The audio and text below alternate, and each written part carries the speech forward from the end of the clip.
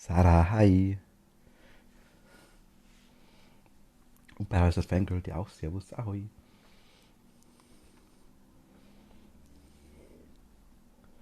Weiter geht's.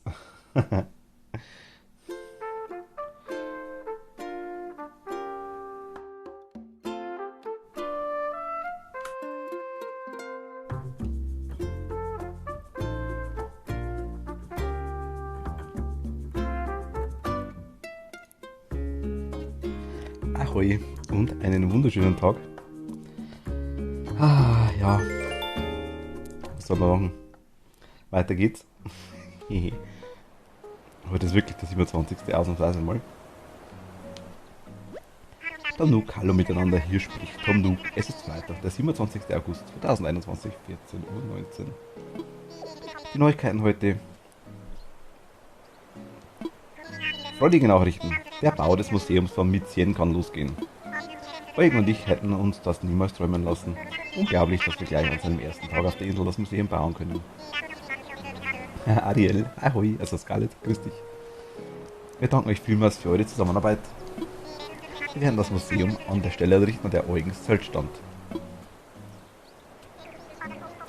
Es tut mir furchtbar leid, euren Forscherdrang heute so ausbremsen zu müssen, aber ich hoffe, die Tatsache, dass morgen unser neues Museum fertig sein wird, tröstet euch ein wenig. Da können wir heute nichts abgeben. Ich heiße Martin. Martin. Das war eine kleine Nachricht, die ich von Eugen an euch weiterleiten sollte. Das war alles, ich wünsche euch allen. Genau, Martin, ja. Bisschen leise, oder? Müsst ihr sagen, vielleicht ist es irgendwie. Hey ho.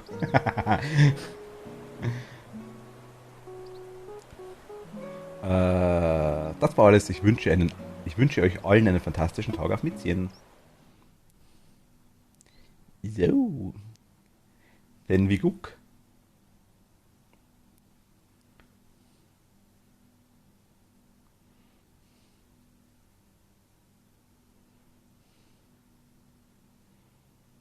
Es lädt und lädt und lädt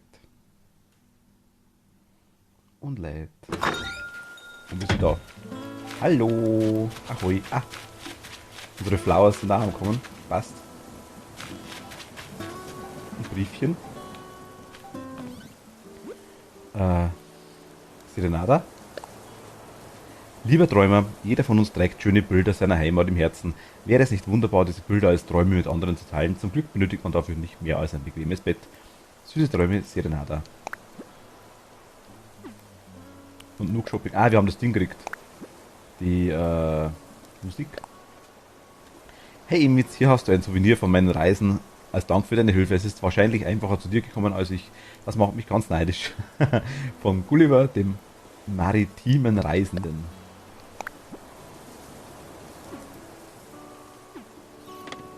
Können wir denen jetzt eigentlich was schicken? Ja? Nur mal Gaudi halber. Nö.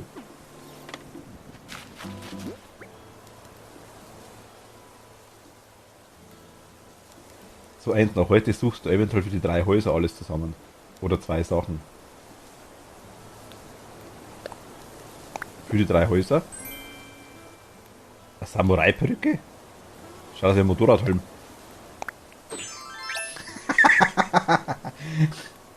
Jedenfalls bekommst du dann random Bewohner.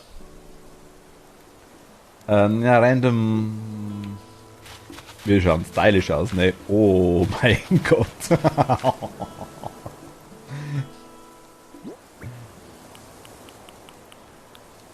Also ich will auf jeden Fall auf der Insel schauen, ja.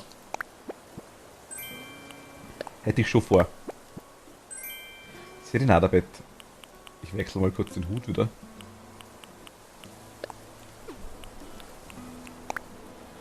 Alter, das ist schon ein Grund für die Anzeige, diese Frisur. Ist ja die klassische Frisur.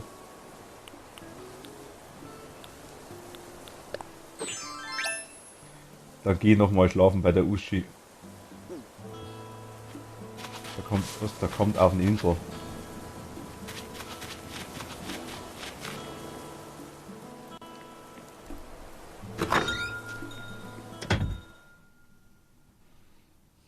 Dann geh noch mal schlafen bei der Uschi. Da kommst du auf eine Insel.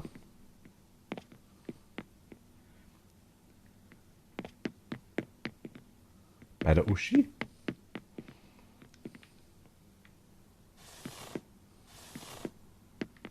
Wer ist die Uschi?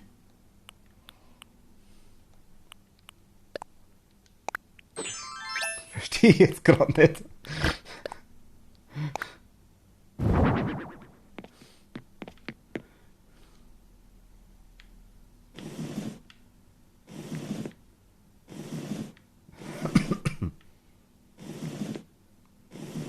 Magst du es drehen? Jetzt mag ich es drehen, okay.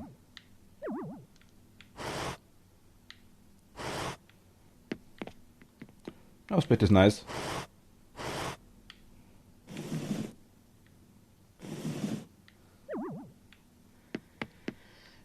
Un momento.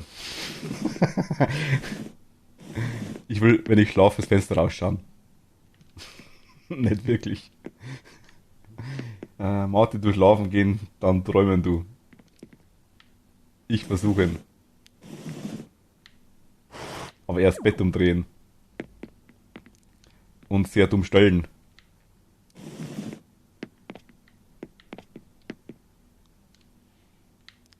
Für das, dass die Steuerung so einfach ist, muss ich ganz ehrlich sagen, ist sie doch relativ pappig. Also das ist schon... Oh mein Gott.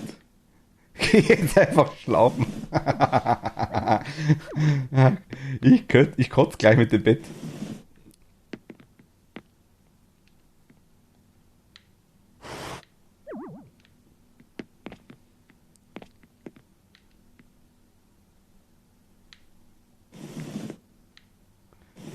Das wundert so das Bett. Was drückt Steuer gerade nach unten? Ach fuck, okay, stimmt. Alles klar.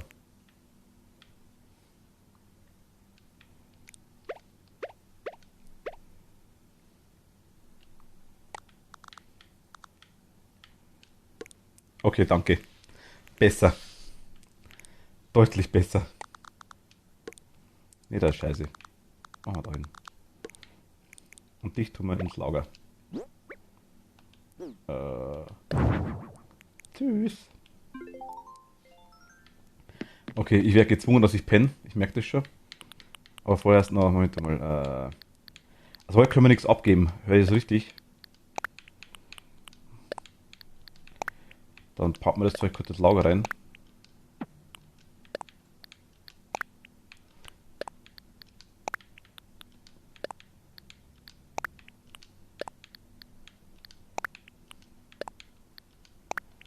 Gut, okay, dann pennen wir mal. Soll ich eine Runde schlafen? Hau raus, schlafen klingt gut.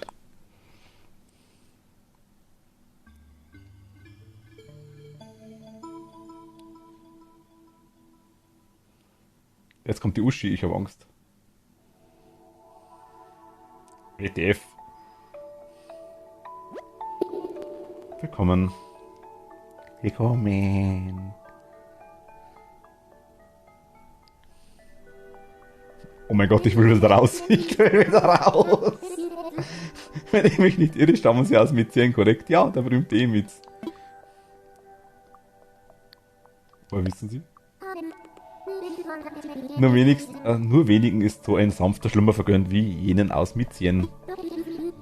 Und aus jeder anderen Insel. Zu spät. Da vergeben Sie mir, ich muss mich ja noch vorstellen. Mein Name lautet Serenada. Ich bin eine Art Bibliothekarin für Träume. Was für Träume denn? Träume sind die Manifestation einer Erinnerung, die jemand hegt und dann im Internet hochlädt. Ach, so funktioniert das. Jetzt kommen da die ganzen YouTube-Videos her, jetzt weiß ich das auch. Doch, so schnell ist er ins Bett zu bekommen, habe ich schon gelesen. Das habe ich schon gelesen. Meine,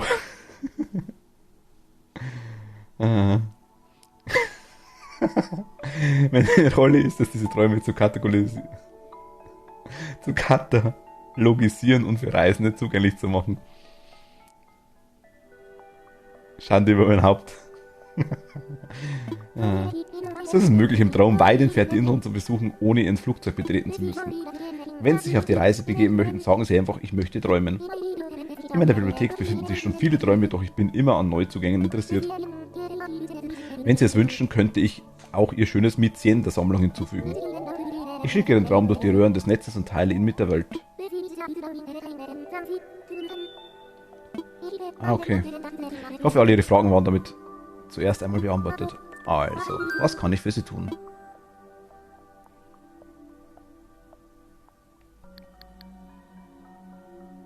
Die ist mir nicht ganz geheuer. Gar ein bisschen zweideutig. Ich möchte träumen. Sehr gerne, dann müssen wir nur noch ein paar Formalitäten klären. Für Träume benötigt man wie für fast alles heutzutage eine Verbindung zum Internet.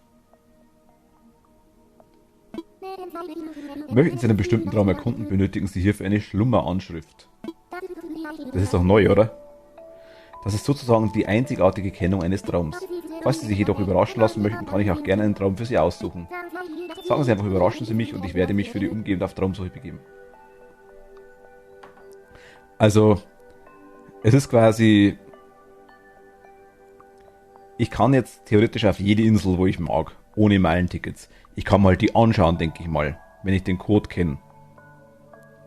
Ist es so richtig? Keine Ahnung. Aber ins Bett muss ich mich legen. Passt. Oh, und ein weiterer Stolperstein wäre noch zu erwähnen. Träume sind fragil und schwer greifbar. Zu ihrer eigenen Sicherheit dürfen sie nichts dorthin mitnehmen. Ah, okay, ich muss quasi nackt dorthin. Ja, und auch ohne Code. Ah, okay. Aber man kann quasi nichts kaputt machen, man kann quasi nichts... Ich verstehe ich, okay. Zu ihrer eigenen... Sprich, ich kann quasi jetzt hergehen und kann zum Beispiel jetzt Mäzen hochladen und jeder kann dann quasi regelmäßig nachschauen, wie weit ich bin. Ist so richtig, oder? Denke ich mal. Also den Code kann sich quasi die Insel anschauen und schauen, was ich gerade so mache. Oder was ich quasi gerade... wie die Insel ausschaut. Ah, okay, cool. Träume sind fragil und schwer greifbar. Zu ihrer eigenen Sicherheit dürfen sie nichts dorthin mitnehmen. Aber keine Sorge, sobald sie erwachen, erhalten sie natürlich alle ihre Besitztümer zurück. Damit wären wir eigentlich bereit. Möchten Sie die Bibliothek der Träume betreten? Ja. Dann werde ich eine Verbindung zum Internet herstellen, damit ein Traum heruntergeladen werden kann. Das schafft auch nur Nintendo.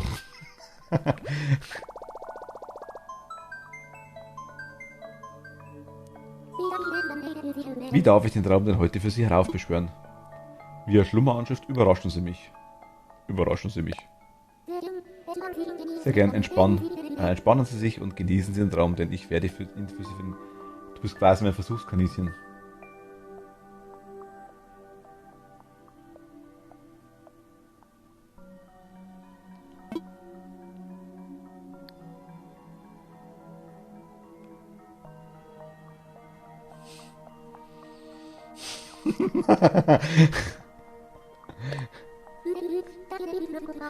Wunderbar, dann können wir getrost fortfahren. Schließen Sie die Augen und entspannen Sie sich.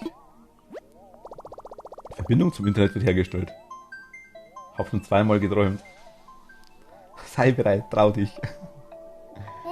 Ich habe Angst vor der Tante da. Öffnen Sie Ihren Geist, den Datenstrom und betreten Sie den Traum von Kea.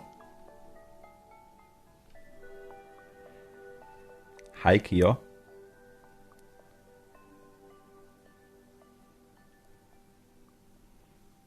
Da fehlt noch ein I. Dann gibt es viele Möbel.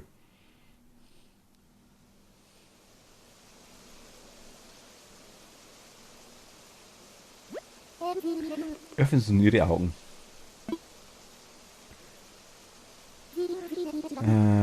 Sie befinden sich in einem tiefen Schlaf. Sie träumen von einer Insel namens Kea. Wenn Sie aufmachen möchten, legen Sie sich auf dieses Bett. Ich hole Sie dann zurück. Sollten Sie Fragen zu Träumen haben oder Hilfe benötigen, wenden Sie sich bitte vertrauensvoll an mich. Ich wünsche Ihnen süße Träume von Kea.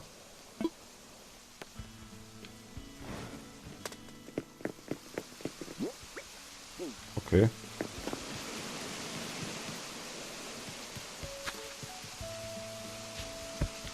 Kann mich zumindest hinsetzen.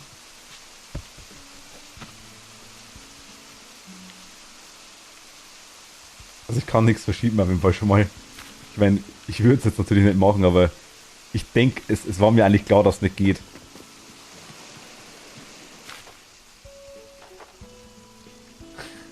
Nee, es geht nicht.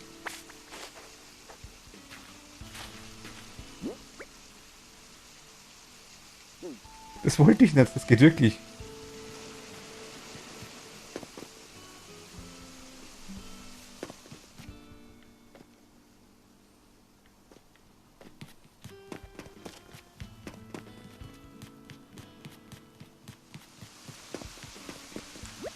Das kann nicht gehen.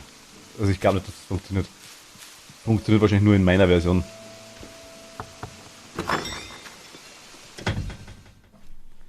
Egal, nur in Traum, ich denke ihm auch. Also ich kann quasi den Kürbis auch nicht mit nach Hause nehmen, denke ich mal. Wer bist da du? Die Patricia Wahnsinn-Besuch witzig, weil ich nämlich geträumt habe, dass mich jemand besuchen wird. Oder warte mal, ist das oder der Traum jetzt gerade, wo du mich wirklich besuchst?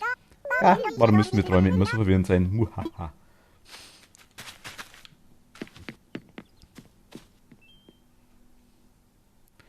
Minus sagst du? Moment. Was möchtest du tun? Aufwachen, melden, lass gut sein.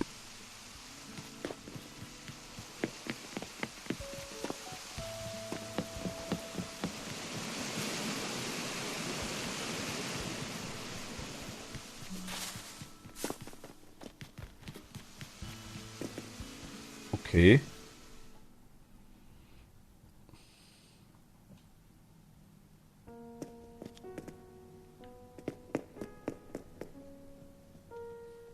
Man spoilert sich halt schon ein bisschen, ne?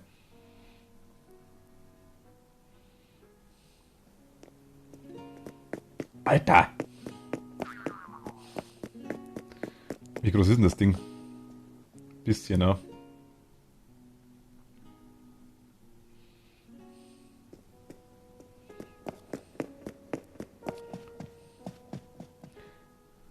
Riesig, ja.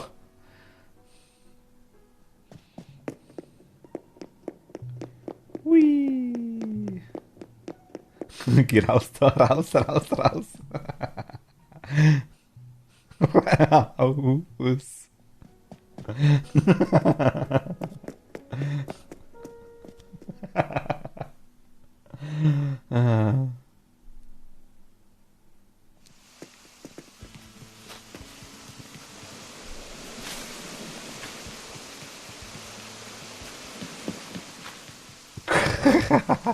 Voll der Bär, ne? Wer bist du? Die Linda. Schön, dich wiederzusehen. Obwohl, wir kennen uns doch gar nicht, oder? Oh, Honigtopf. Entschuldige bitte, ich bin eben erst aus einem herrlichen Traum erwacht und noch nicht ganz bei mir. Ich sehe die Kea, sage ich jetzt mal, also die Original-Eigentümer der Insel quasi hier nicht. Also, das wäre echt zu lustig.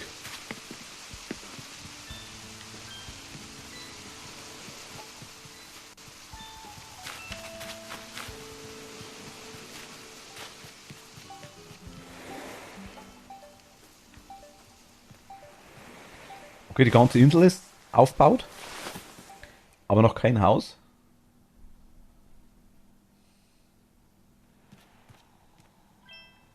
Nice, okay. Da mag es jemand minimalistisch.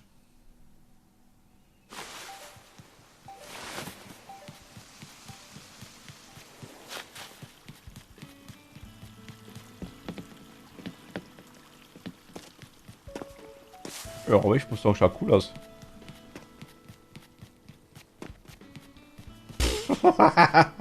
Ein Glücksbärchen.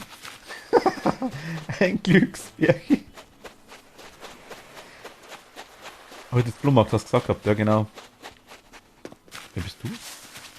Ach, da ist sie doch. Willkommen. Ach, das ist quasi nur der. Das quasi ist sie.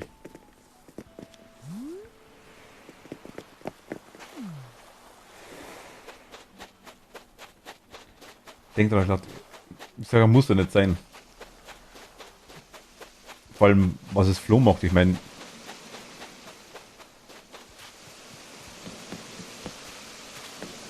aber ich schaue gern mit, das ist kein Problem. Also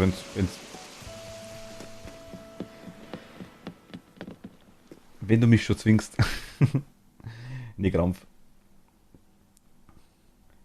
Schon, nee, nee, nee. Ich denke nur, ich habe ja quasi nichts, was irgendwie, also,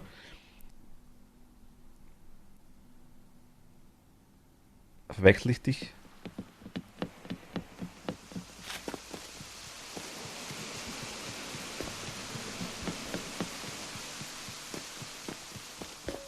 Bin ich sogar schon. Nee, du hast gestern schon vom Flohmarkt erzählt, das stimmt schon. Oder vorgestern. Gestern war's. Ist schon richtig. Ich will aufwachen. Ja, ja, ja, ja, ja. Na, ich sage, können wir schon machen. Aber ich weiß bloß immer, was da genau es sind quasi Sachen, die doppelt sind, oder? Siehst, ich mag nicht alleine, du kommst mit. Alles klar, okay.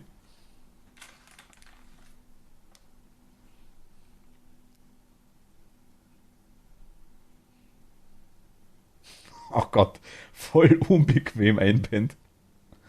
Nicht zudeckt. Eiskalt.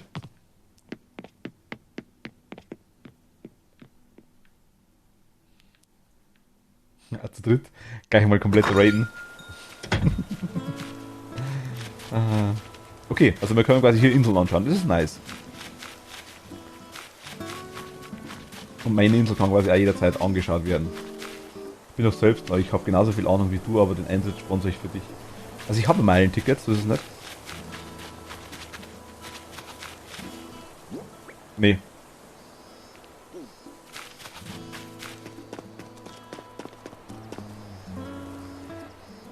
So, warte mal, schauen wir ganz kurz rum. Schade. Ah, jetzt verstehe ich.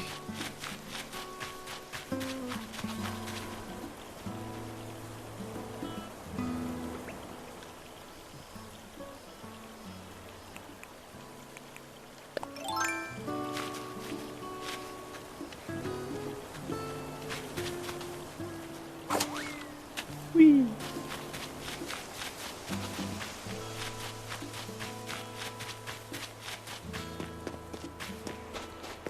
Also ich denke, wie läuft das eigentlich ab mit dem Flohmarkt? Ich meine, du sagst, das ist ein Twitch, also ein Streamer quasi auch. Da wird es auch zugehen ohne Ende, oder denke ich mal. Ich denke, wenn da auf so einer Insel 20 Leute rumrennen, also 20 ist ja schon krass, wenn das ein größerer vielleicht ist, das ist ja dann,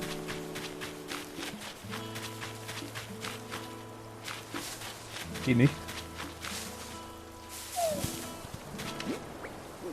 Also wir mögen durchaus, es können nur 5 kommen. Ah, okay.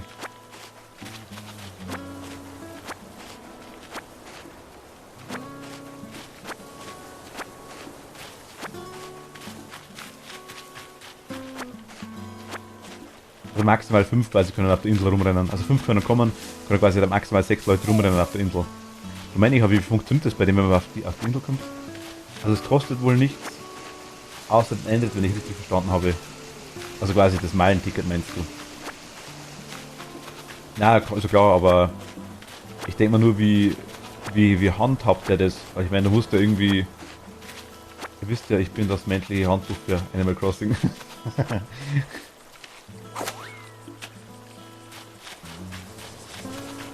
Ich denke mir nur, wie funktioniert es dann, ne?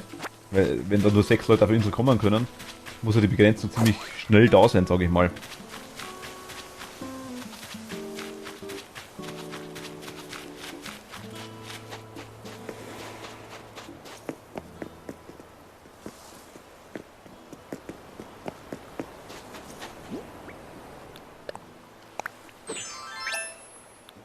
Du durfte letztens bei mir sammeln, Sternschnuppen. Ah, okay. Ah, du kennst ihn quasi.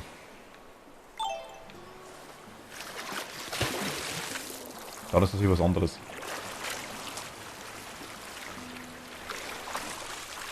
Achso, bestochen, so. Kennen das relativ. Ja, gut.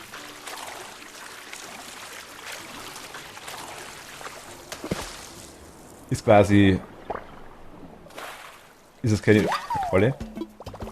Eine Ohrenqualle. Endlich jemand, der mir zuhört. Okay, das schadet nicht.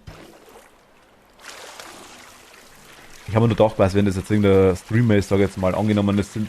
Ich würde das machen, sage ich jetzt mal. Bei mir kommen jetzt vielleicht 2, 3 Leute. Also, übertrieben gesagt, sage ich jetzt mal.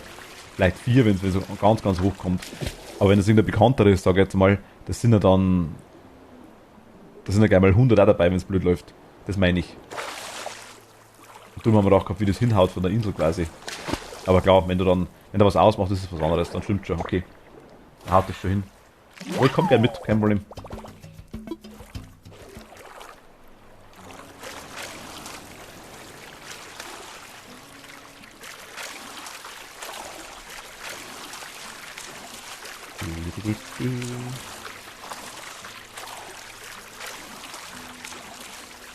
Schneller schwimmen kann man nicht, gell?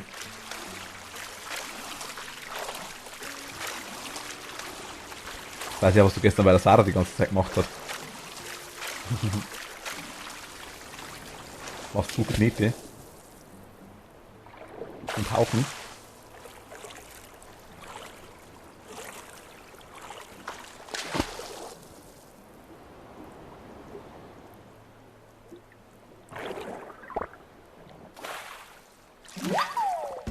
Ja, eine Miesmuschel. Ist das eine entfernte Verwandte vom Miesepeter?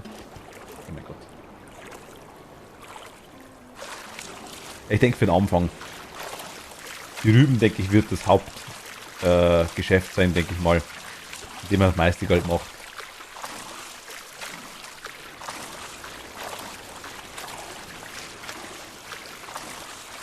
Aber ist schon mal gut, wenn ich ein paar Leute habe jetzt.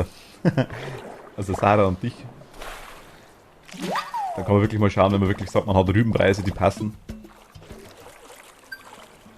Alles klar, genau, gerne.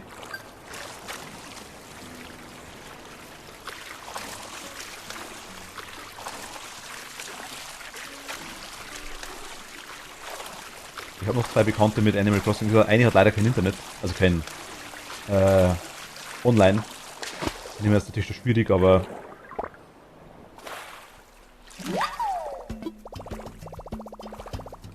hast eh keine Rüben. Ach, schaut, okay.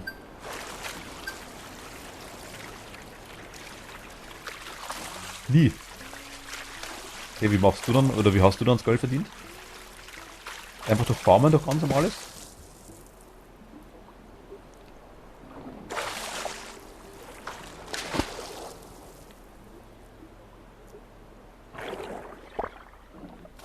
Spar noch bekommen, okay. Eine Perle Sapperlot, weil ich schaff's in meiner Flosse.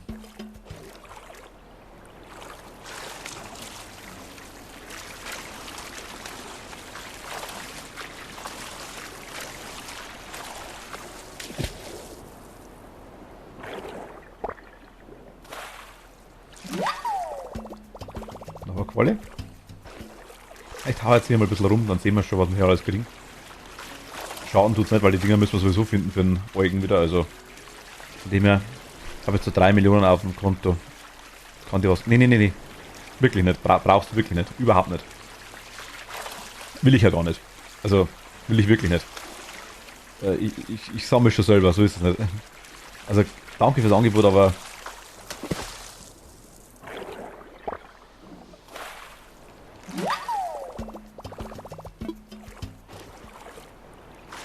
Kriegen wir schon nachher noch. Also, das hat Zeit.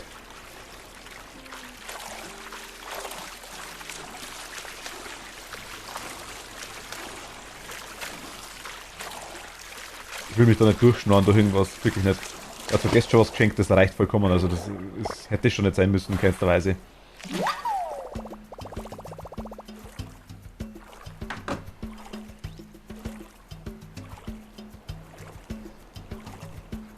Regnet schon wieder.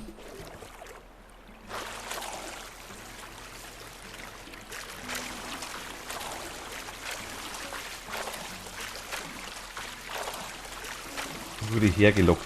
Was passiert hier? Der Herr PK, ahoi, ich grüße dich.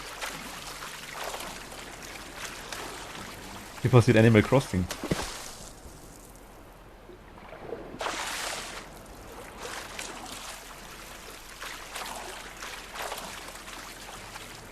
Ahoi. Ich bin neu. Soll ich gar nicht schon mal sagen. Merken wir am Tauchen. Das ist eher Animal Swimming, das stimmt wohl wirklich. Ah.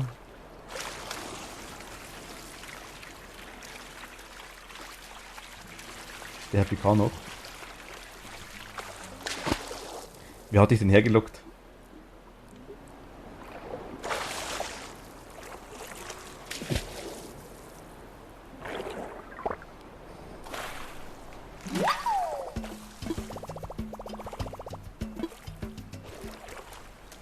Wer war denn das? Hey Mann, magst du vielleicht deine Kampfmuschel an mich abtreten? Nimm. Wow, voll großzügig von dir, Mann. Noch? Heißt es wird noch spannender? Shit. Ja, hoffe ich. Die Livia, die Ariel, alles klar. Ach, dann bist quasi du der Flohmarkt, den sie erwähnt hat. Oder bei dem der Flohmarkt stattfindet. Die Spannung ist jetzt schon greifbar. Die Spannung ist der Wahnsinn. Also, falls ich selbst mal eine finden sollte, tausche ich sie gerne gegen weitere Kampfmuscheln von dir ein. Geben mag wohl schöner sein als nehmen. Oder wenn beide Parteien geben, ist noch greifst ein Mann. Und weil du spielst, gebe ich dir sogar noch ein paar weiße Worte mit auf den Weg. Dann greif mal auf. Wer zu oft grünen Kopf bewahren muss, trägt vielleicht einfach zu warme Mützen, oder? Was? Pack das mal in dein Oberstübchen. Peace out. Servus, Nogel.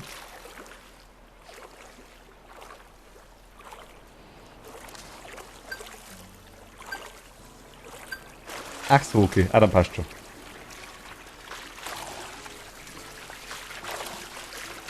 Zum Glück. Ja, Spannung ist aktuell gerade am Höchstpunkt von Animal Crossing, würde ich sagen, auf jeden Fall, wenn man so erwähnt. Wir sind gerade eigentlich am Geld sammeln, denke ich mal, wie die meisten in Animal Crossing.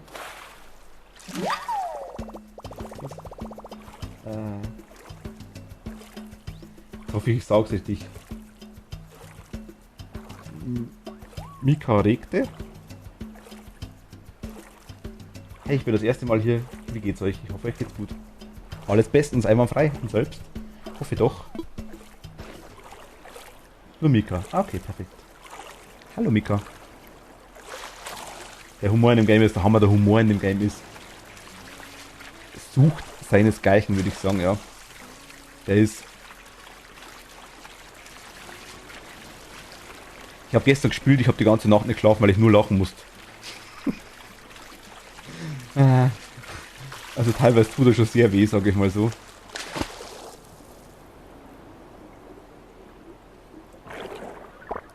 Also, er ist grenzwertig.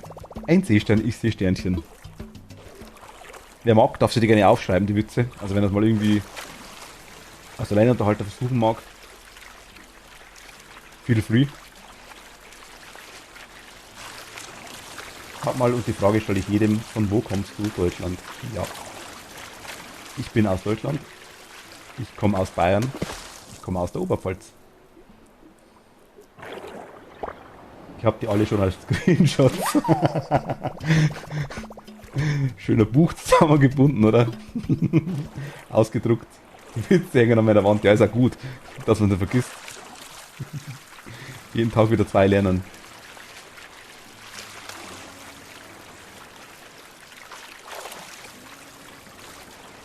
Ich kann nochmal in die Runde fragen, wo seid ihr so her? In güldenem Rahmen. Frisch poliert.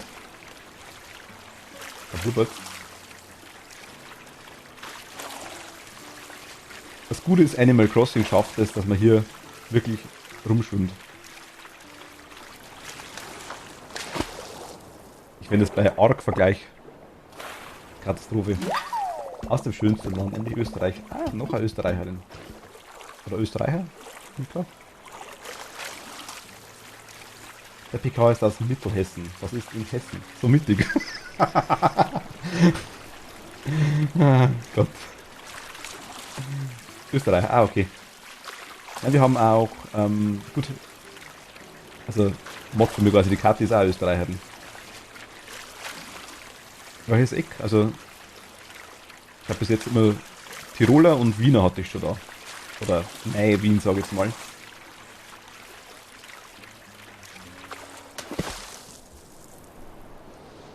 Steiermark, ah, okay.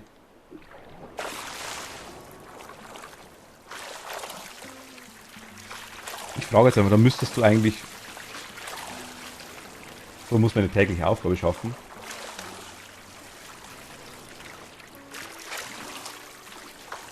Was wäre die? Ah, ja, also nur mit einem Ort, so kein Problem, kein Problem. Eine Griechsparalge, okay. Steiermark. Ich glaube, andere Streamerin, die Shurioka, oder Pia, glaube ich, heißt der die richtigen Namen. Da hast du Steiermark. Ach, dein Kapitel, genau, deine Geschichte, hast recht, stimmt ja.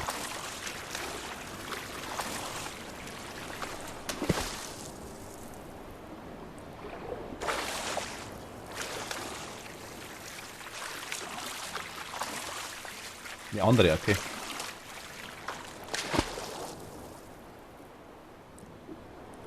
Teelanden in Tokio. Okay.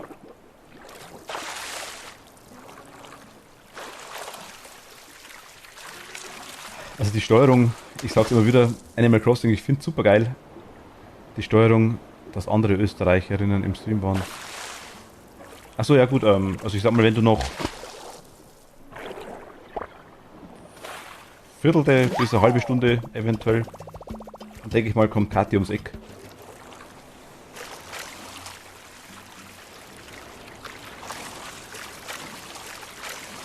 Merkt man gleich an dem mehrfach benutzten Euda und Uhr und Leihwand. Der Herr, oh Gott, was bedeutet das? Achso, mit Ösis haben wir Deutsches unsere Erfahrung. Naja. Ich glaube, was er raus will, aber ich glaube, das muss man nicht so sonderlich diskutieren.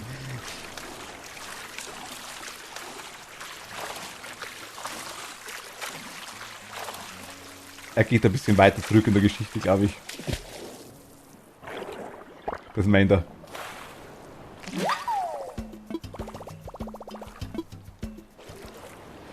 Ich sehe Österreich immer so als Erweiterung von Bayern oder umgedreht, ist ja wurscht. Wie man es nehmen will.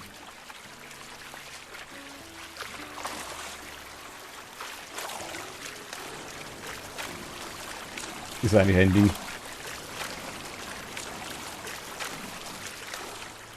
Sag immer Dreiländereck. Österreich, Bayern, Schweiz.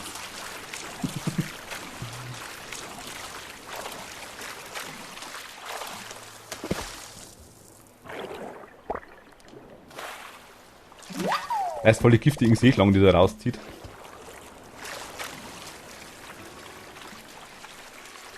Gut, solange sie ja, was? Gut, solange sie dich auf der Kunstschule zulassen, habe ich dir keine Angst. Nicht auf der Kunstschule. Es gibt viele nette Ösis, ja, würde ich sagen.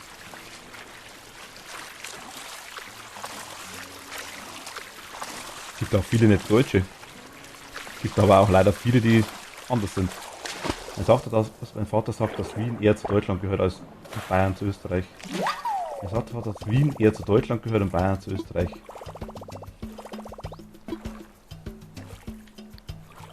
Bin ich voll bei dir. Also Wien weiß ich nicht, aber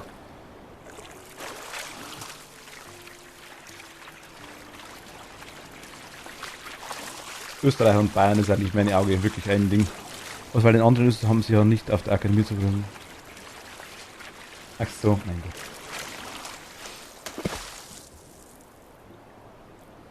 Stimmt, ja. Doch, das ist alles so lange her. Aber ja, stimmt.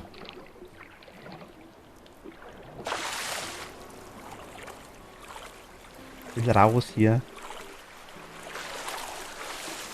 Yay. Rennen. Scheiße entlagern. Soll ich verkaufen? Ich lager mal. Also der Happy Car. Du spielst quasi kein Animal Crossing, sehe ich es richtig oder schon?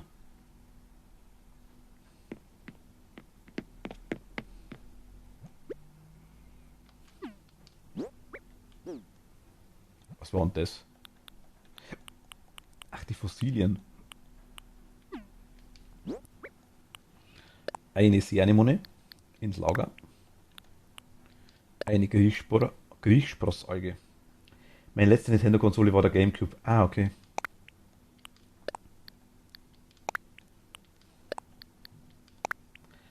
Auch nur wegen Zelda geholt. Ehre geht raus. Ja, Zelda ist der Wahnsinn.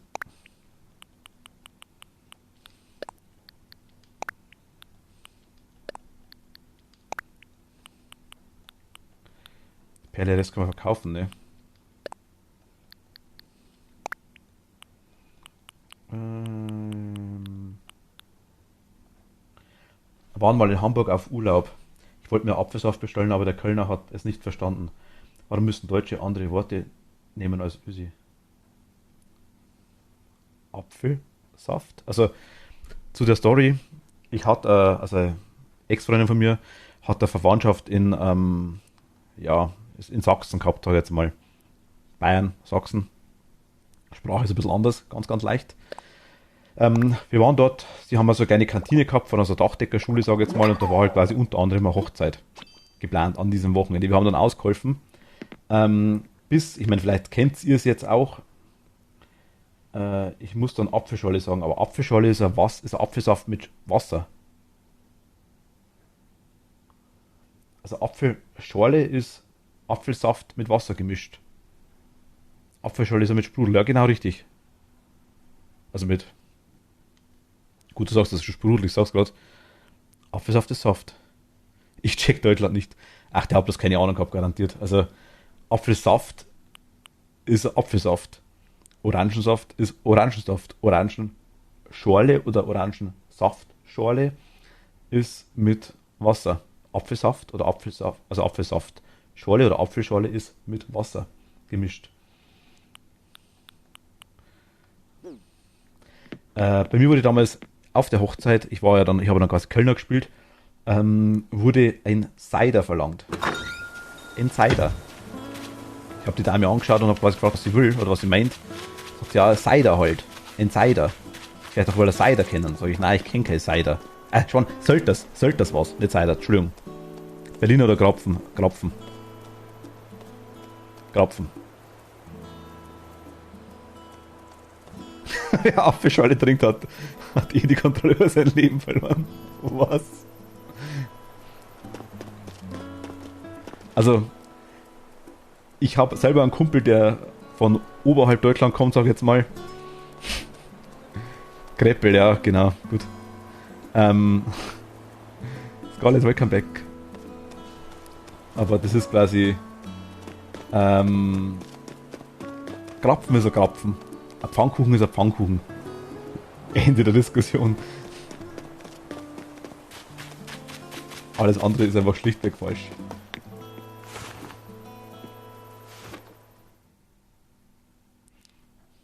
Wobei, Palatschinken wahrscheinlich bei euch, oder? Mika, denke ich mal.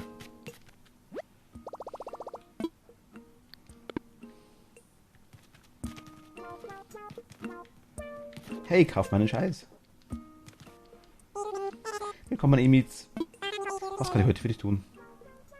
Palatschinken. Palatschinken oder Palatschinken, genau, richtig.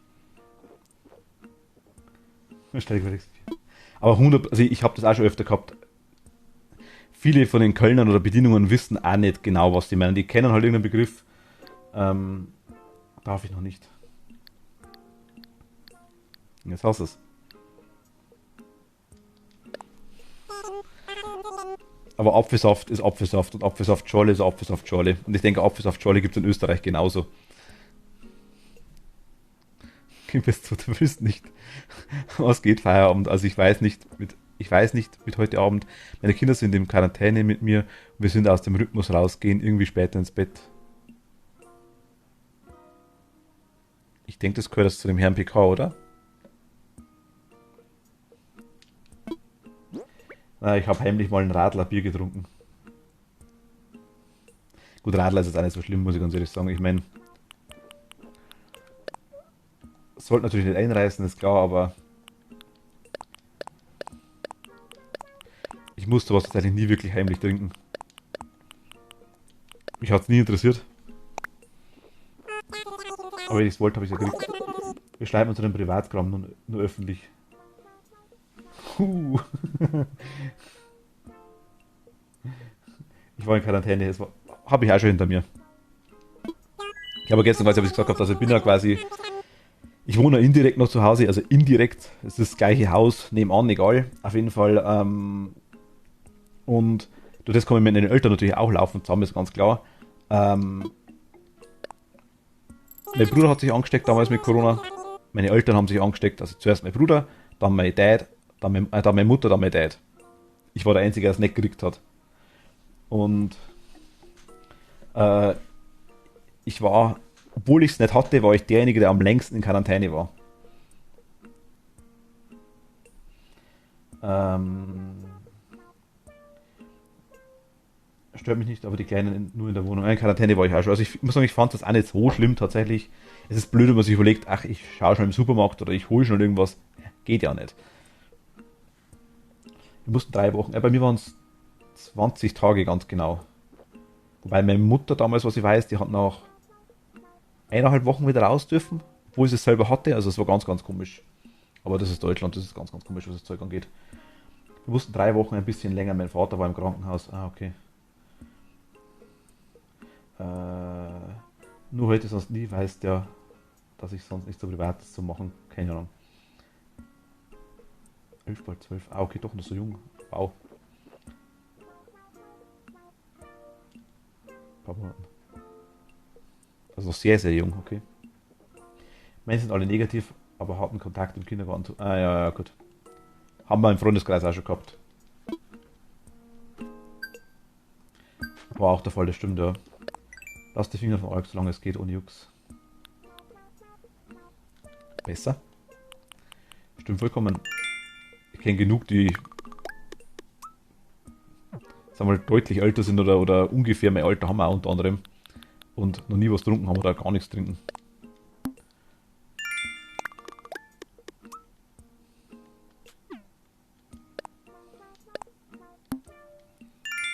Juhu, meine Tickets. Wir sind draufgekommen, Mika hat quasi gesagt gehabt, dass ist ein Österreicher, Mika. Und dass quasi er in Hamburg war und hat quasi wollte einen Apfelsaft. Und ich kenne es, mich hat ein anderes Stimme schon mal weggeschickt, weil ich noch nicht 12 bin. Okay, na gut, ich muss sagen, Animal Crossing ist jetzt nichts Schlimmes, muss ich ehrlich sagen.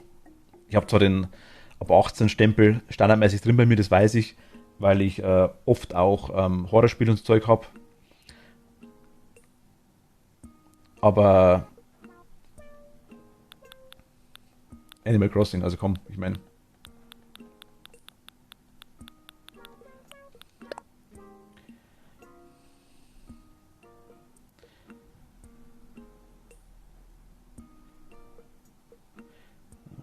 Ja, macht das alle in der Gruppe. Ja, geht. Also,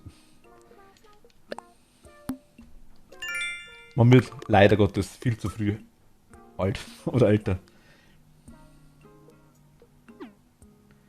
Ich alle spielen die Staffel auf 16. Nein, ist klar. Und das geht's ja gar nicht. Ich muss ehrlich sagen, also überhaupt kein Thema nicht. Ich meine, ich war einmal 12. Ich war einmal, also ich habe Gott sei Dank auch den Fall gehabt, dass meine Eltern überhaupt kein Problem damit gehabt haben. Also ich bin da auch ziemlich, ähm, ja, was so Altersfreigaben waren, relativ gut wegkommen immer. Natürlich hat es Sachen gegeben, die ich nicht anschauen durfte. War dabei, ganz klar. Im Nachhinein, mein Gott. Aber es gibt halt Leute, die sich da schwerer tun. Es gibt Leute, die sich da Gedanken drüber machen. Umsonst sind die Altersfreigaben nicht, sage ich jetzt mal. Aber teilweise, ich meine, jetzt geht's ja Gott sei Dank. Wie ich in dem Alter war, sage ich jetzt mal, das muss ich wirklich so anfangen. Das hört sich jetzt mega alt an.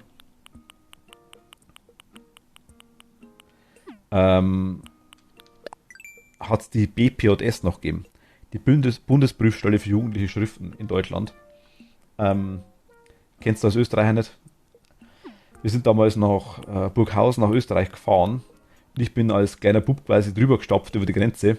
Dann hat man quasi in Österreich Spiele gekauft, die bei uns in Deutschland verboten, also verboten nicht, aber die quasi bei uns in Deutschland ab 16, 18 waren in Österreich ab 12, also bitte. Und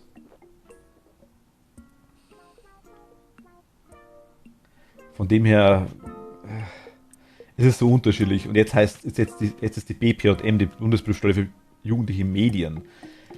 Alle, die über 70 waren in dem Ausschuss, sagen, wir sind jetzt weg und es sind Jüngere drin, Gott sei Dank. Und seitdem ist es auch in Deutschland ganz, ganz, ganz, ganz anders.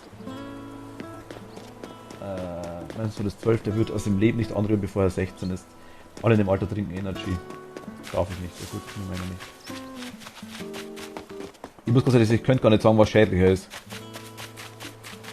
Also der Flohmarkt, meine Güte, es gibt da viele Möbel. Bauanleitungen und alles möglich, aber da fällt heute aus. Ah, okay. Leider wird auf nächste Woche verschoben, also kein Thema nicht. Überhaupt kein Problem.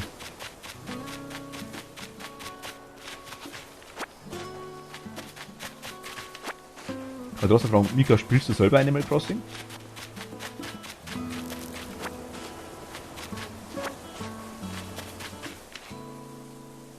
Wie war das wieder so geil?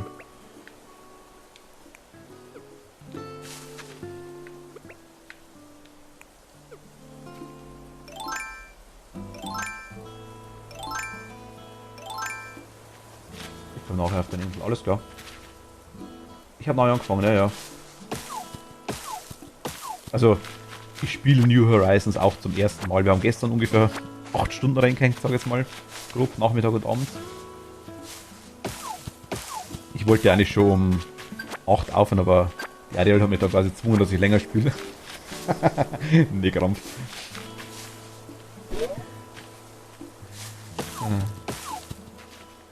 Und blub. Ich bin 45 und habe noch nie Lust, dass du einen Energy Drink gehabt. Du musst sowas nicht trinken. Du wirst nicht cooler, nur weil er es trinkt. Ja gut, das stimmt schon. Generell, also ich muss sagen, ich war als Kind auch immer so ein schlechten Kreislauf. Ja, ich weiß, ich trinke. Ich war niemand, der viel Alkohol getrunken hat, wirklich nie. Bin ich nach wie vor nicht. Ich bin jetzt ja keiner, der einen rauen Maßen Energy trinkt, aber wir haben gestern Diskussionen schon gehabt, ich mag zum Beispiel keinen Kaffee nicht. Aber mei.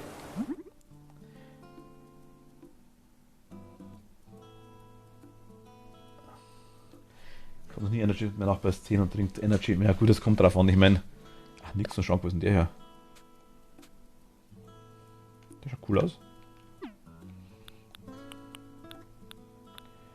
Immer schwer sowas. Ich sage, wenn man es nicht kennt, nicht braucht, dann lass es. Es ist echt so. Kaffee heute noch gar nicht. Gleich kochen, ey. Okay. Ist schon wieder 3, ja klar. Habe ich eine Lust. Was gibt's da Gutes?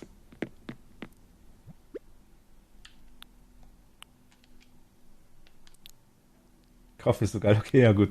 Also, wenn der Kaffee jetzt schon schmeckt, dann wird es später ein Problem. Das kann ich dir gleich schon sagen. Danke dir, Mika. Danke.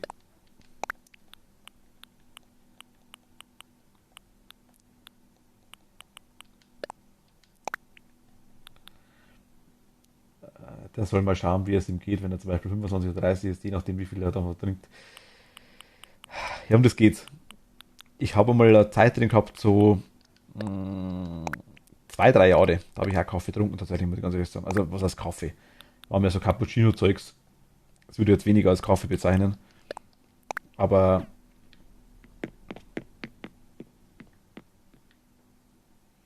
naja. Also, du hast irgendwas geschrieben, Ariel, was irgendwas geblockt ist wahrscheinlich. Entweder irgendein Link oder irgendein. Ich sehe es leider nicht. Also, es wird nicht mal. Also, ich sehe es im OBS, aber mir wird es im Twitch auch nicht angezeigt, lustigerweise. Also, ich sehe gar nicht, ich kann es gar nicht freigeben. Aber nein, Links gehen leider nicht.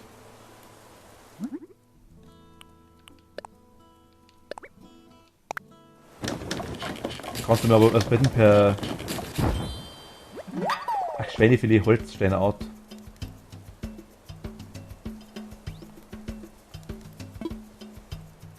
Ab wann darf man Kaffee eigentlich im Café oder so bestellen? Ich weiß es nicht. Habe ich WhatsApp geschickt? Ich weiß gar nicht. Schweinefilet Holstein aus per WhatsApp.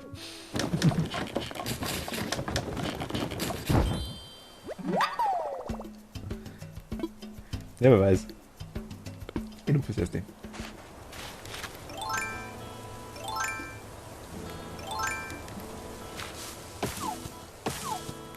Was brauchen wir? 30 Stück jeweils, glaube ich, was, oder?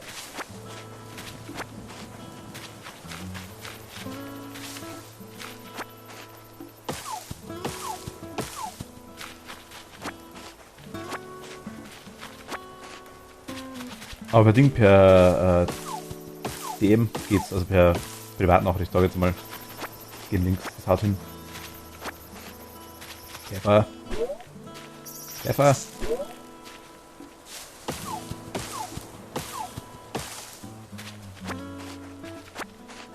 Ja, schaust du. Eisenerz, geil, war das Hauptproblem, dann denke ich, weil da brauchen wir auch 30, oder? War das richtig? Ich glaube schon. Jetzt ist die Kathi da. Ahoi, Kathi. Gerade vorhin war das Wort über die Österreicher. Nee. Oh, Kathi, danke dir. Vielen lieben Dank. Yay.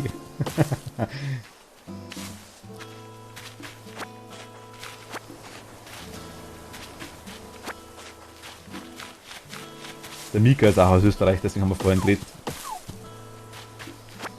Mika, jetzt hast du eine Österreicherin.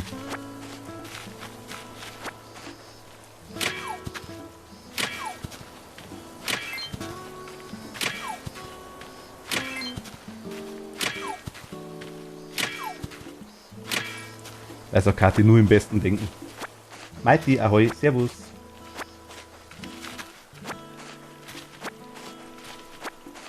Ich weiß gar nicht, wie viel Eisen das wir brauchen, keine Ahnung.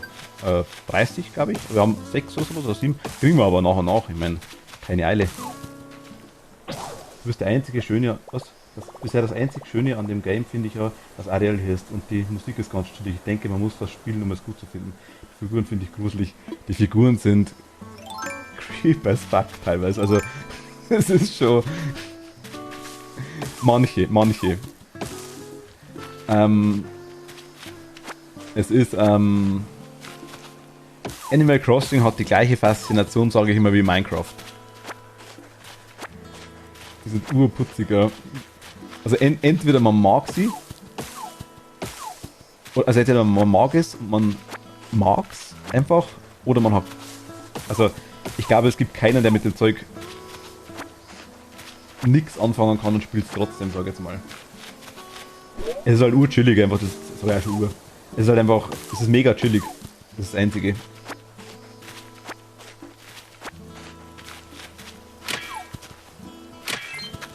Es sind aber teilweise wirklich ein paar so komische Tierchen dabei, die schauen schon ganz, ganz komisch aus, muss ich das sagen.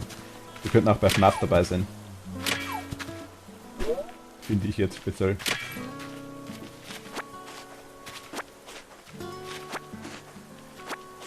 Aber viele sind hübsch, das stimmt ja. Und wirklich süß und ja, lieb und also das alles. Immer wenn mich wer fragt, von welcher Stadt ich komme, antworte ich immer Eisenerz. Meine Stadt, Dorf hat wohl den komischen Namen auf der Welt. Eisenerz?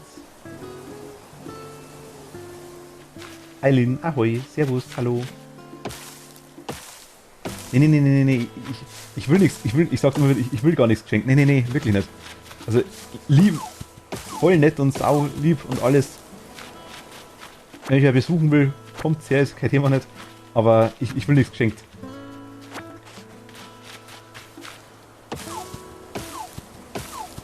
Ich sammle mein Zeug schon selber. Wirklich. Also, wir können später mal wirklich gern schauen, wenn es irgendwie um die Rübenpreise und das ganze Zeug geht. Jederzeit kann man gern tauschen. Überhaupt kein Problem. Steht so langsam, ne? Und die warten, wie lieb. Ah, scheiße. Nein, mein Auge.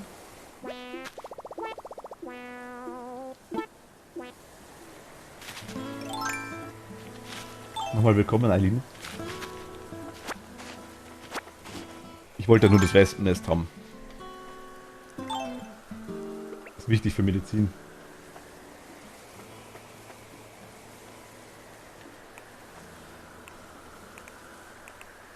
Ich sage, ich verstehe es. Ich habe es gestern auch schon erwähnt. Schon wieder kaputt, also die Axt, die hält ja gar nichts aus. Die, ich glaube, ich hole mir mal die besseren Werkzeuge, ha? Also hier ist es ja cool. Machst du auf und gibst mir den Code oder wir werden Freunde noch einfacher. Ja, können wir gerne machen. Ist echt so. Warte mal.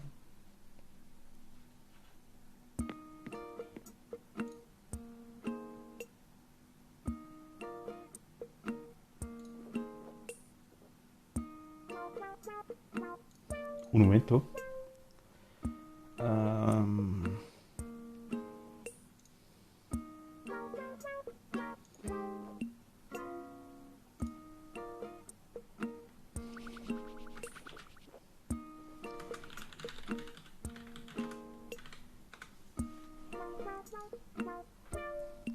Ach da, Schweinefilet holt Sven out.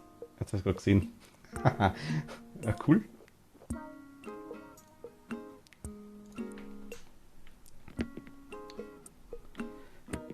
Also, PK, ich denke mir, wenn du, also, Maite kennt ihn ja, Keinz ist immer so ein Kandidat, ich kenne den privat auch unter anderem. Das wäre jetzt genauer gefundenes Fressen für ihn. Rostbart halt. Ich glaube, für diesen gezwungenen Niedlichkeitsfaktor bin ich zu alt. Ist er gezwungen? Ich weiß gar nicht.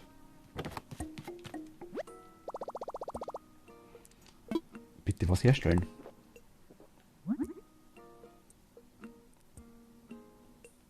Also hier ist das ja cool. Ich weiß nicht genau, was du meinst, Eileen. Ja, ist er. Ah. Kennst du meine ich. Das wäre wieder gefundenes Fressen. Er hat gestern, lustigerweise hat er gestern gar nichts gesagt zum Spiel. Lustigerweise, das wundert mich direkt. Weil normalerweise ist er da ziemlich schnell dabei.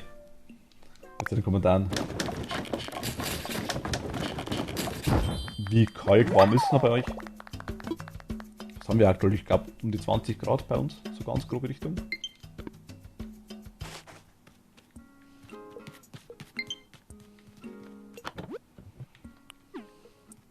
Schau gleich.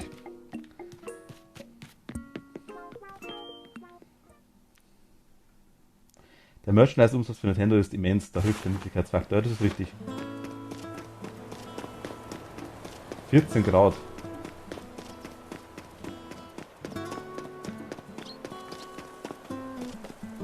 Ah, okay.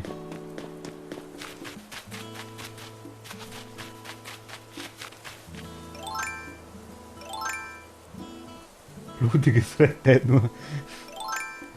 Ist Red Dead so blutig? Ich weiß gar nicht.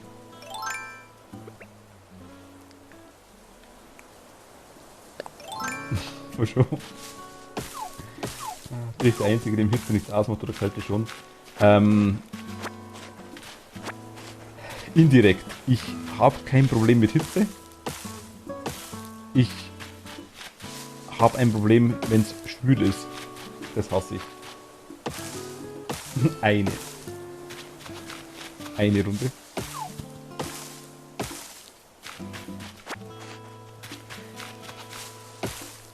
Mehr als einen halten meine Nerven nicht aus. Kurze Zwischenfrage an alle Animal Crossing Experten, sage ich jetzt mal hier. Wie ist denn das, wenn ich einen Bewohner hole auf meine Insel? Also wenn, angenommen ich fliege jetzt mit einem Meilenticket irgendwo hin und suche mir einen Bewohner. Ich finde zufällig einen, finde ich cool, will ich da haben. Muss ich anquatschen, ist mir klar. Aber ich habe aktuell noch gar keine Behausungen für die.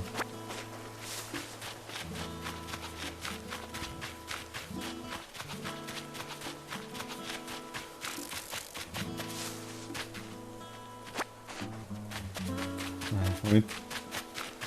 Abwelle 9 geht mir der Arsch auf den Rest. Ach, spielt die Wellen, also muss ordentlich quatschen mit denen und sie überzeugen. Aber ich meine, ich habe ja keine Behausung aktuell dafür.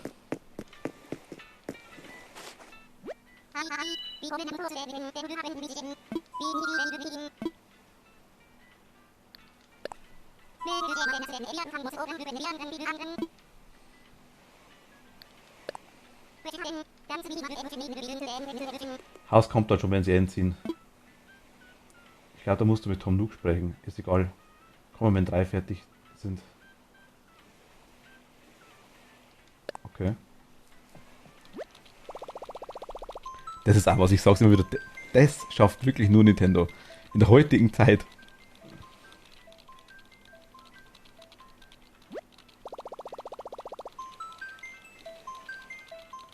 Kommen, wenn 3 fertig sind. Ah, okay, such dann aber vorher. Okay, ja, gut, dann schauen wir gleich mal. Achso, Moment einmal. Moment einmal kurz. Bin gleich wieder da. Moment.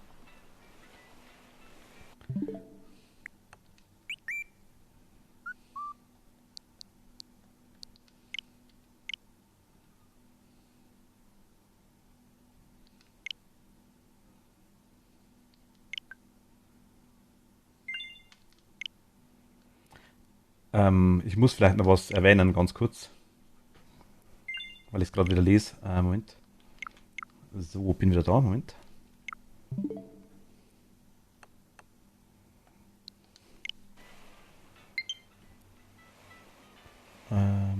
So, bin wieder da, Entschuldigung. An Kathi speziell jetzt. Oder auch an Ariel. Absichtlich als Ariel. Wenn wir von Scarlet reden. Ariel und Kathi. Ähm, Kathi hat ein Pferd. Kathis Pferd heißt Scarlet. Ariels richtiger Name ist Scarlet. Nur zur Info, falls da mal irgendwas missverstanden wird.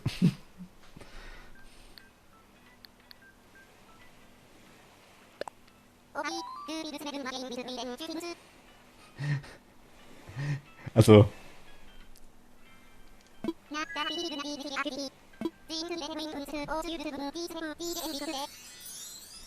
Zufall glaube ich nicht. Lol. Da waren bestimmt Echsenmenschen schuld dran. Wie kannst du dein Pferd so nennen, du Monster? So ein schöner Name. Hm. Oder nicht?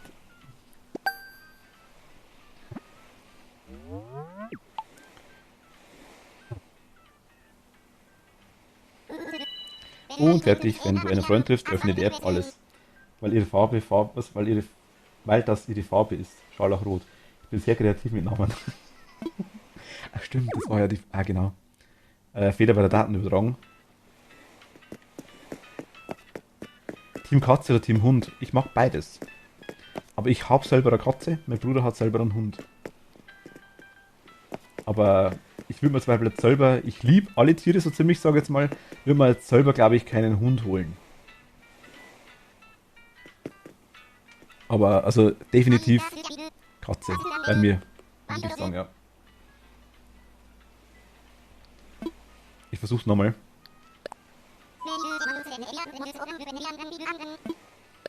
Na, Moment.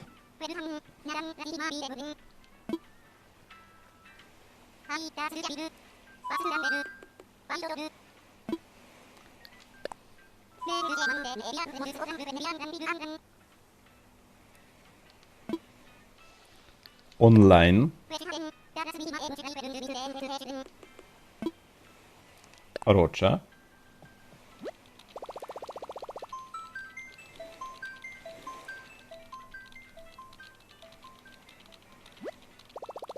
Speichervorgang. Berühre nicht den Power-Button.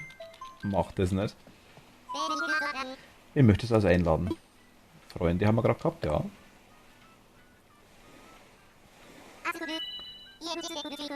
Ich öffne jetzt den Flugsteig. Okay, also ist offen.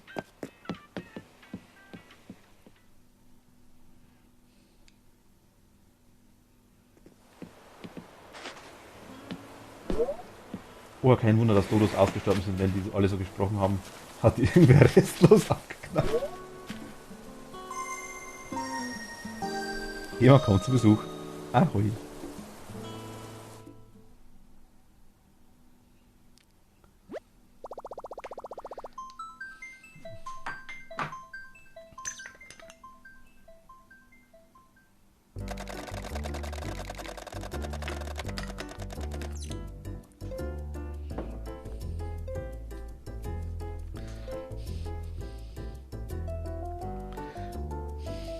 Nintendo kann das, dass es lang dauert. Das ist wirklich gut drin.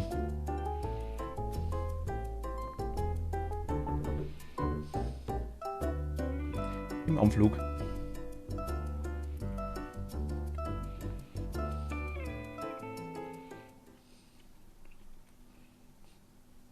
Die alte Stream-Sniperin.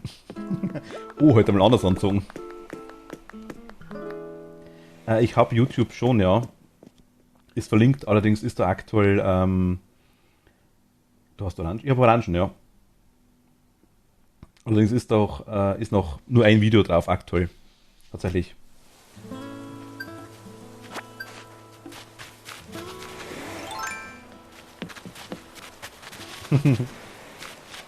Ahoi.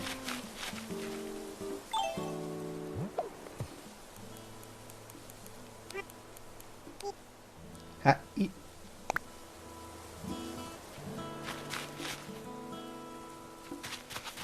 Ich habe noch keine Emotes, ich finde das so schnell. Danke dir, Mika. Vielen lieben Dank. Was kann man jetzt hier machen? Hast du eine andere? Achso, okay. Seid ihr beide online, dann könnt ihr. Achso, ja gut, okay, das ist ja. Eh klar. Nein. Eisenerz nimmst du schon wieder mit. Das will ich gar nicht.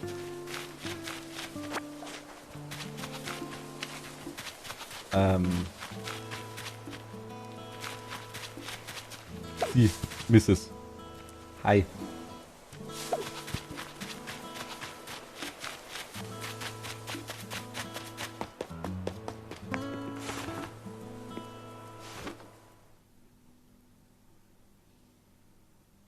Möchtest du Orangen?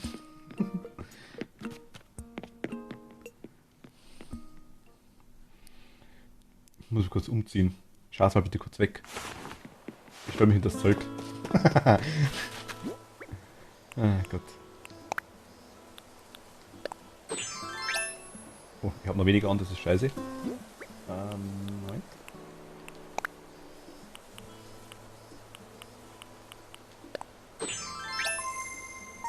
Bitte schließe das Fenster.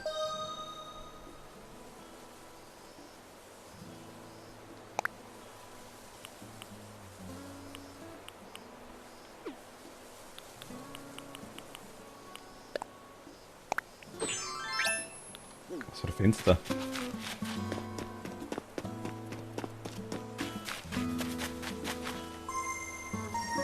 Ah, du bist schon weg? Okay. Ich dachte, du wärst. Achso, okay, alles klar. Ich dachte, du rennst hier ein bisschen rum. Tschüss.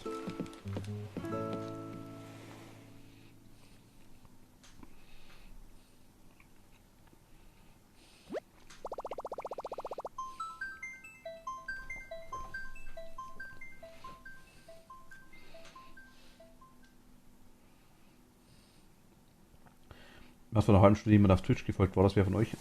Nicht, aktuell nicht. Gut genug zu, spiele erst später weiter. Ah, okay.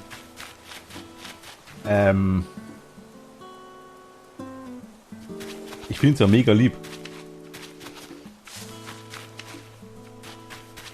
Aber Stream nämlich nicht. Ah, okay. Also ich was, vielleicht war es jemand anderes. Also Eisenerz lasse ich liegen.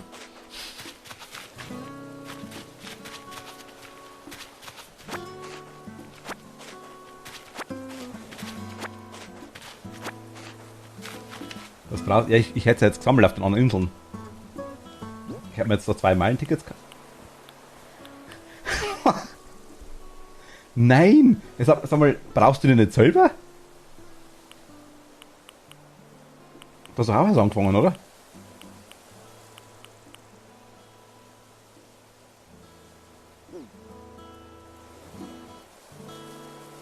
Wo hast du die Tickets her so schnell? Rich Girl, aber wirklich, ja, ohne Ende, also. Diese bekommen direkt dir gegeben. Hol dir die bitte wieder. Das ist dein Grund, dir zu folgen. Follow ist raus. Danke dir.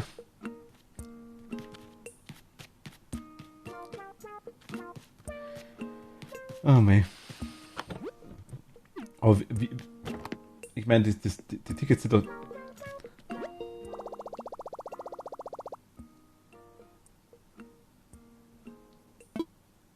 Ach so. Kein Problem.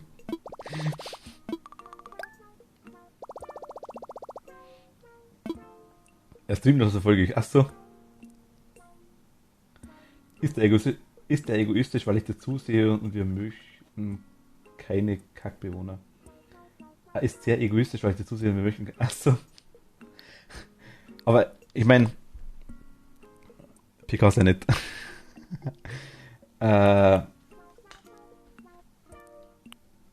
Meilenticket kostet eines 2000. Wie viele Meilen?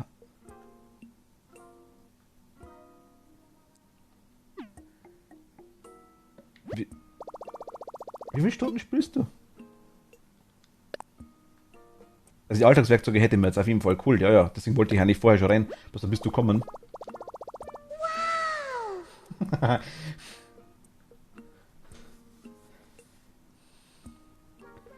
Musste sein. Ach, du hast die von jemand anderen gekriegt auch, oder wie? Ich habe die Liste so voll mit Streamern, die mir auch folgen. Ich mache Refollowers da Ehrensache. Ich verliere den Überblick bei den ganzen Support. Ah, okay. Du streamst quasi selber. Mal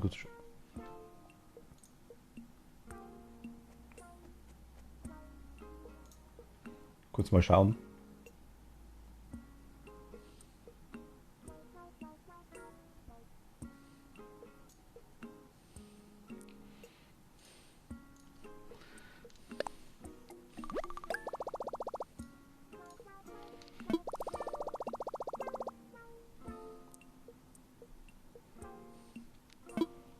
Sind wir soweit? Ist wirklich Ehrensache. Mich aber nicht. Oder ach doch, na gut. Alltagswerkzeuge sind die Eisendinger, oder?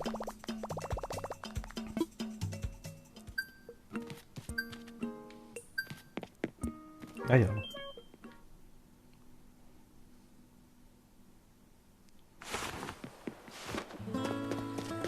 Okay, dann müssen wir quasi halt Bewohner suchen, oder wie verstehe ich das? Ich habe ein paar im Kopf, tatsächlich, die ich möchte, unbedingt. Aber die finden ist ein anderes Thema. Okay, also,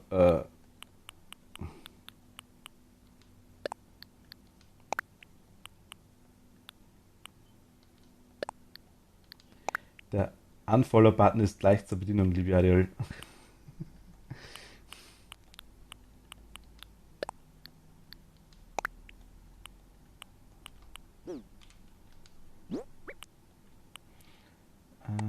Zack. Was immer das heißt. Alles ausräumen, dann losfliegen. Ich bin dabei, bin dabei, bin dabei. Entlager. Entlager. Beziehungsweise würde ich Ihnen den anderen Zeug da oben schon mal geben. Also ich meine, mit dem Obst bin ich ein cooles Problem. Die 30 Eisen hätten halt wirklich nicht sein müssen. Weil ich mir die schon geholt jetzt auf den Tick, so nach und nach. Also ich meine, ich habe auch schon 8 gehabt, so war es jetzt auch nicht. Hätte gar nicht mehr so lange gedauert.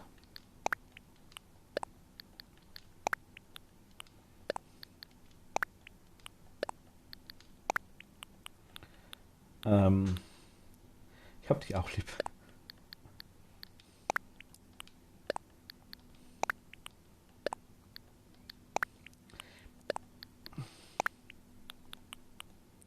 Die zweite nehmen wir mit. Okay, dann schauen wir auch mal. Naja, war echt entspannt. Bin vielleicht beim nächsten Stream wieder dabei. Tschüss, schönen Tag. Danke dir, Mika. Bis bald. Danke dir. Ciao.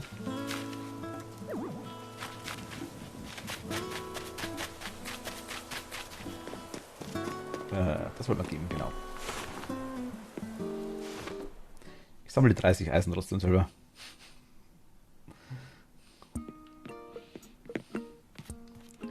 Ahoi. Was kann ich heute für dich tun? Ich will was. Na, zum Ladenbau.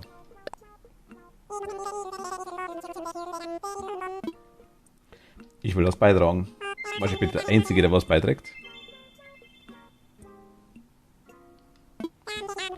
Da danke ich aber im Namen des ganzen Unternehmens. Ui, du hast ja Holz und Hartholz bei. Wolltest du uns vielleicht 30 Stück von beidem spenden? Ja.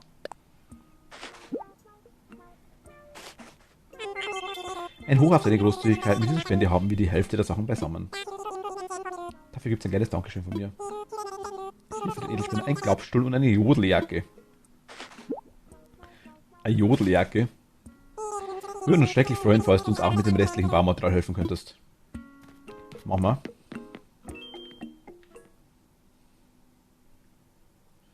Eine Jodeljacke.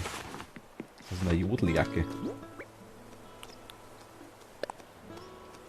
Waschbären sprechen wie Dodos. Ich befürchte, die sterben als nächstes aus.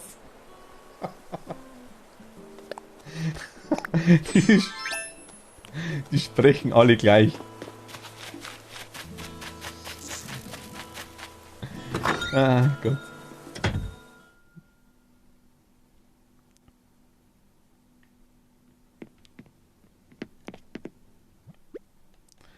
Moment. Nee. Nein, nein, nein.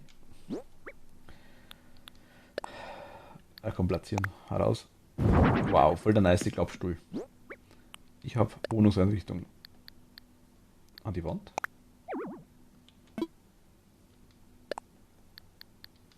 Okay. Soll ich noch... Dann bin ich ab sofort pro Ausrottung von Tieren. Nee, nee, nee, nee, nee. Das passt schon.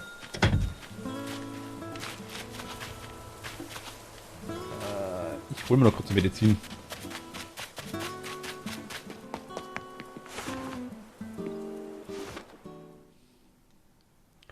Eine Medizin. Una medicina. Hallo, Doktor. Verkaufen Sie mir una medicina. Nee, nicht zu laut, mein Gott.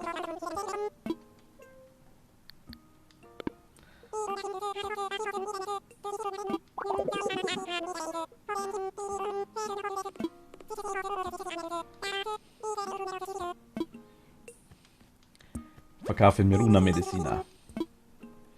Ich will was kaufen. Du Gemeiner, das ist alles voll süß.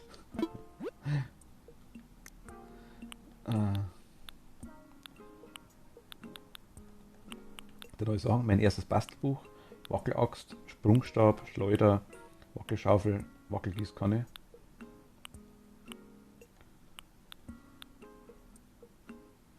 Ja, deswegen wollte ich auch die Medizin kaufen. Kann mal 5.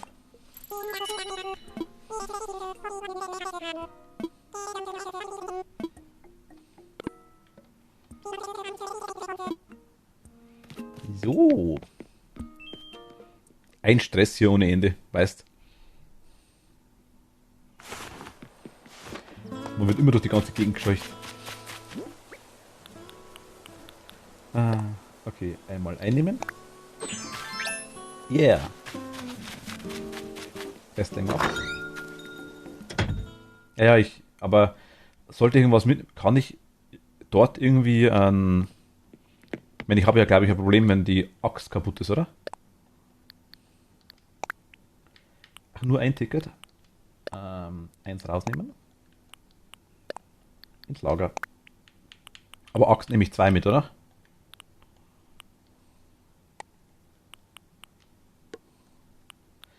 Stab, denke ich, brauchen wir. Wackelschaufel. Angel wahrscheinlich nicht, denke ich mal, oder?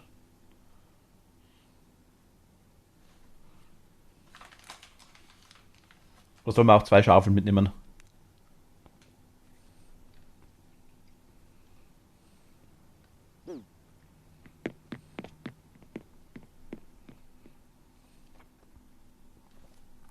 Ich gehe mal so.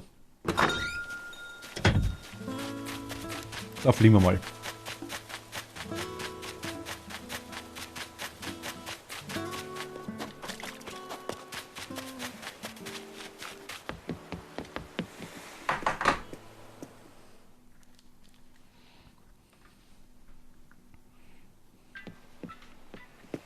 Yes, also ich bin so gespannt, muss da nicht den ersten Besten nehmen. Nee, ist schon klar.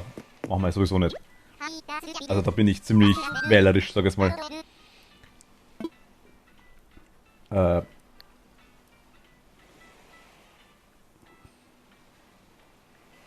Verreisen?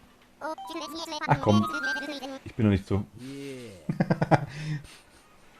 Hätte nicht sein müssen, ich mach's trotzdem. Danke dir. Ich hab schon, falls du es gesehen hast. Doch, komm schon. Eigentlich schon, oder?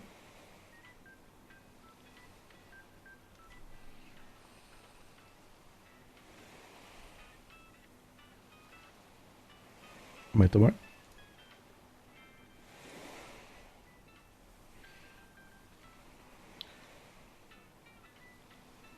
Nee, Alert müsste schon kommen. Warte mal.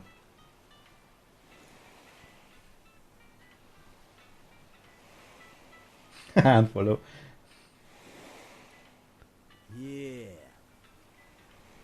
Da ist es.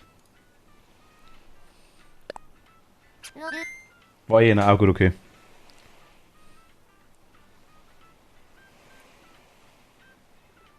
Du magst ab jetzt Erdbeeren. Ist dir klar, oder? Schwein gehabt. Du scheinst übrigens ja auch Meilentickets zu haben. Sag Bescheid, wenn du das einlösen möchtest. So, für die Unterlagen müsste ich noch eines wissen. Also wir haben ein Ticket. Käsestullen gut gewesen. Käsestullen? Meilenticket nutzen. Gut, alles klar, dann nehme ich das Ticket, das von Tom Nook für dich ausgeht. Achso. Wir hätten ja eins gehabt, stimmt. PK Inbegriff von Käsestulle. Was? Auf geht's.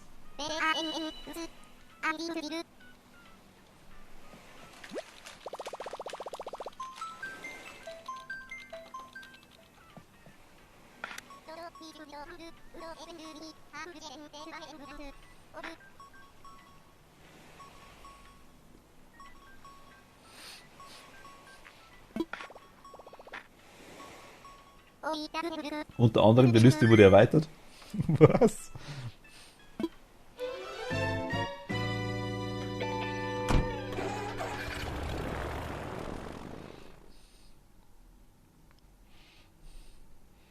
Ich merke, da trifft ziemlich mehr, ziemlich viel Insider aufeinander. Roger kam sogar am Flugapfelkuchen ist sicher auf der Ziellinie gelandet. Spektakulär. Bis aufs erste Mal auf Tür aber richtig mal mit dem Bau von den Grundlagen vertraut. Erstens was, der kann es auch behalten. Egal ob Holz, Obst, Fisch, hast du Platz, nimm's mit. Zweitens, wer ein Werkzeug vergisst oder sonst wie vergeigt, der kriegt's ersetzt. Und nur für Meilen. Heute wären wir auch gleich bei der goldenen Regel, die du dir am besten mit Rotstift in das Ohr schreibst. Alles, was hier bleibt, bleibt auch hier. Für immer. Du siehst es nur nie wieder, auch nicht. Niemand. Aber auf dem Rückflug verbrenne ich eigenhändig den Flugplan wegen der Sicherheit. Mehr sage ich nicht. Ja, Ariel und ich kennen uns schon eine Weile. So schwer ab. Und falls du in der Patsche steckst, frag dich einfach, was würden Pilot oder Dodo tun? Ersaufen?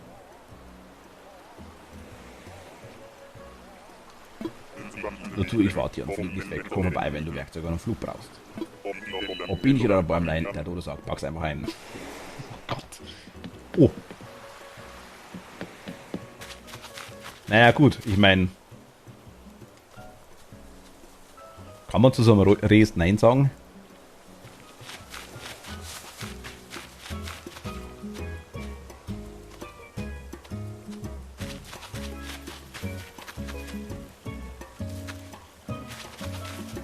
Die ist halt schon süß. Die nehmen wir, ne? Auf jeden Fall. Doch, die nehmen wir.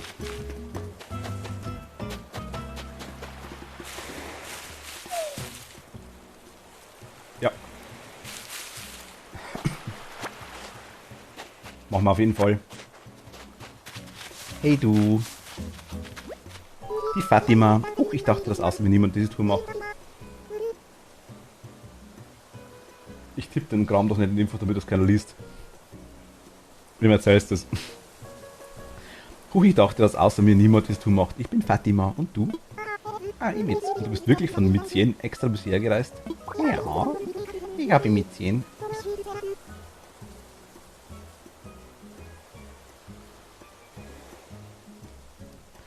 Ich habe Mizien schon von Flugzeug aus gesehen, glaube ich. Von oben sieht es schön aus. Hey du, den Alltagsstress hinter sich zu lassen und hier einfach mal zu entspannen. Das tut gut.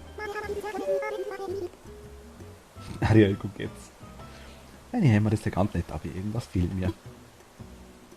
Zieh auf meine Insel! Oh, was für ein toller Vorschlag. Danke für die Unterstützung. Sowas hätte ich jetzt wirklich nicht gerechnet. Hast du mich auch nicht einfach nur veräppelt? Meinst du das ernst, Bim Bam? Es wird dir gefallen. Wie aufregend. Jetzt kann ich es kaum erwarten, heimzukehren und mit den Vorbereitungen zu beginnen. Wenn ich mich recht erinnere, muss ich einen gewissen Tom Nook kontaktieren, bevor ich umziehe. 0800 Kapitalist. Dann mache ich das mal lieber schnell, bevor ich es vergesse. Bam. Da steht nur uninteressanter Mensch. Sag einfach.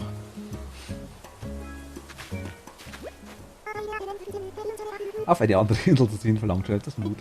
Deshalb beruhigt mich der Gedanke doch sehr, dass du auch dort sein wirst, Bim Bam. Hey, okay, erster Bewohner schon mal nice.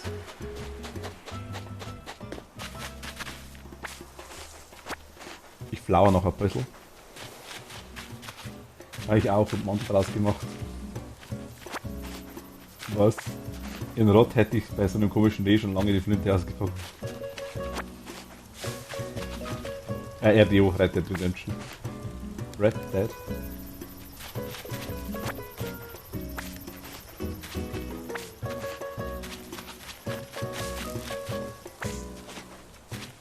Redemption Online? RDO? Ich finde das ganz blöd.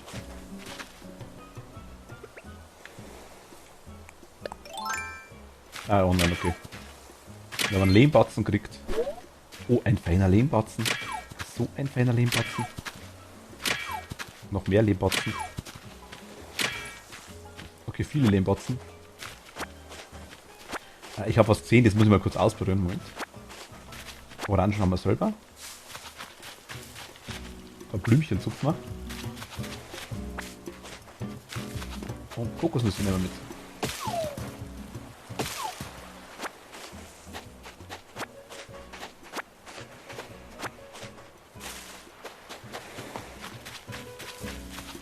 Blümchen. Blümchen. Blümchen. Kann ich die Blumen hier ausgraben?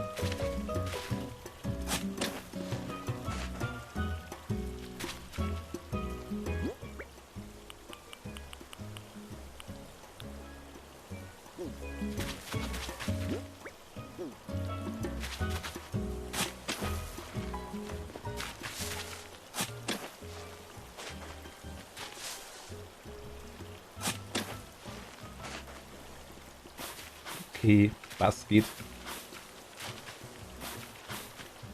Holen wir so Blümchen. Blumken. Geht das eigentlich? Geht bestimmt, ne? Ah, es funktioniert ja wohl.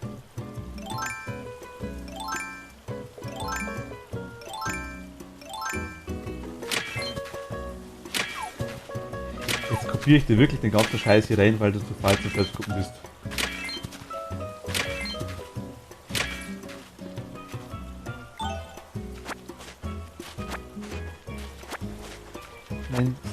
Mein Chat ist zugespammt. No.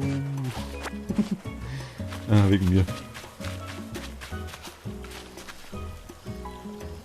Also, Ungar kannst du auch sammeln. Also kann man auch sammeln, okay.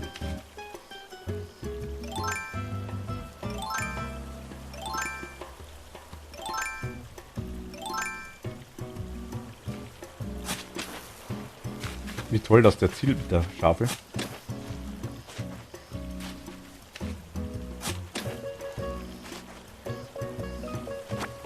Mal Schwein gehabt, dass das Text falsch schon voll.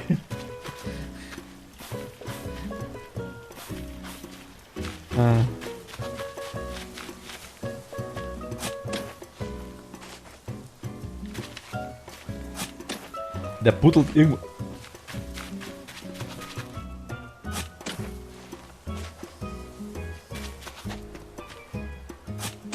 Jetzt geht's, jawohl. Wollte ich nicht. Wollte hier reinbuddeln. Geht nichts über ein gescheites Käsebrot. Ach Gott.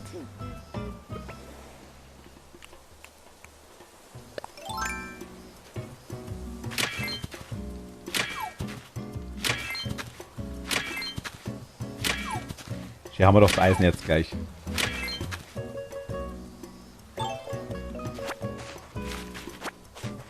Ja, aber vor circa 3 Wochen habe ich einen Döner gegessen beim Termin meiner Buchhaltung.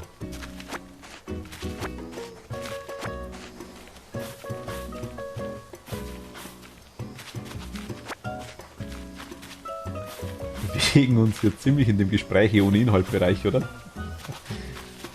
Da verstehe ich es gerade nicht. Das Geil würden vielleicht böse Zungen über das Spiel auch behaupten. Ich fliege heute noch nach Knoblauch. Knoblauch ist aber gut. Ich mag Knoblauch.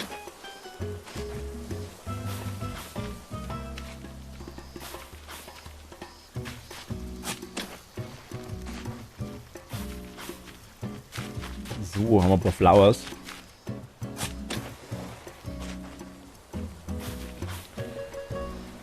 Da zuppelt man noch ein bisschen Unkraut. Da steht in der Info. Ja gut, es ist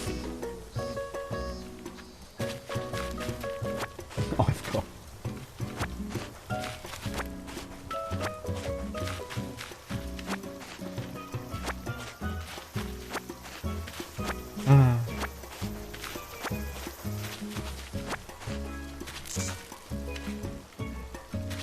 Das war Blume, okay.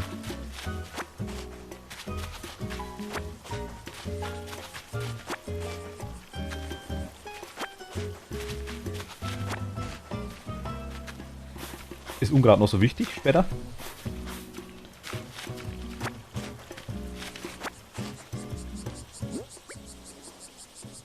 Ah, Spross. Oh mein Gott.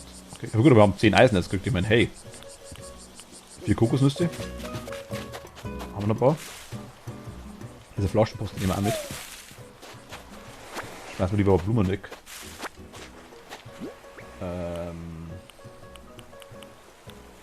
Oder das Hartholz einfach nur.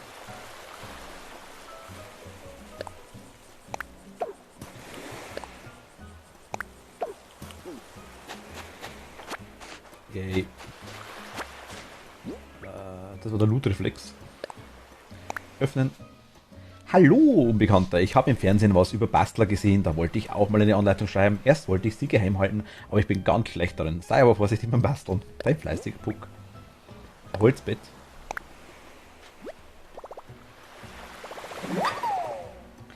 Ich weiß jetzt, wie man Holzbett herstellt. Man nimmt ein Bett und Holz dazu.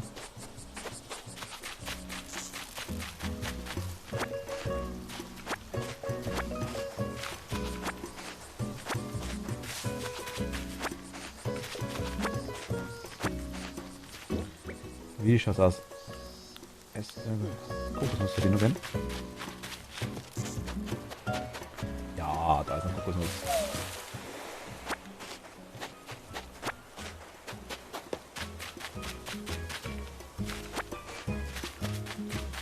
Du kommst sicher, ne?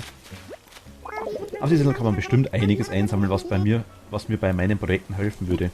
Wenn ich mich doch nur daran erinnern könnte, was genau ich eigentlich brauche mit dem schlecht, wenn man es nicht weiß.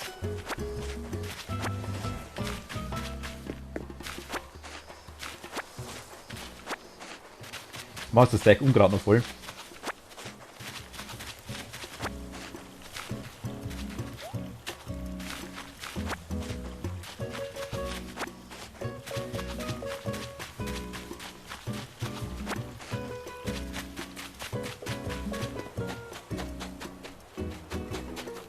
Mein Holz, okay, passt.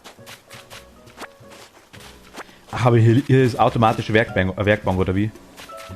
Also das haben sie quasi gedacht. Das reicht quasi, wenn ich wirklich eine Sache mitnehme.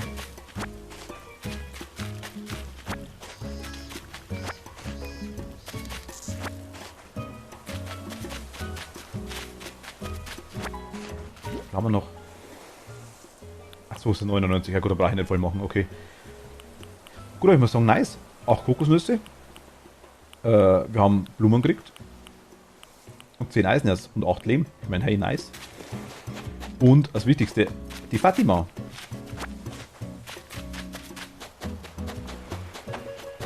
Yeah.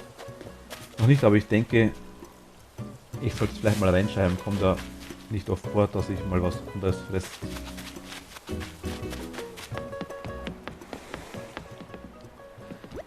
Gott. Fliegen wir zurück. Flugdrame so mit Ziel mit nehmen. Hast du jetzt auch nicht vergessen? Los geht's, hau rein. Roger, fertig machen zum Abflug.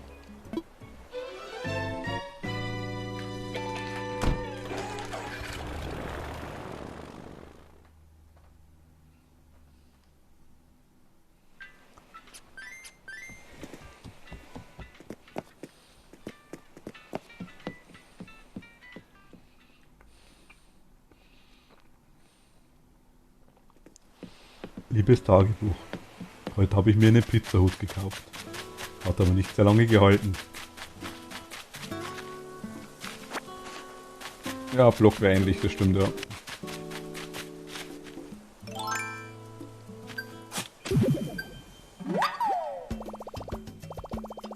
Nehme ich.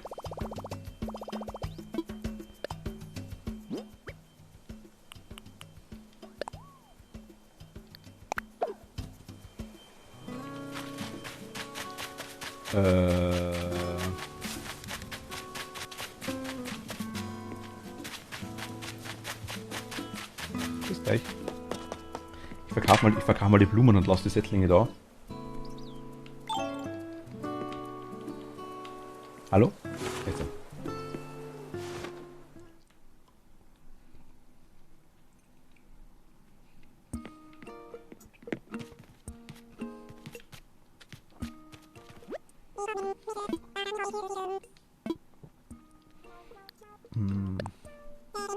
Ist eigentlich die Kathi noch da? Kathi, liebe Kathi, jetzt ist es bald soweit. Sie, okay. Hast du unser Reh gesehen?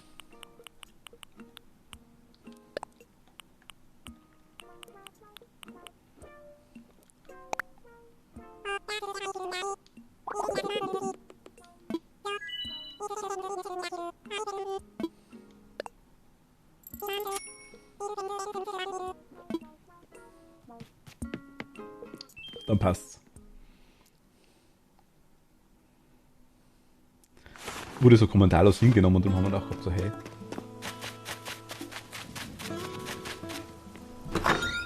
Kenne ich gar nicht.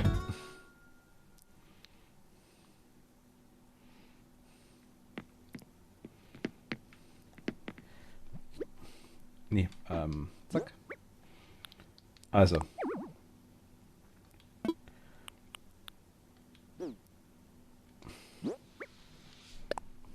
In den Geldbeutel, rein damit. Dass du doch überhaupt traust, kulinarisch und dich in den Satz zu pressen. Okay, das gilt jetzt quasi dem PK noch. Ins Lager.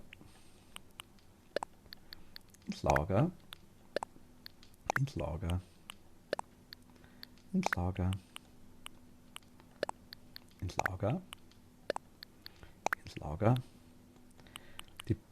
Ich schaue mal, was ich runterbringe.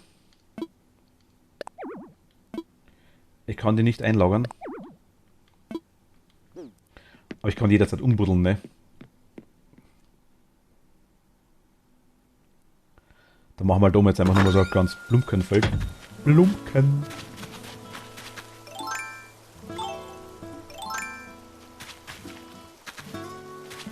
Ich bin halt gerade Mithörer. Ah, okay.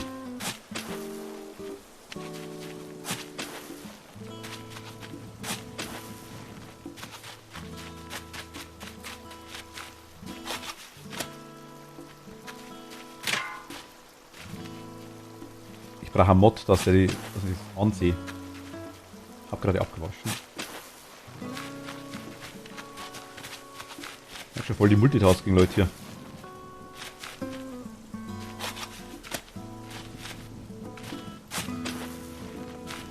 Jemand hört zu, andere wäschen nebenbei ab. Lina, was? Lina Ainari. Ahoi, servus. Hallo. Du kannst auch die Löcher, du kannst die auch ohne Löcher zu Boden pflanzen. Einfach im Inventar auswählen. Ah, okay. Dann Danke dir für die Info.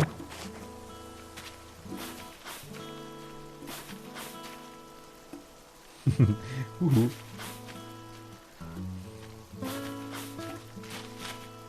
Dankeschön.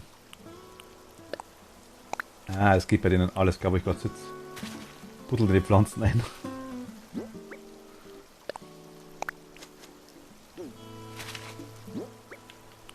Geht tatsächlich wirklich leichter, ja. Da wo ich stehe, das kann ich einigermaßen zielen.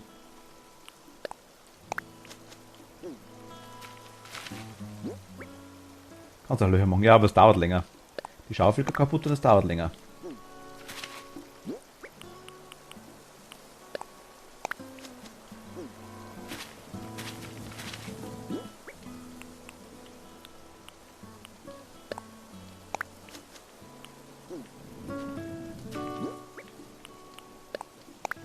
Pflanzen. Nee.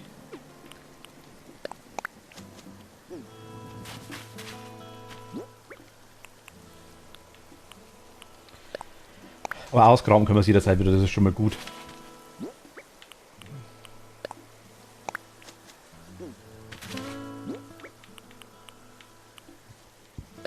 Und dann pflanzen. Ja, so hatte ich es quasi vor, aber wenn es nicht sein muss, warum?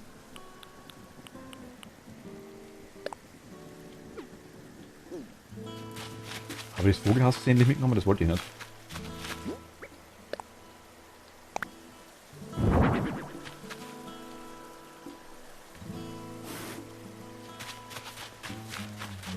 So, okay. Wir haben... Gut. Fliegen wir nochmal los, würde ich sagen.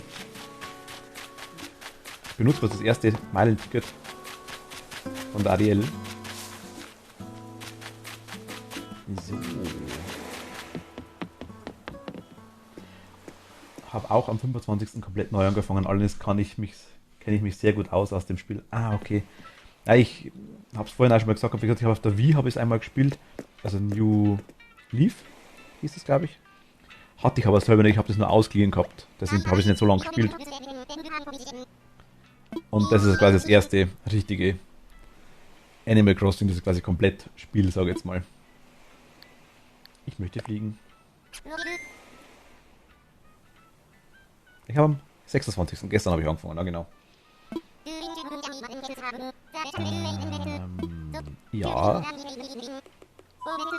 Bin auch erst mit New Horizons dazu gekommen. War halt ein super Spiel für die Lockdowns. Ja gut, das stimmt. Da hat es wirklich verkauft, wie dumm das ist. Das ist wirklich richtig, ja. Da haben sie, das ist nochmal zusätzlich dazu gekommen, dass das richtig gegangen ist. Das Spiel, das ist richtig, ja, das stimmt. Hat er extrem gute Verkaufszahlen. Ich hoffe, das nächste schafft es auch wieder so gut. Also hoffentlich ohne Lockdown. Auf geht's. Oi, sagt er.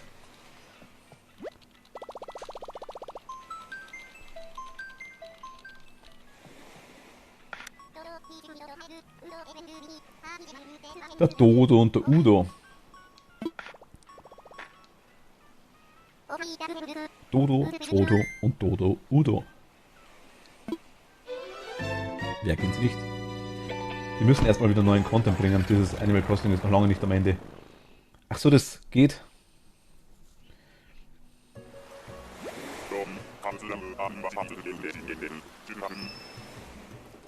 Roger kam zu Gaben, aber Flug Marzipan ist sicher. Roger aber kam zu Gaben, aber Flug Marzipan ist sicher auf der Zulinsel gelandet. Spektakulär. Nur zu, ich warte hier am Pflegereck. Komm vorbei, wenn du Werkzeuge an einem Flug brauchst. Ob Bienchen oder Bäumlein, der Dodo sagt, pack's einfach ein. Tschüss.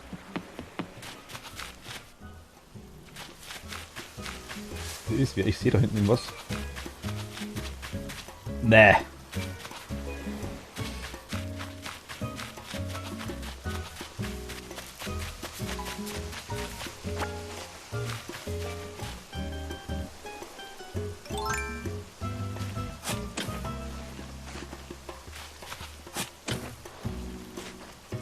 Ach, guck daher, danke für den Refollow.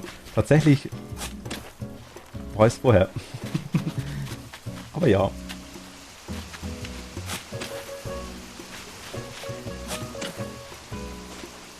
Wie gesagt, das ist Ehrensache. Hast du vollkommen recht. Welche Bewohner gefallen dir denn? Du hattest da vorhin was erwähnt. Achso, gefallen. Ich sag mal, gefallen tun mir mehr. Wir haben jetzt die Fatima quasi gerade dazu. Die kommt dann wahrscheinlich, denke ich mal, zu unserer Insel. Ich hätte die zwei, die ich habe, die Tatjana und den Ludwig. Also Ludwig ist der Affe, Tatjana ist die so Bärenfrau, sag ich jetzt mal. Finde ich auch cool. Ich hätte gern Anka. Den kommt. Wow, bei uns haut es gerade runter, wieder was. Fatima war sehr lucky, ja. Okay, die ist cool.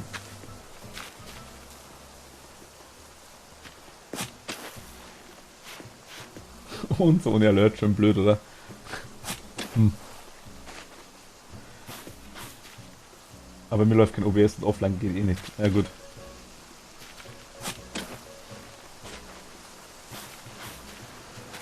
Ähm, ich gehe gerade hin, Moment.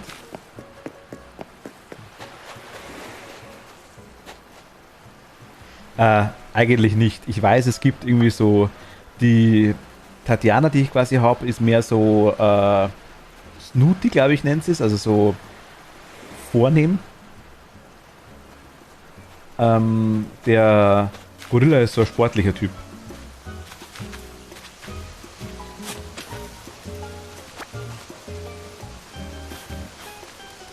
Ach, schwesterlich kann sein. Schwesterlich kann auch sein, genau. Genau, Sisterly doch, genau, stimmt, stimmt. Kann auch sein, richtig. Das ist möglich.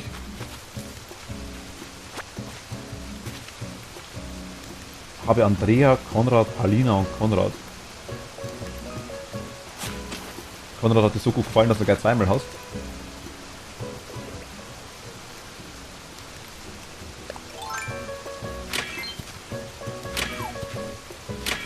Aber das habe ich mir schon mal abgespickt. Aber du kannst off-stream gamblen bei mir. Irgendwas muss man da bieten, damit die Leute bleiben. Ich fordere Spielsucht. Gambeln?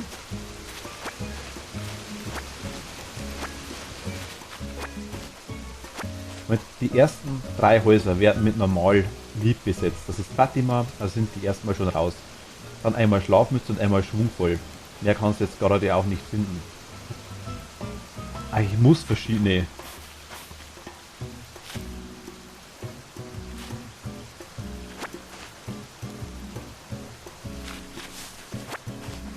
Achso, mit den Kanalpunkten meinst du? Ich habe mir letztes Mal die Predictions angeschaut, die Vorhersagen. Das ist auch ganz lustig. Das am Anfang so festgeht. Ach, schade, okay. Also, ich kann mal kurz, ich poste mal kurz den Link, Moment einmal. Ich habe mir da was rausgesucht. Ich habe es gestern schon mal gepostet gehabt da.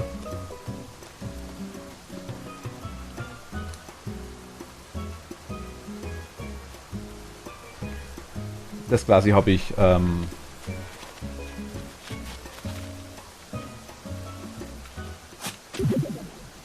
und da war Anka, ist der komische, die Pharaonenkatze, sage ich jetzt mal, die finde ich sau nice. Mumie ist dabei, die hätte ich gern.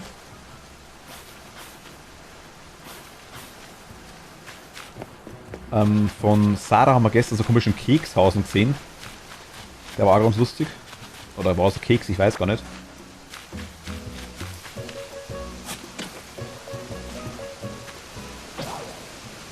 Anka Deutsch Cleo. Hochnäsig kommst du gerade nicht dran. Ja noch. Scheiße. Moment. Machen wir kurz auf.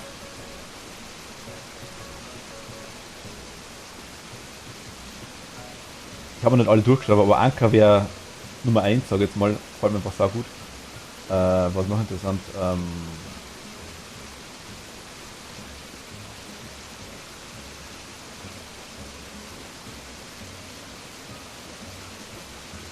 Schaut noch cool aus.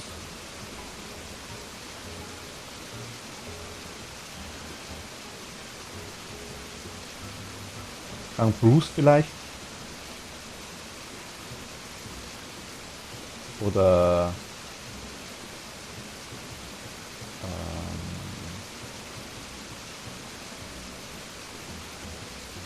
Peppy kannst du jetzt noch einmal finden. Peppy, ach so, die Dinger. Ich sehe schon, okay. Jerry finde ich cool. Komischen Hund. Ich bin... Ich weiß nicht, was Clay ist, den müsst ihr mal in live sehen. Den komischen Bären.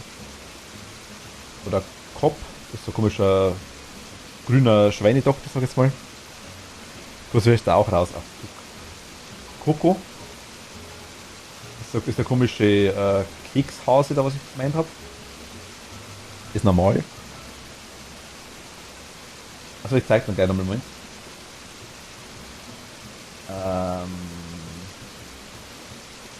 Sid ist glaube ich cool. Die jetzt nur aufs Ausschauen, ich kenne die Dinger auch nicht. Diana wäre cool, das war auch Snoopy. Dom muss man mal anschauen. Das komische Schaf mit dem Regenbogen Dingsbums.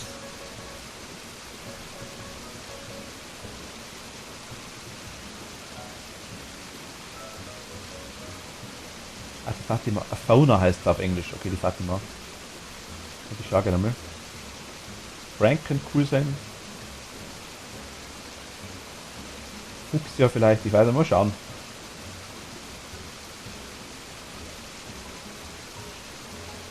Kennst du die alle mit Namen? Da schaust du, was die Liste wird. Kabuki ist auch cool. Die Katze. Oder Kiki ist auch cool. Katzen mag ich allgemein ziemlich alle, glaube ich. Die Lolli ist cool. Ah, Katze, genau, Louis, also Ludwig heißt er. Lucky.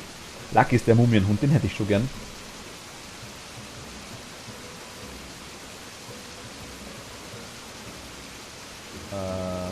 Oder die Mary wäre auch cool. War auch Peppy.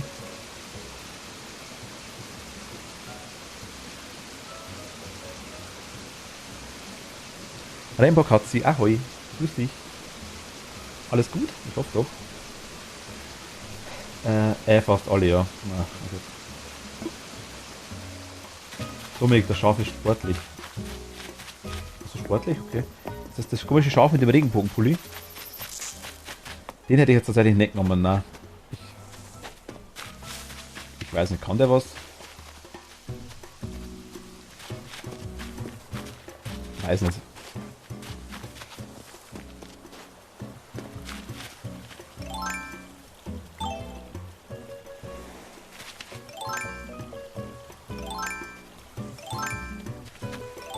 Der kennt mich ja nicht, das ist ja egal.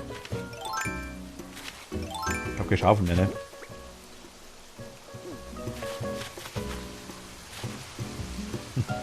Aber du nimmst halt auch eine englische Seite. Ja gut, das ist richtig.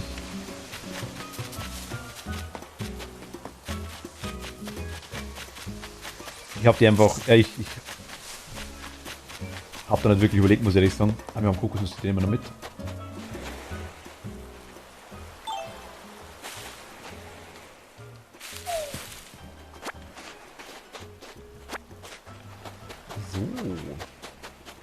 Also Rainbow Katze, wir haben unsere erste Bewohnerin gefunden.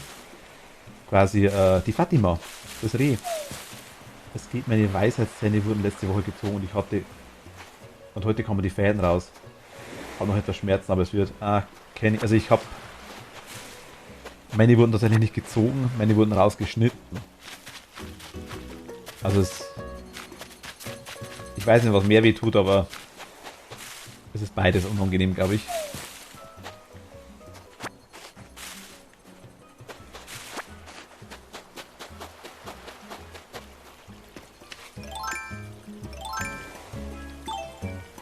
Mir ging es am Anfang auch so, habe mir welche rausgesucht und mich gewundert, warum ich sie nicht gefunden hatte.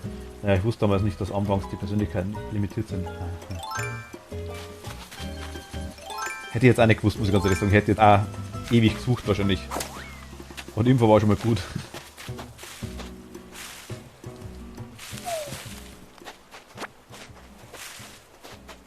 Aber ich weiß nicht, keine Ahnung, also nee. Ist zwar jetzt nicht schlimm, muss ich ganz ehrlich sagen, aber irgendwie nicht so.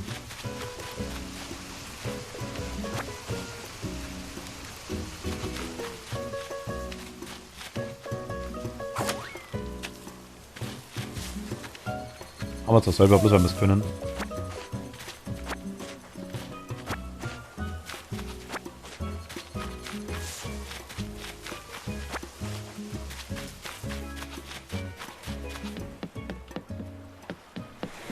Martin würde als Schlafmütze gut zu Fatima passen.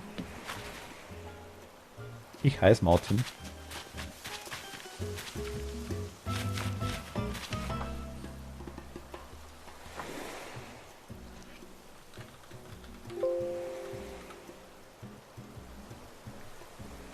Wie heißt er auf Englisch?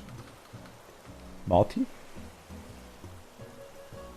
Sabia?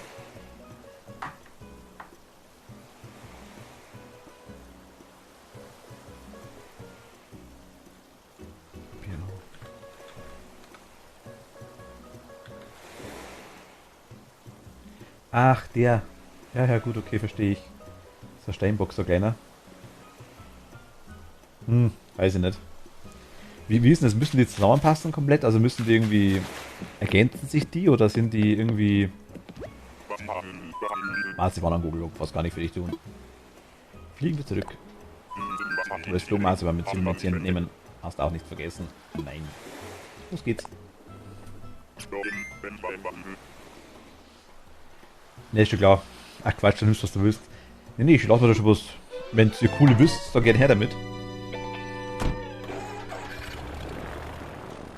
Also, aber die sind quasi nicht irgendwie, dass jetzt einer, keine Ahnung, dass jetzt einmal irgendwas so Sisterly Dingsbums, genau, es gibt zwar Bewohner, die verstehen sich nicht so gut miteinander, aber dann gibt es ein bisschen Zoff. Also, das meinte ich ihm.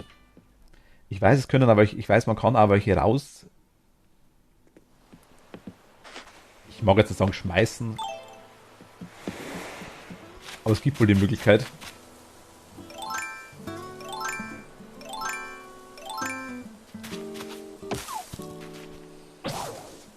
Also Paar 7 kannst du dann wieder suchen und da ist dann alles vertreten.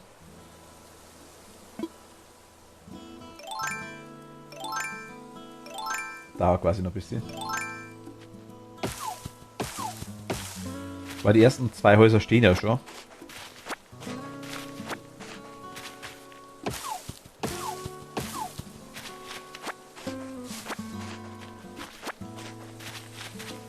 Du hast quasi jetzt am 25. nochmal neu angefangen, komplett mit dem Spiel. Also hast du quasi schon einmal komplett durch.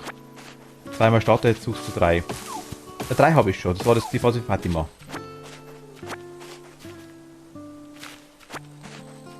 Die Fatima haben wir ja jetzt quasi.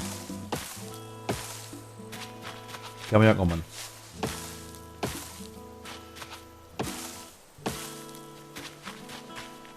Ja, das quasi ist der Ludwig da. Das ist immer der Donkey Kong, das ist immer hinter dem Ding da versteckt. Egal, insgesamt sind es dann 5. Haus 6 ist nochmal Special. Dann bekommst du Freiheiten. Okay.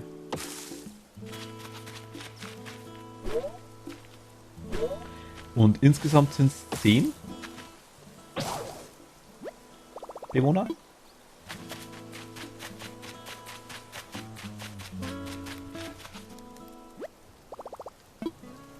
Etwas herstellen wäre cool. 10 Bewohner insgesamt, okay.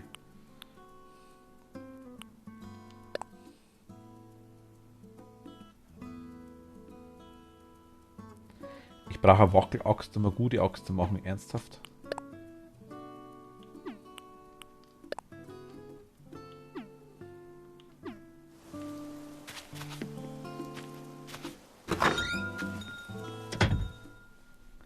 Das ist gemein.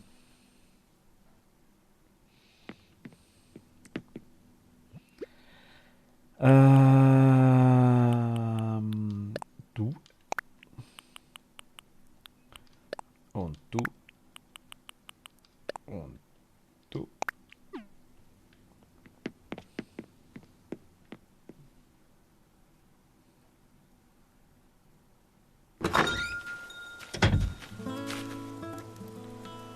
Dann einmal herstellen. Etwas herstellen. Ich wäre damals für diese Infos dankbar gewesen, aber da müsste es halt noch keiner. Da wusste halt, ja, verstehe ich ja, bin ich ja. Weil ich hätte mich jetzt auch dumm und dämlich nach dem Anker, nach der Pharao-Katze gesucht, muss ich ganz ehrlich sagen. Also. Von dem her, er vereinfacht einiges, ja, stimmt.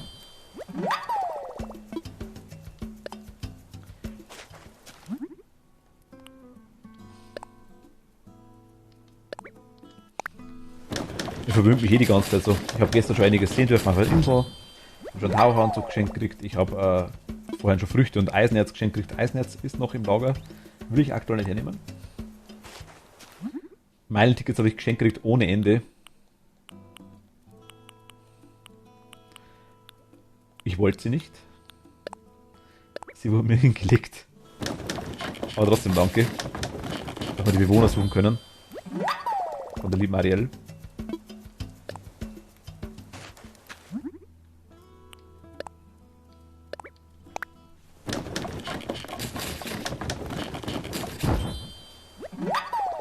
So, jetzt haben wir mal was Besseres, ne?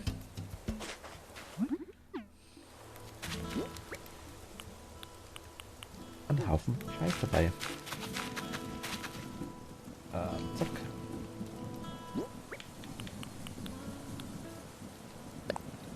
Platzieren. Moment. Achso, das war die... Okay, Moment. Ich habe diesmal extra nichts mitgenommen, nur jetzt fehlen mir halt Früchte. Und naja, Tickets habe ich auch keine, aber ich kann mir später notfalls über Amiibo-Kartenbewohner ranholen. Nur habe ich halt bei weitem nicht alle Karten. Man kann nämlich mit Karten kann man sich die holen.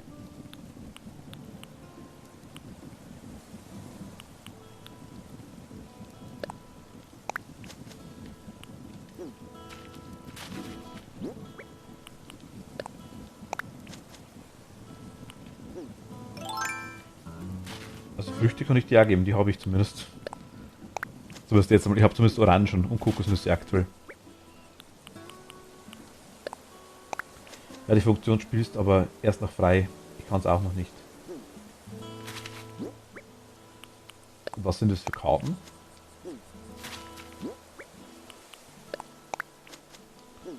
Die muss man gegen Echtgeld kaufen, denke ich mal, oder? Also ich pflanze jetzt aktuell gerade hin, dass wir da ein paar haben. Kann man dann später immer noch ausgraben. Verstehe ich es richtig? Ich habe Kokosnüsse, Starfrucht, Pfirsich und heute eine Meileninsel mit einer anderen Frucht, Birnen. Mehr komme ich ohne Hilfe nicht dran. Ah, okay. Also gut, wir haben vorher die Ariel hat mir quasi vorher Kirschen da lassen und auch Pfirsich und Katriel, danke dir. Oder Katriel. Vielen lieben Dank.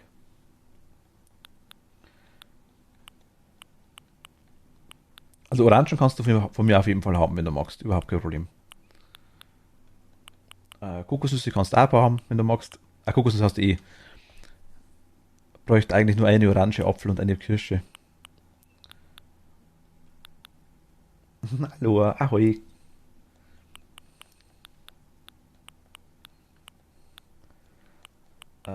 Apfel habe ich, glaube ich. Apfel könnte ich besorgen, eventuell. Ich glaube, Apfel, glaube ich, war von Isabella, glaube ich.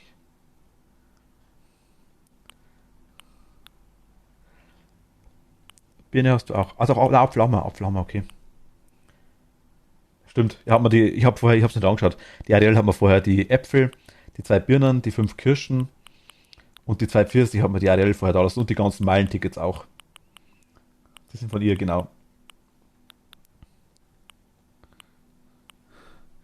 Ich kann die Birnen und Pfirsich mitbringen dafür. Also kannst gerne mich vor die Füße geworfen und aufgehauen. Ja, ja, genau. Das stimmt wirklich, ja. War ich zu langsam, ich wollte mich gerade umziehen. Können wir gerne machen, ja. Oh, und Blumen, die du noch nicht hast. Gut, ich habe eigentlich noch gar nichts am Anfang, sag jetzt mal. Was hast du vielleicht sonst noch an Früchten brauchst, kann ich dir gerne geben. Also ich muss sagen, ich finde es krass. Die Animal Crossing Community ist halt, was das angeht, wirklich, wirklich krass. Also bei den meisten Spielen so, niemand redet miteinander, so nach dem Animal Crossing jeder so, ja, was brauchst du, sag Bescheid, ich geb's dir. Also ich komme gern vorbei, oder ihr könnt auch gern herkommen, wenn ihr möchtet, ist kein Problem. Ich gebe ja gern von dem Apfel. Ich habe es gerade mitgekriegt, Moment, bei Ark, ich spiele auch Ark, aber Ark spiele ich absichtlich nicht online. ohne Zusammenhelfen kommt man halt nicht weiter im Spiel. Das macht halt so schön. Das stimmt, ja.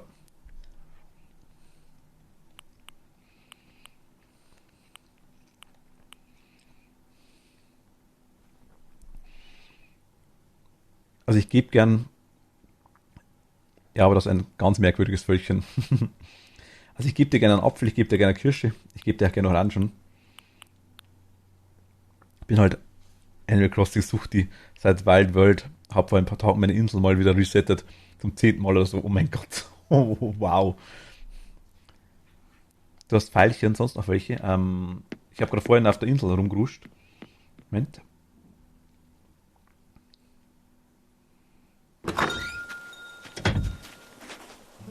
Ich weiß nicht, was das da ist. Das ist in der Zwiebelpflanze. Moment, da kann ich nachschauen. Ich bin neu, unerfahren und bin erst am Anfang. Genau wie ich.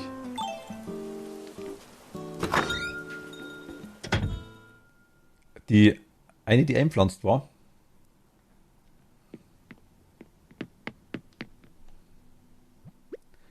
Noobmeilen.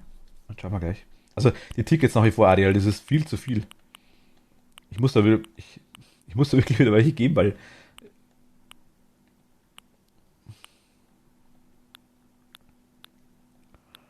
Moment, ich habe da nicht, irgendwann Samen habe ich da irgendwo gehabt, oder? Ah, da. Rotlilie, genau, hast recht, Lilie, ja, tatsächlich. Behalt die, glaub mir, man braucht die. Ja, aber ich habe die alle geschenkt gekriegt vorhin. Vor allem, wenn du einen Wunschcharakter hast. Ja,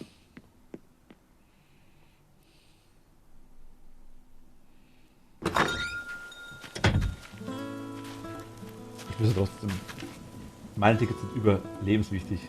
Du hast genauso immer zum Fenster wegen dem Lager. Du hast genau so immer zum Fenster wegen dem Lager wie ich. Du gehst genauso immer. Achso,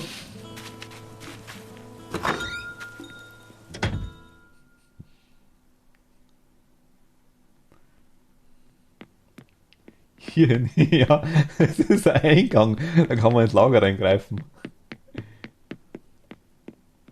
Ich habe die geschenkt bekommen und direkt an das Erdbeerchen abgegeben. Ich sage ja, aber das war nicht, hast du gekriegt. Dann teilen wir es doch zumindest wieder. Ohne Meilentickets Elfi finden wird für dich. Was? Ohne Meilentickets Elfi finden wird für mich zum Beispiel ein Ding der Unmöglichkeit.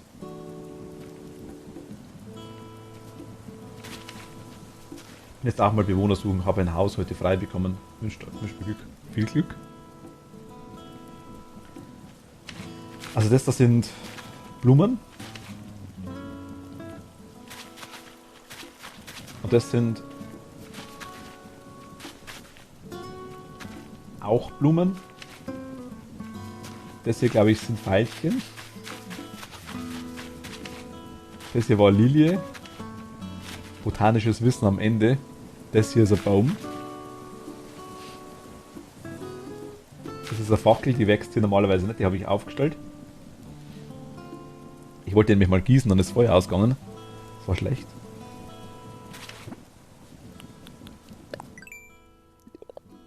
Ich habe zwei Sorten für dich. Du hast Lilien und Veilchen. Die würde ich gegen Kosmin und Chrysanthemen jeweils 3 vom. Ja, gerne. Gerne, gerne.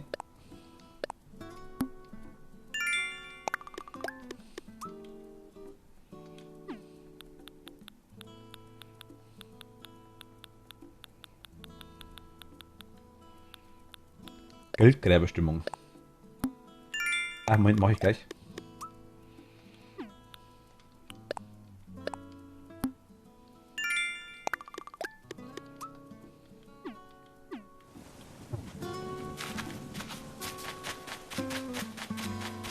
Flughafen offen sein müsste, glaube ich, eh noch.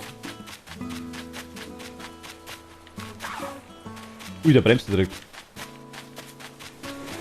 Ah, kann ich nicht mehr. Schaut. Kann nur einmal bremsen. Pfirsich habe ich 10. Birne habe ich schon. Braucht man eine Birne, um einen Baum zu pflanzen? Oder wie funktioniert das?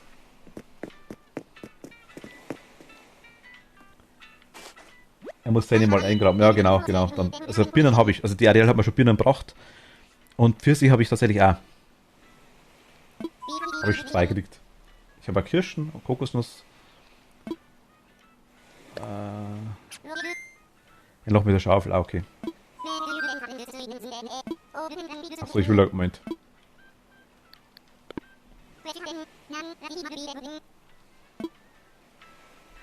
Orangen wolltest du von mir, Gold kriegst du auf jeden Fall, ist kein Problem. Besuch empfangen. Ich habe leider keine Orangen, deswegen habe ich dir das Ganze... Was, deswegen habe ich dir das nicht geben können. Ich habe Orangen. Orangen habe ich ja. Aber du hast... Wieso hast du keine Orangen mitgenommen?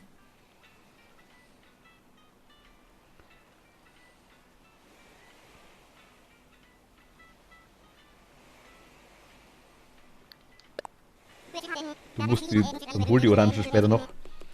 War ja noch ganz kurz da.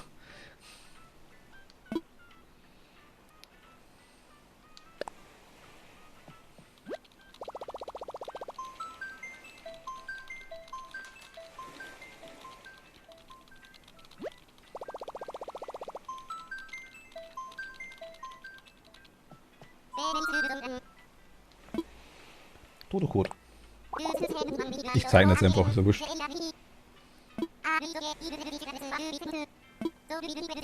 Sobald wir hier fertig sind, bekommst du von mir einen 5-stelligen Code, den du weitergeben kannst. Jeder, der dich besuchen haben will, muss diesen Code dann bei seiner Anreise eingeben. Der Code gilt aber nur für dieses eine Mal. Beim nächsten Mal stelle ich dir einen neuen Code aus. Ihr möchtet also mit diesem Todocode einladen. Alle? Nur damit du Bescheid weißt, auf diese Weise können dich auch Leute besuchen, die du gar nicht kennst. Geht das in Ordnung? Ja.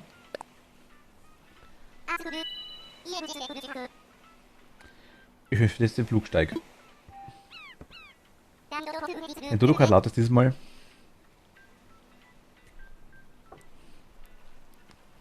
Lina Ainari.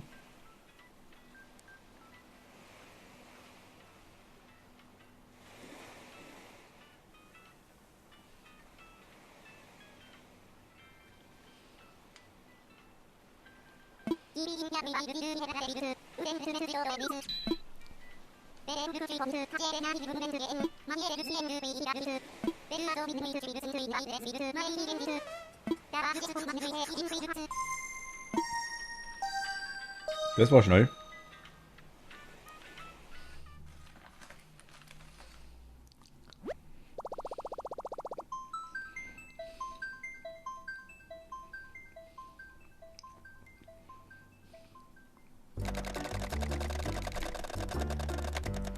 Die Lina. Abflugort Hazelwood.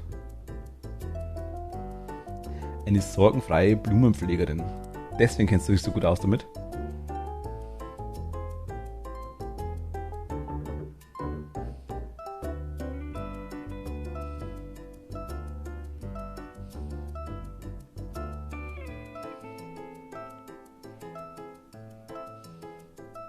Voll die Vorstuhlmucke. Man könnte ich mich auch als einen Crossing-Nerd bezeichnen. Ahoi, da ist sie ja. Die Frau Haselnuss.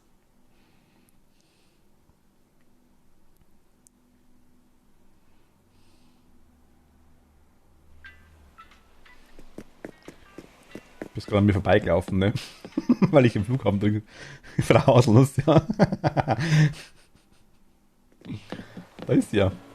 Ahoi. Ich kann noch keine Emotes. Ich muss es eintippen. Und Orangen wolltest du, oder? Ich bring mal Orangen. On my way. Einfach Pflanze, also kannst du hinpflanzen, wo du möchtest. Eigentlich ist egal. Ich krusch dir sowieso wieder um. Oder einfach neben das Haus wäre vielleicht ganz cool. Du kannst einfach die rausrufen, die du möchtest. Jetzt bin ich schon wieder zum Fenster hingegangen. Also eine Kirsche wolltest du? Ah, kann sie nicht. Ah, okay, dann mache ich das kurz. Moment. Apfel wolltest du auch, oder? Einen. Orangen kriegst du 10. Ah, okay. Dann mache ich es kurz. Moment.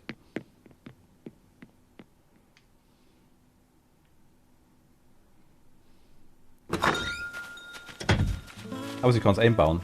Ahoi. Na, schwer beschäftigt. Bossi. Schwerst beschäftigt, Bossi. Ich will planen. Gleich geht das richtig los. Kann ich doch nichts für, dass die Sonne in den Rückzieher macht, Bossi. Lina, du möchtest eine Kirsche?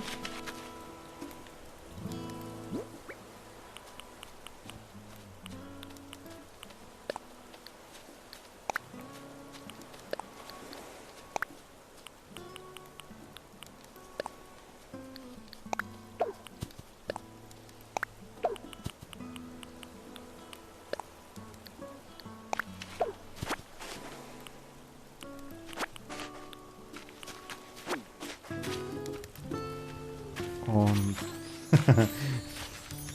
ich habe noch 4. Du hast mal, ich habe noch 4 Kirschen, das passt schon auch mit den Äpfeln. Welche Blumen möchtest du? Die Veilchen? Aber ich kann es rausrupfen. Veilchen wolltest du, ne?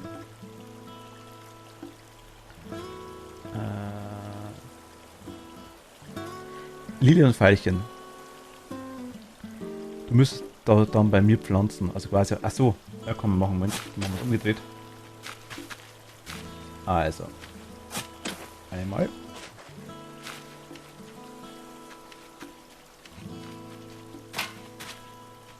Ich bin gefangen. Nein.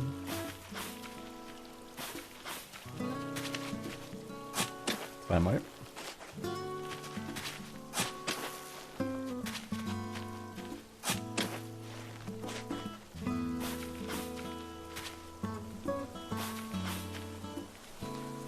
Braucht es jeweils eine Farbe, oder? Also ich habe jetzt quasi eine gelbe, eine rote und eine lilane. Ich weiß nicht, ich schau mal kurz hin.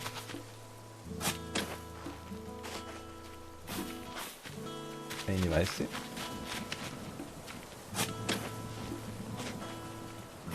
Eine rote.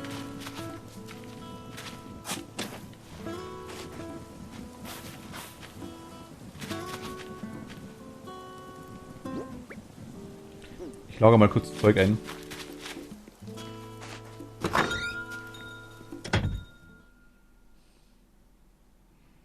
Un momento.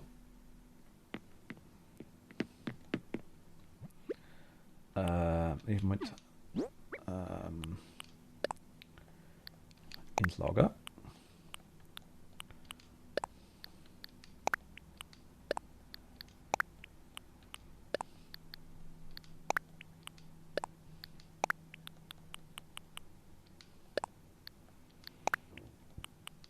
Kokosnüsse wolltest du keine, glaube ich, gell?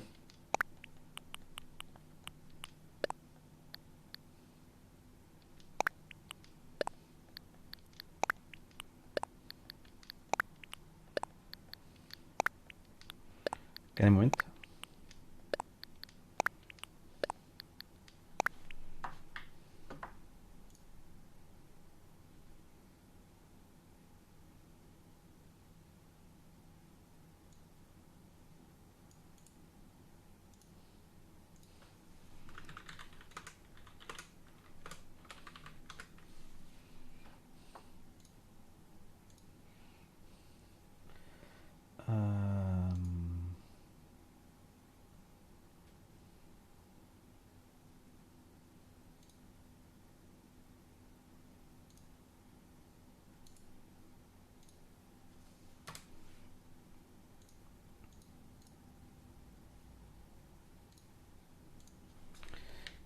So.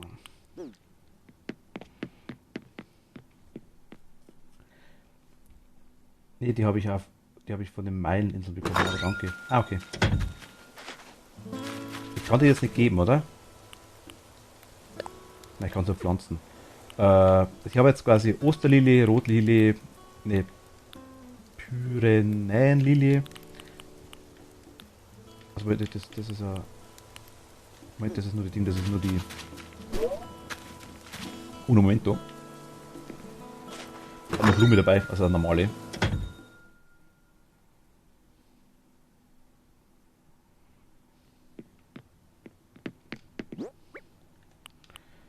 Aber wir können es gerne andersrum machen, wenn du magst, ins Lager. Dann komme ich kurz zu dir. Dann plante ich die für dich. Kein Problem. Mir interessieren die anderen Inseln eh mal.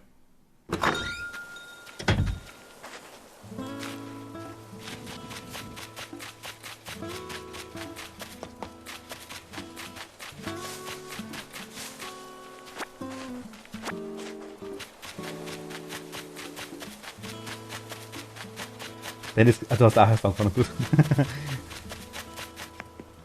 Ja, ist egal. Komm. Zu dir muss ich auch noch kommen. Ich weiß schon.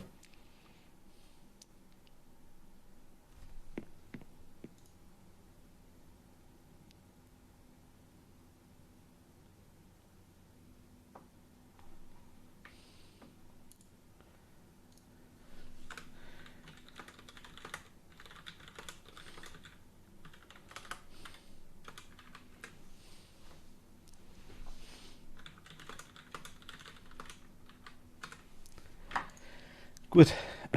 Kurz einsortieren. Zack.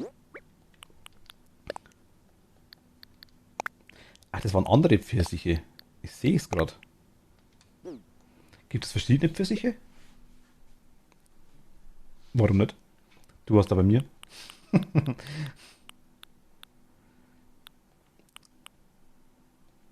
Dass ich versehentlich auf der Insel 30 Eisenherz verliere oder sowas. Ähm, ich sehe es gar nicht.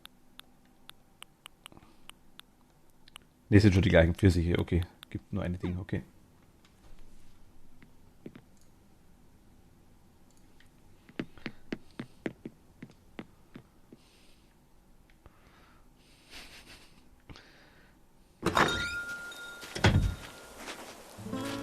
Keine Panik. Finden und zurückbringen.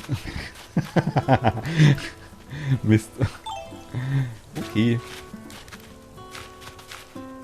Die verhauseln uns.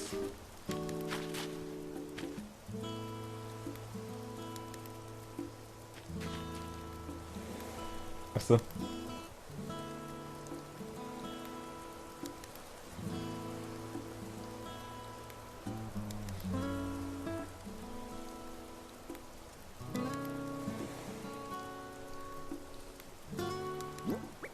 Warte mal. Dreh ich mal bitte kurz um. Mal kurz ein Foto machen noch. Minus. Ach so. Schluss machen. Pass anziehen.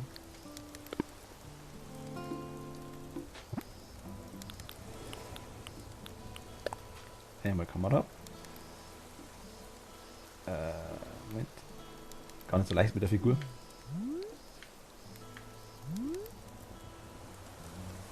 Bam. Dankeschön. Deswegen muss er die ganze Zeit so grinsen. Ich grinse generell immer.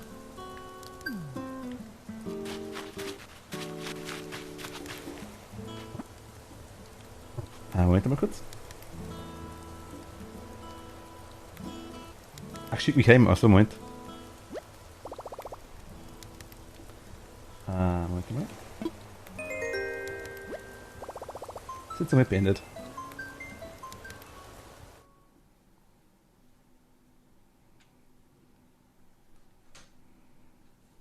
Bin gerade da, Moment. Ich muss bloß kurz ins Menü rein.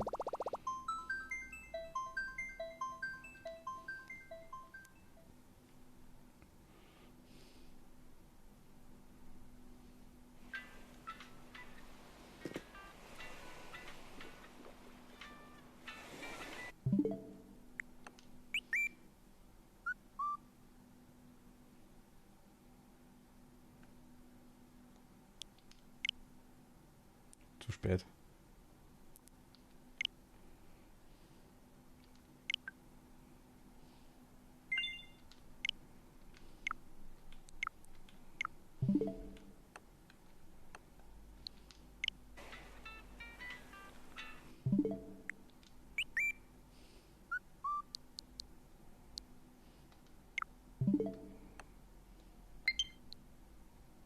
Ähm, Ich glaube im Profil drin, glaube ich, ja.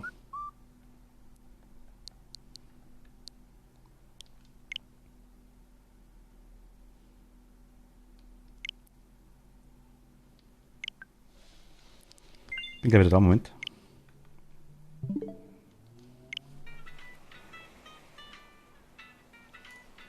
So, jetzt auch.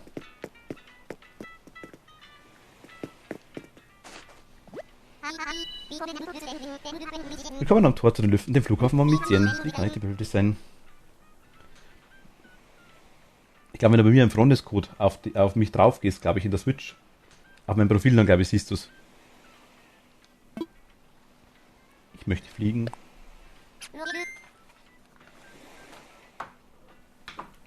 Roger.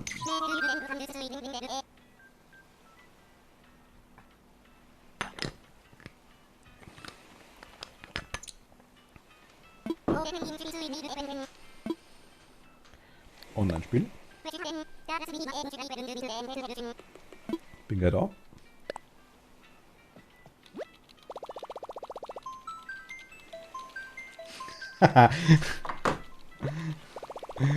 Dieser kommt auch. Okay.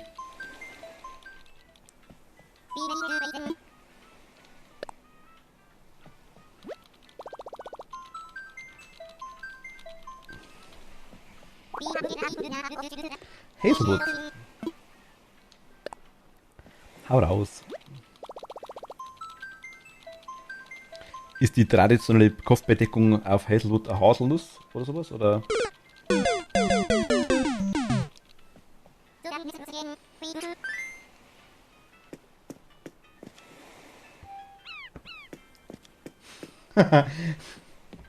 Das sind Sounds.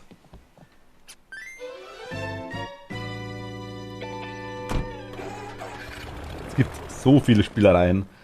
Ich habe zum Beispiel also Nanoleafs im Hintergrund. Gut, jetzt sieht man es nicht, weil ich den Screenwise herunten habe. Die kann man theoretisch auch steuern damit. Ich habe ewig den Namen überlegt, sei lieb. Ich muss gerade sagen, Mizien ist nicht recht. Also, wir haben gestern auch ewig rumgetan. Ich sage nicht, Hazelwood. Aber Mizien ist halt auch so eine Sache. Oh mein Gott, voll das geile Schaf. Mit einem Saxophon. Ah, da liegt sie.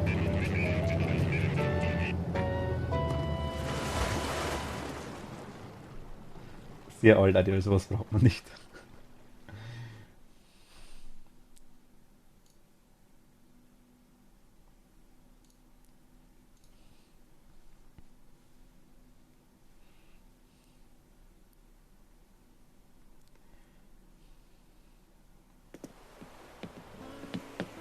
Hallo. Wohin mit den Blumen?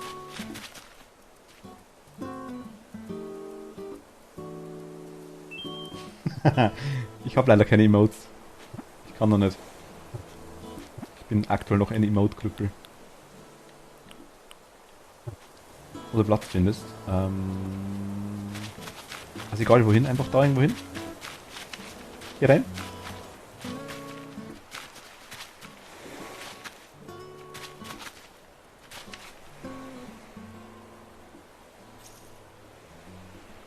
Kriegst du morgen? Spoiler.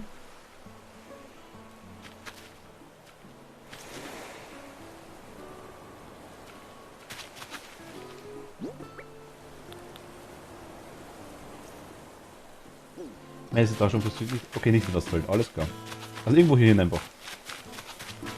Wo wohnst du denn? Dann brauche ich dir fürs Haus hin.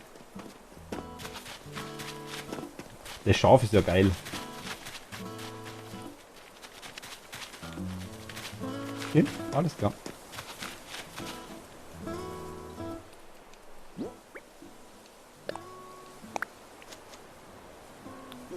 Lass da, ich wohne am Strand. Okay.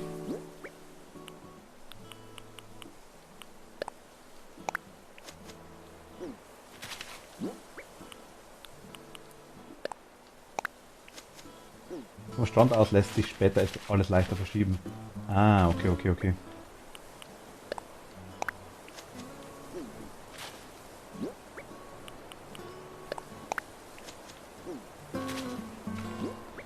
Man kann die quasi dann jederzeit, eine habe ich ein bisschen asymmetrisch gepflanzt, das ist Absicht.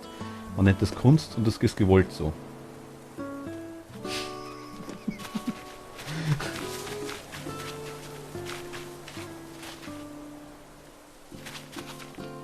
Kannst ja auch einkaufen, hab schon den Laden. Okay, schauen wir, was gibt's.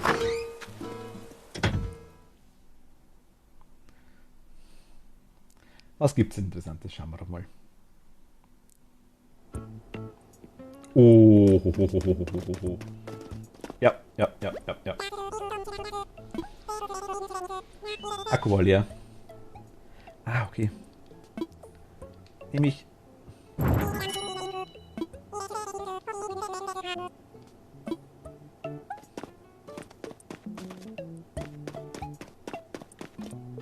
Was ist das da?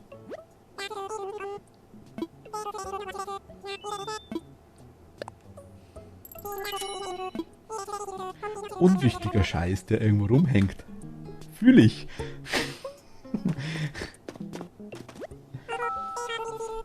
Okay, Ariel, danke dir. Bis später. Ich bin heute, also, na, stündlich bis um 6 bin ich auf jeden Fall noch on. Später abends dann auf jeden Fall wieder. Kann sein, dass ich mal kurz weg bin. Also auch für so 1-2 Stunden, weißt du, wie gestern auch. Ja. Ach, Rübenpreise. 154. Ah, ich will nichts verkaufen.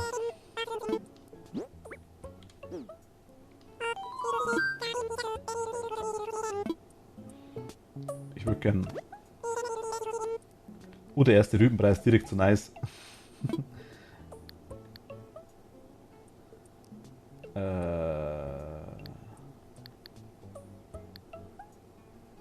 Ach, am Regal, das habe ich gesucht. Ja, genau, das meinte ich. Ich wollte eigentlich mit dem reden, weil ich das Regal da hinten quasi anschauen wollte. Das meinte ich.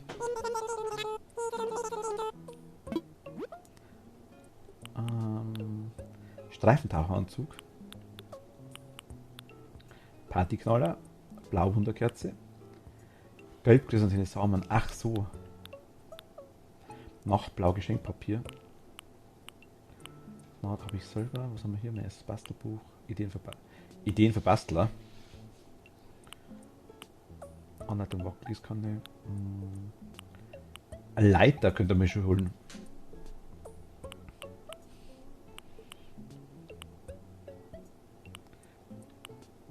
Ich krieg die Leiter später bestimmt selber, ne?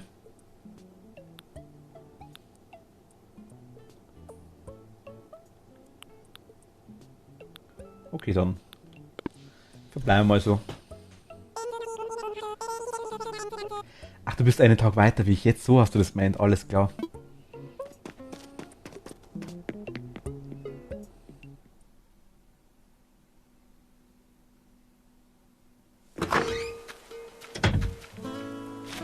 Dankeschön.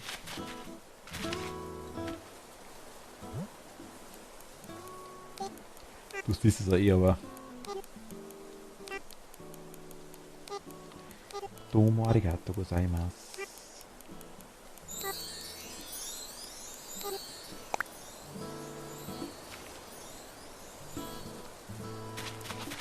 Sie können Schluss machen mit mir.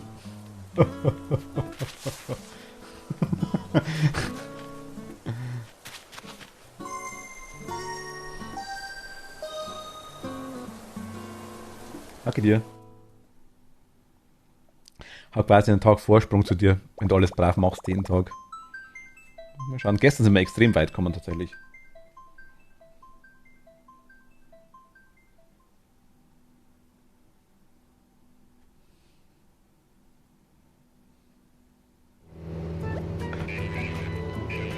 Oh.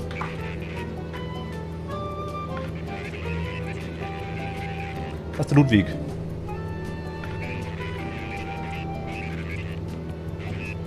Morgen aus dem Meer vor dir. Okay.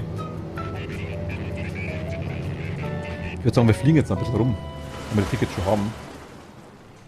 Ich hoffe, ich bin nicht zu laut. Oder zu leise.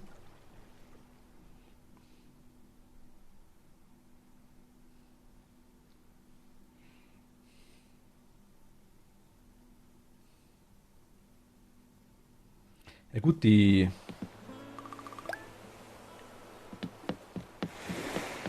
man kriegt genug Meilen, wenn man fliegt. Gut, haben wir abgegeben. Was haben wir hier noch? Solltest du auch die beiden Bewohner heute noch suchen, sonst ziehen die gebauten Häuser zufällig Bewohner und das möchtest du nicht. Nee. Aber wieso beide? Ach, der baut 3 Häuser, 3 neue Häuser.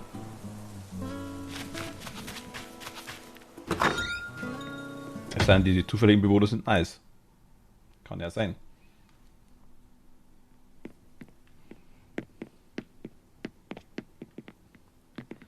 Okay, du baust 3 Häuser. Ja. Ja.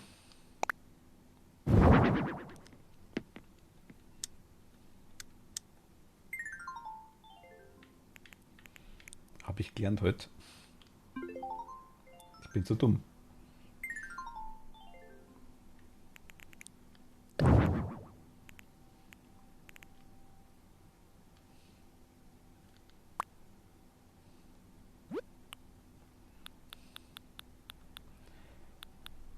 Aber jetzt höre ich auf. Ich spoil dich zu viel.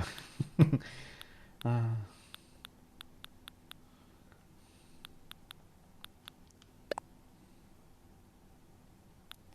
Also nee, kein Melody. Oh mein Gott. Wo habe ich ihn? Ah, da ist er. Und jetzt würde ich den da gern drehen.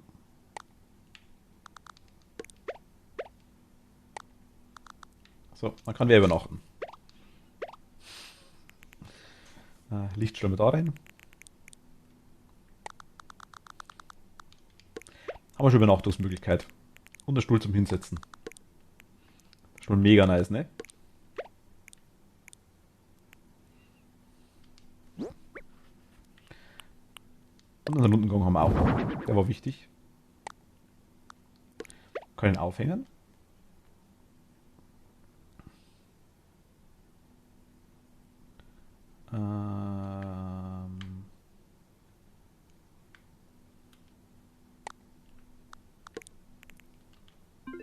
Wahrscheinlich nicht, oder?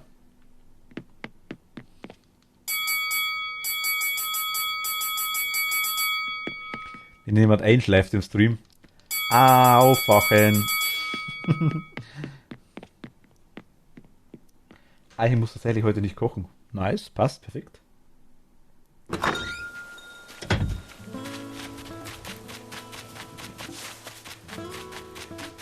Tickets brauchen wir.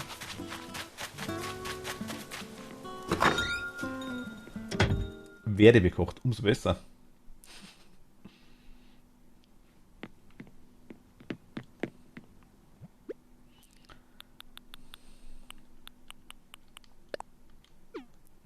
Keine Orange. Ich möchte.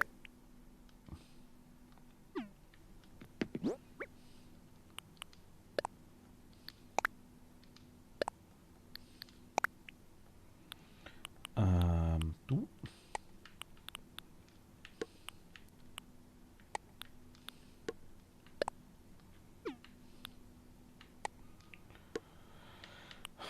Haben wir jetzt eigentlich alles? Der Herr PK schmiert ja endlich mal wieder ein gescheites Käsebrot. Gut so. Geheimnis jeder funktionierenden Beziehung. Haha, so wenig wie möglich sehen. Okay. Wenn ich stehe nicht so auf Käse. Käse ist ja ganz gut. Du könntest alle jeden Tag essen. Aber ab und zu.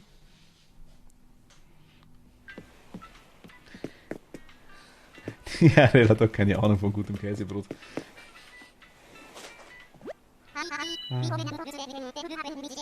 Hast du vom Helge Schneider Lied gegeben? Käsebrot? Ich glaube schon, oder?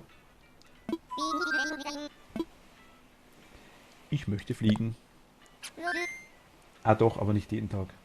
Bei mir und meinem Schatz ist es genau andersrum. Wenn wir zusammen Urlaub haben, harmonieren wir noch mehr als sonst. Andere kommen auf so viel Nähe nicht klar. Wir lieben es. Das ist gut, auf jeden Fall.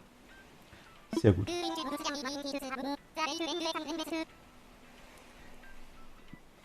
Kleiner 3. Ich weiß, dass es Herz ist.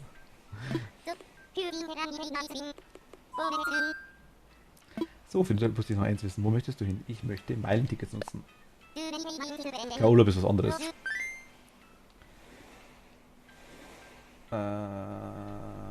Möchte ich verwenden. Wie alt seid ihr? Ich glaube, das mögen dir viele nicht sagen.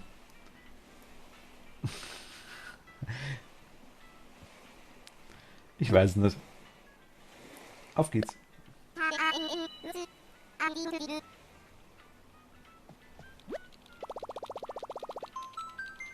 Also ich bin 37, so viel kann ich sagen.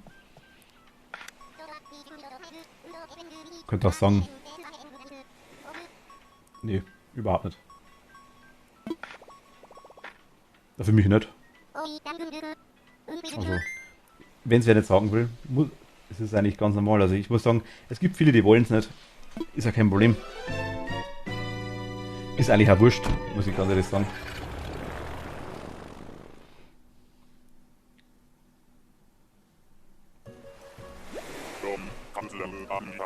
Muss man akzeptieren, ja.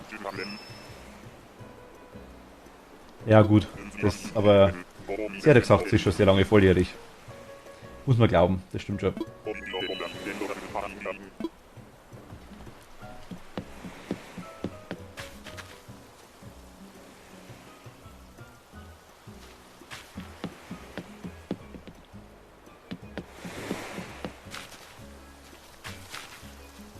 Aber ist okay für mich. Ja, also, ich meine, finde ich schon tatsächlich. Viele mögen es einfach nicht. Ellie. Alters. Ellie, hi. Alter sollte in einer Beziehung überhaupt keine Rolle spielen.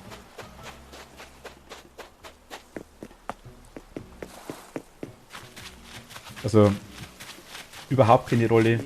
Danke dir, Ellie. Also, überhaupt keine Rolle würde ich jetzt nicht so unterschreiben. Aber ich kriege irgendwie. Ich kriege irgendwie nur Orangeninseln, kann das sein?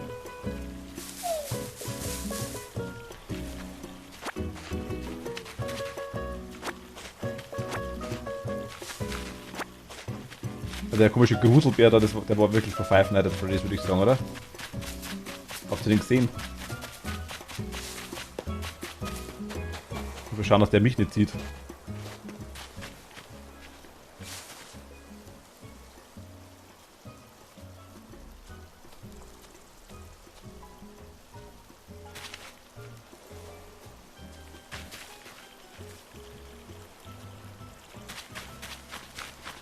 Nein, ich trau mich nicht. Der sticht mich bestimmt ab, wenn ich vorbeigehe.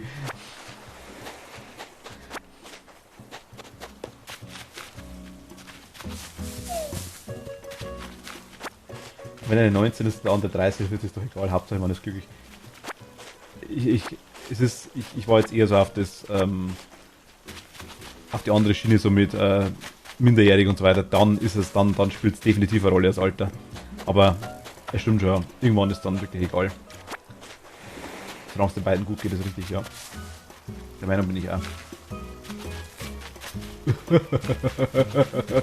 Es hat mich gesehen. Nein. Ich bin immer da.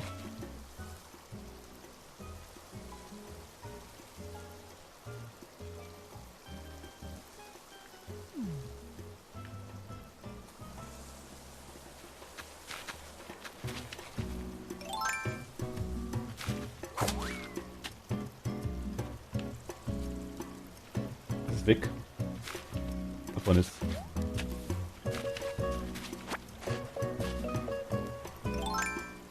Aber ich sage, das muss jeder selber wissen. Also wenn jemand sein Alter sagt...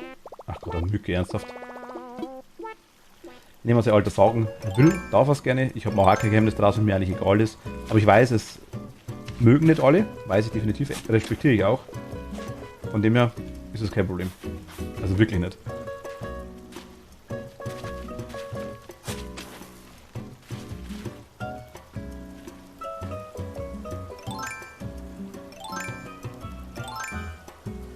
Spitzhacke kriegt man keine, oder? Ich mag den Bären nicht ansprechen. Der frisst mich bestimmt.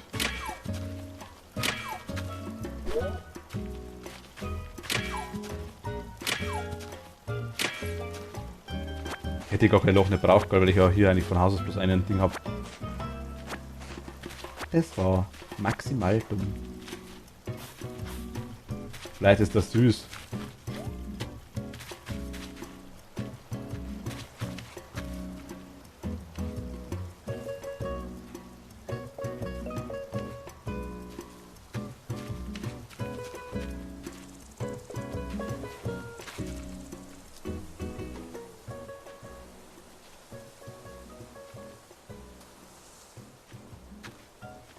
halt mal die Axt in der Hand.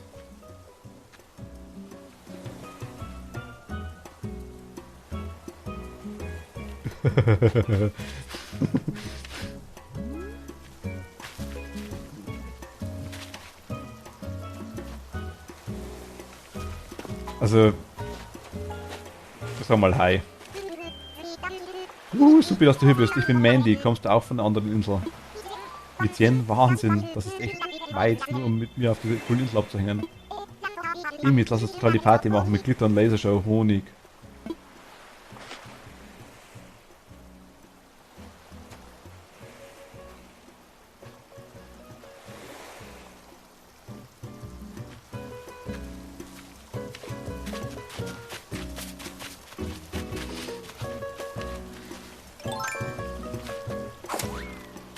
Ist das auch nicht so mein Ball, muss ich ganz ehrlich sagen.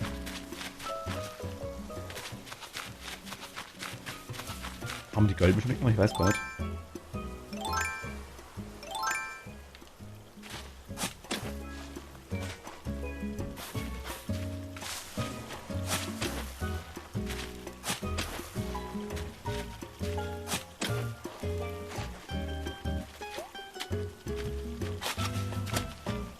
Nee, oh Gott.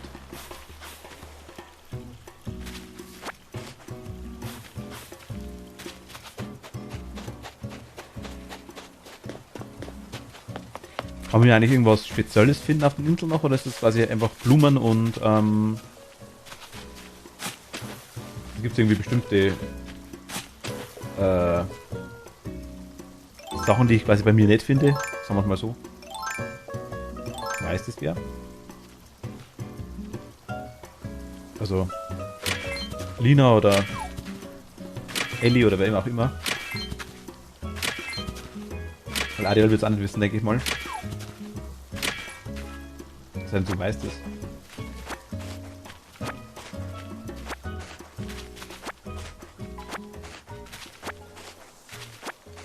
Gibt auf Meileninseln auch Spinnen- oder Skorpioninseln. Oder auch Bambusinseln. Auf einer Meileninsel fällt einmal Bäume schütteln ein Wespennest raus. Aber auch einmal ein Blatt pro Insel. Ein Blatt?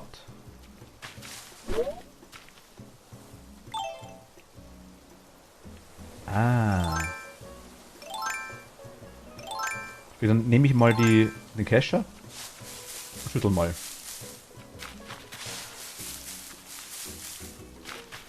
Gibt's. Hast du irgendwie sowas wie ein Geldsteiner?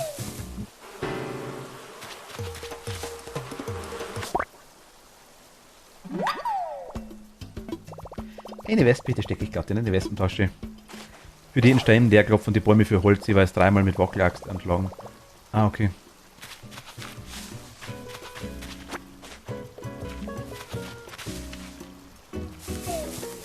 Aber wenn ich schüttel quasi, ich muss vorher schütteln, oder? Die Bäume.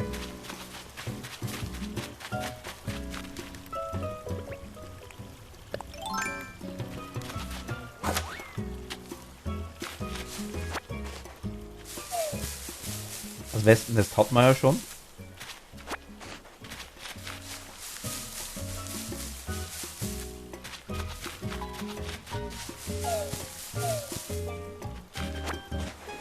Es gibt noch besondere Inseln, aber da fallen, aber die alle aufzuzahlen, wäre ja nicht viel okay. Okay, also quasi wirklich wert, dass man da... Die Flaschenwasserstraße ist auch immer wichtig, falls es eine gibt. Ah, habe ich schon einmal oder zweimal mitgesammelt, habe ich schon gesehen, ja genau. Kann man auch gerne mal schauen. Habt ihr recht, genau. Für das Blatt muss ich einfach schütteln einmal.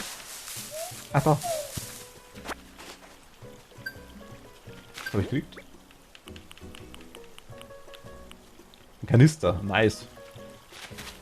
Kann man Benzin reintun.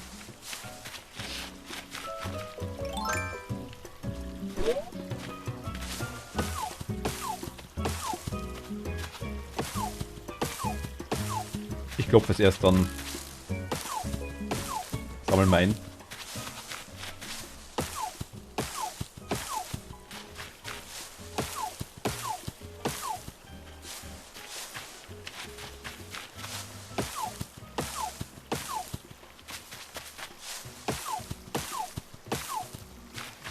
Oh, da war...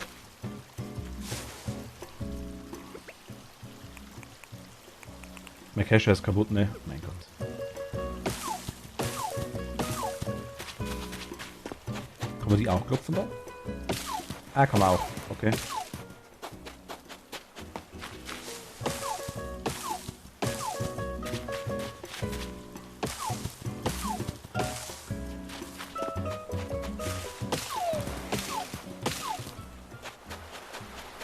Hier ist keine Flaschenpost. Schade.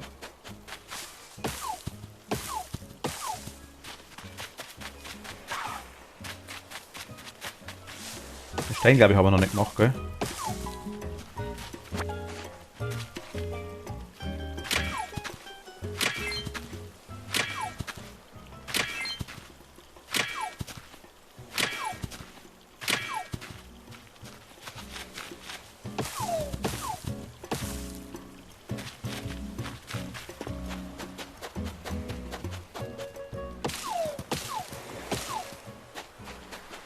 Okay. Sonst noch ein paar vergessen. Da hinten ist einer. Sprungstab.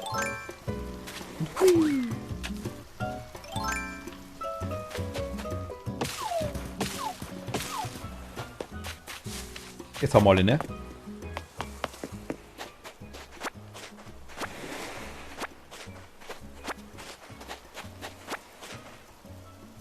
Was? Auf deiner eigenen Insel fallen jeden Tag 5 Wespennester aus den Bäumen. Wie viele Blätter weiß ich gerade nicht mehr. Also gerade als Anfänger alles mitnehmen, was nicht wieder nagelfest ist. Später sucht man eigentlich nur noch Bewohner und wenn man von allen genug hat, beziehungsweise nach der Flaschenpost. Ah, okay. Ja gut, ist ja ganz lustig, muss ich ganz ehrlich sagen, wenn man jetzt wirklich mal ein paar Leute hat, mit denen man dann so Sachen hat auch, oder machen kann. Man kann ja auch Bastelanleitungen und so Sachen kann man ja auch tauschen. Das geht ja genauso, wenn man mag.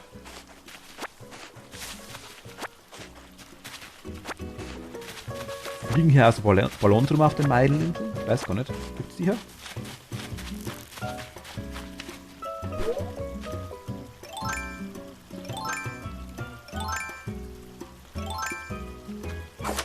Habe ich einfach gar keine, aber später sehr gern. Nee, ja, ich rede nicht von jetzt. Ob's hier, ich hab's vergessen.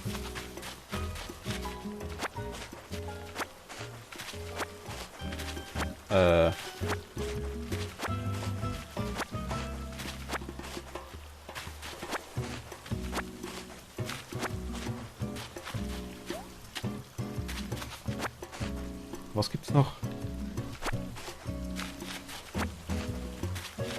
Hab's wirklich vergessen.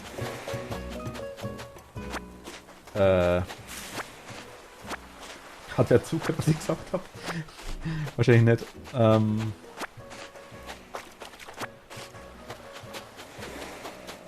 Flaschenpost. Ah, ob's die Balance gibt. Ob's die Balance gibt. Die hier quasi rumfliegen. Ob es die auf den Meileninseln auch gibt, das war die Frage. Die Geschenke, ja genau die meine ich.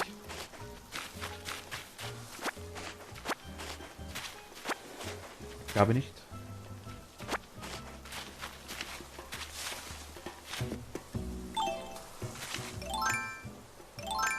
Nur auf der eigenen Insel? Ah, okay.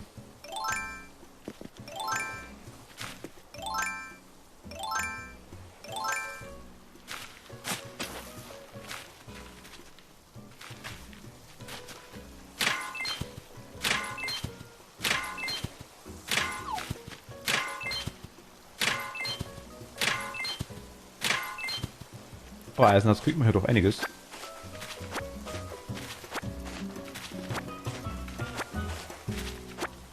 Wo witzig das geht, was meinst du?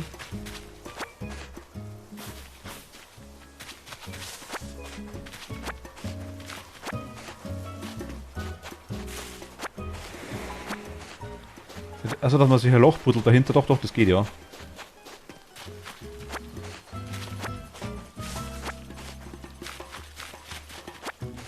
Ich glaube, man muss auch vorher das ganze Zeug da wegräumen, glaube ich, oder? Weil ich glaube, so ein Baum hat immer, oder das Ding hat immer 9 Spawnplätze, glaube ich, oder?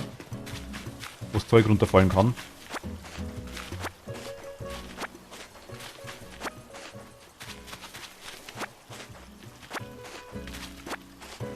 Ach, Steine schubsen. Was die Schaufel geht, wusste ich, dass man mit der Schaufel den Stein anstoßen kann. Nicht. Ah, okay. Ich wusste auch nicht, ich habe es einfach versucht jetzt.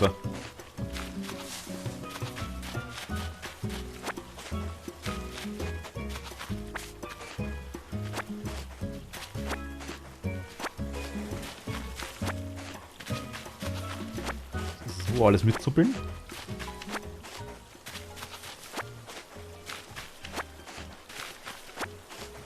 Lohnt sich hier zu tauchen? Auf den Meileninseln?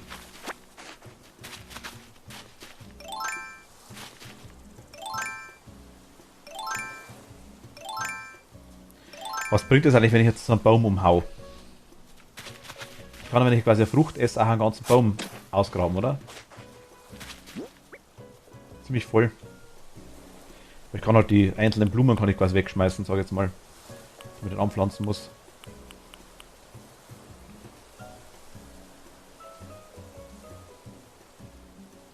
Lohnt sich nicht, okay.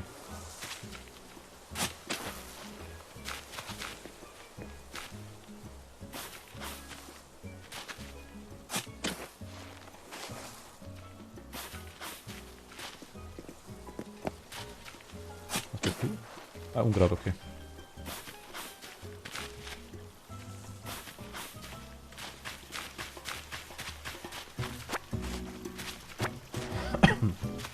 Können wir noch?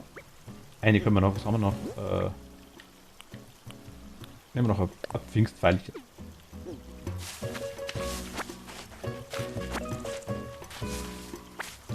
Wollte ich eigentlich nicht. Bin dabei, bin dabei, bin dabei.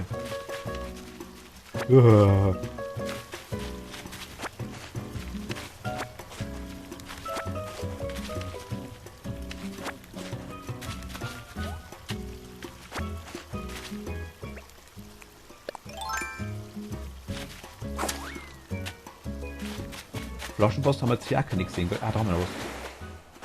Fast übersehen, oh mein Gott.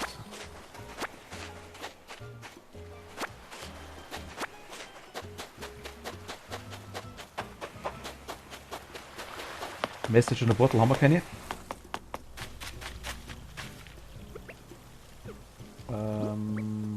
Geht noch, okay. Dann nehmen wir doch die...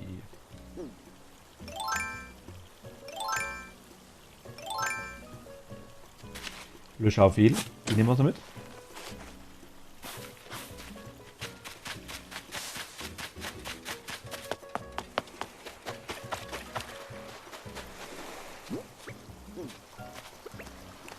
Er will mich fressen. Nein. Da ist ein Unkraut.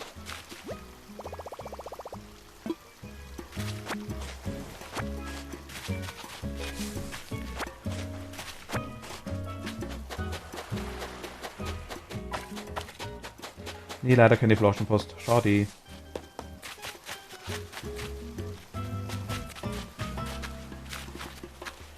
Okay, dann tschüss.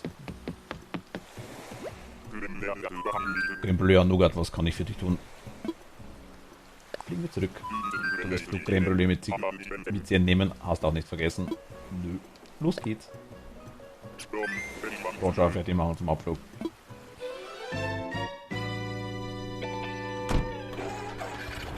Ach Gott.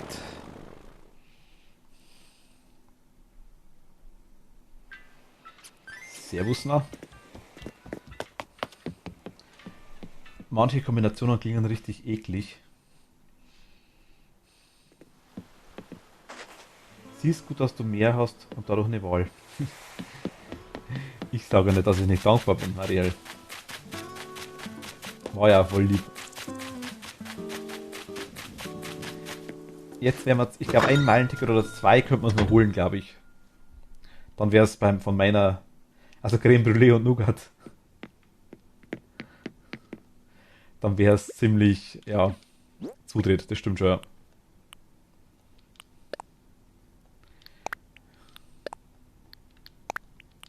Nächstes Problem, was ich haben werde, ist, dass mein Lager zum Beispiel voll ist. Dann muss ich das Zeug verkaufen im Lager.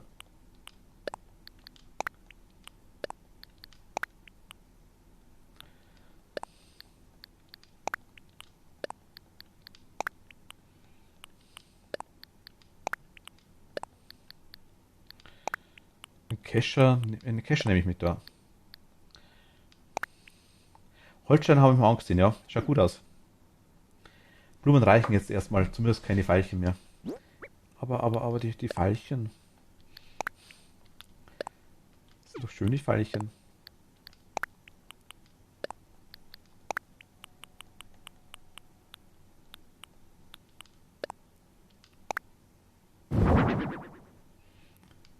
Wir haben Benzin. Ins Lager will ich eigentlich machen. Nee, das war falsch.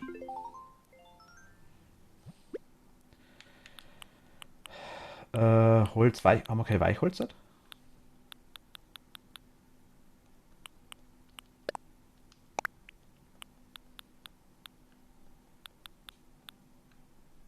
Doch, da.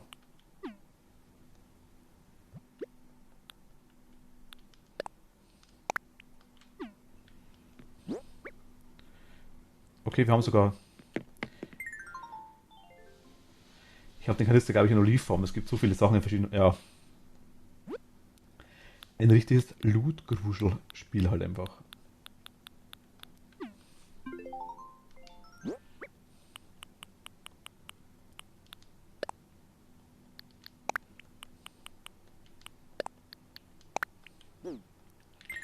Dann gehen wir jetzt die letzten. Wollte ich gar nicht. Dann gehen wir quasi jetzt die letzten zwei Sachen ab für den Laden.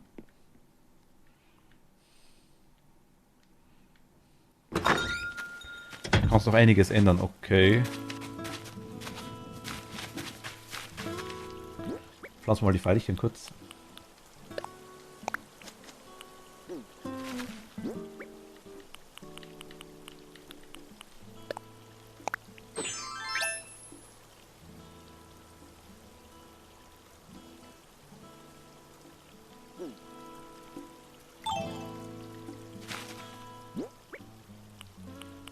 Ich bin wunderschön.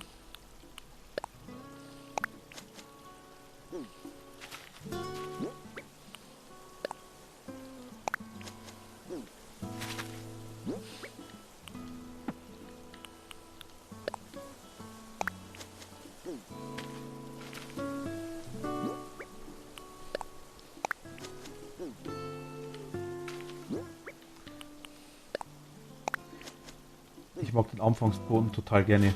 Vollholz oder so. Drin. Ich muss mal kurz die Schleife darunter machen, was immer das ist. Ach, das war das. Okay, alles klar.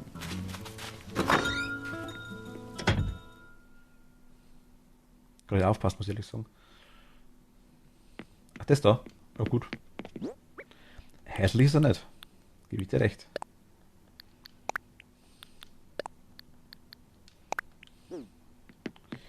So.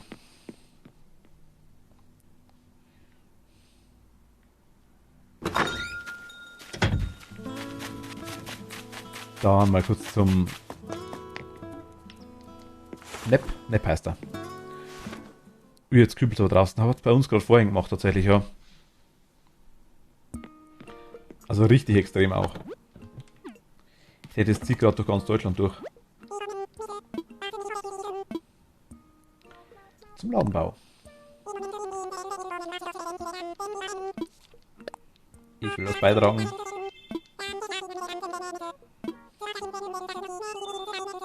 Aber beides. Mach Sachen alles. Du hast alles dabei, was uns noch fehlt. Möchtest du uns alles spenden, was wir noch brauchen? Das wäre ja toll von dir. Ach, deswegen sind wir ja da. Ich werde verrückt, wenn es mich nicht alles täuscht, hätten wir damals damit alles für unser Ladenbauvorhaben. Hier als kleines Dankeschön ein Katzengras für dich. Nämlich eine Kleinigkeit nur. Du musstest es eigentlich nur bauen für uns. Wo wir jetzt alles beisammen haben und mit dem Ladenbau loslegen können und so. Und da es ja eigentlich alles dein Verdienst ist, da könntest du doch bestimmen, wo der stehen soll. Platziere einfach das Ladenbaukit dort, wo es dir passt. Die Firma kümmert sich um den Rest. Ich freue mich schon darauf, dass du uns einen tollen Standort aussuchst.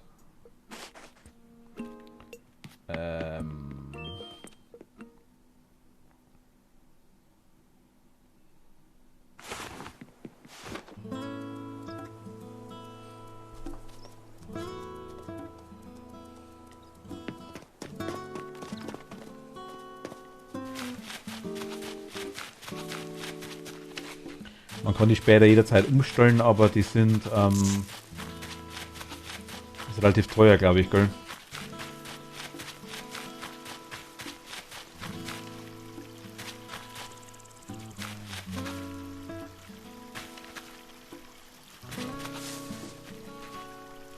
Ist teuer.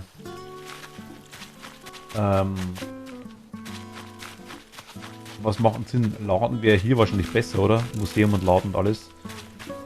Aber. Also müssen wir uns Neuanfänger. Na gut, okay. Aber. Hier rüber halt die ganze Zeit dann rumrennen. Wenn man irgendwas kaufen will, ist wahrscheinlich. Eigentlich wäre es egal.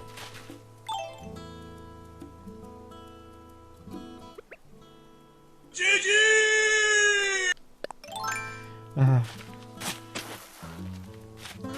Gleich daneben geschaufelt. Okay, okay.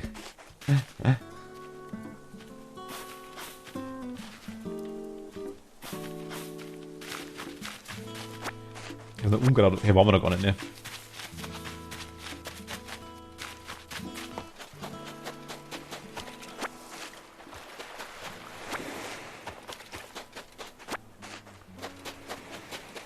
Ewig viel Zeugs hier, ne? Da brauchst du das 2 Bewohner, dann kannst du das Zeug. Dann kannst du das Zeug abholen. Abgeben.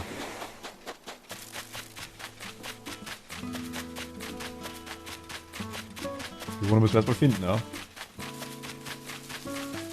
Wo machen wir den Laden hin?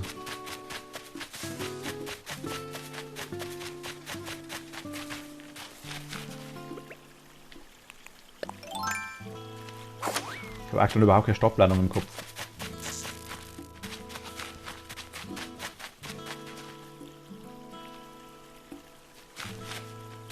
Ich bin da ganz rechts.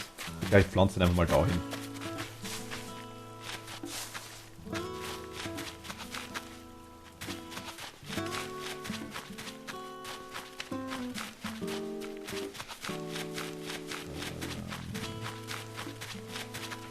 Oder hier so der direkt neben das Ding, neben das Gemeindeteil hier. Wie groß ist denn der? Hier errichten. Ah, okay, der ist doch gar nicht so klein.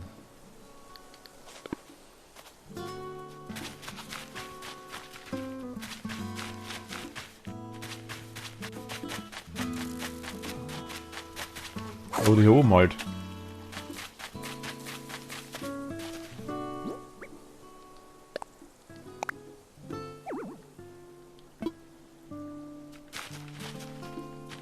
Ich pack den mal dahin.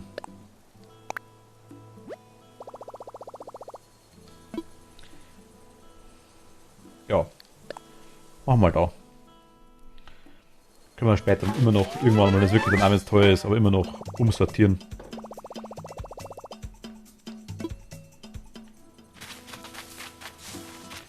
Brücken gibt es ja, habe ich gesehen.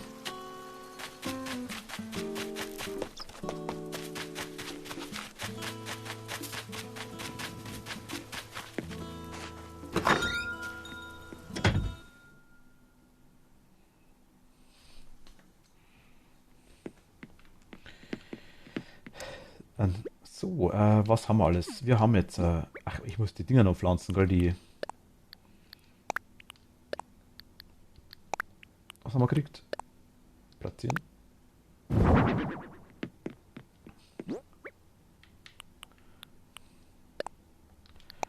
Endlager, Endlager, Endlager,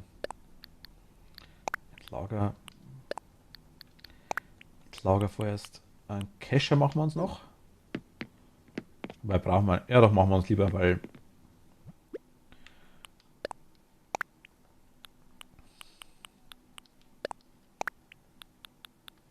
Was hat er noch braucht? Ich weiß gar nicht mehr.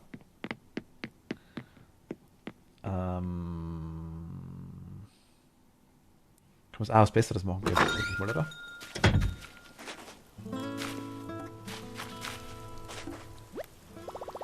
Was soll ich tun? Etwas herstellen?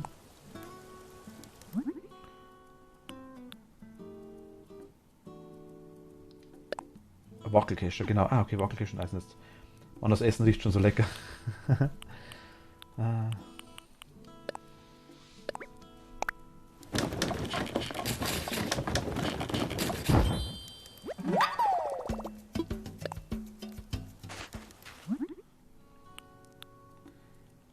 Achso, es gibt heute gar nicht das Ding, was du geschickt hast. Dann hau raus, was gibt's? Oder was kenne ich? Oder dass es schon so lecker riecht, kenne ich bestimmt. Das kenne ich ja. Ah, doch, okay.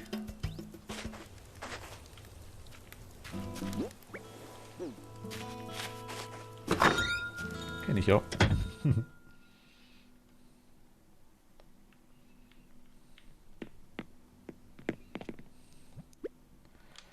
Ich drück da falsch.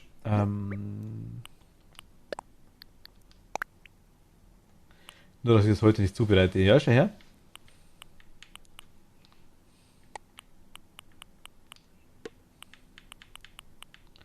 Ausräumen. Und nächste Insel. Und wenn wir auf der Insel eh schon nichts abschießen können, können wir eigentlich auch gleich die Schleuder da lassen.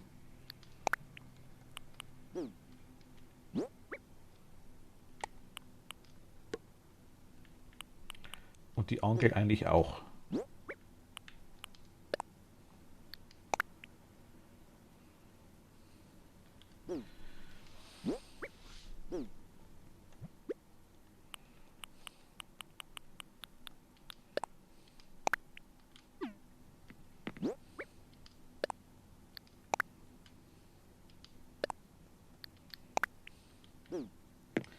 Und etwas nervös.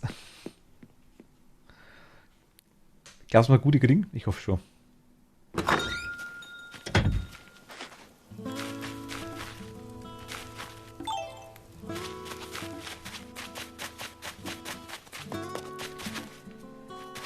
Ladens platziert, okay.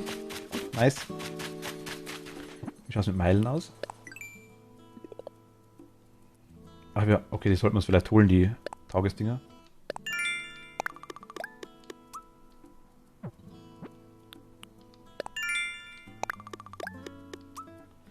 Was genug halt für die ersten? Ja, haben wir auf jeden Fall, bestimmt. Ach, die Bäume wollte ich noch pflanzen.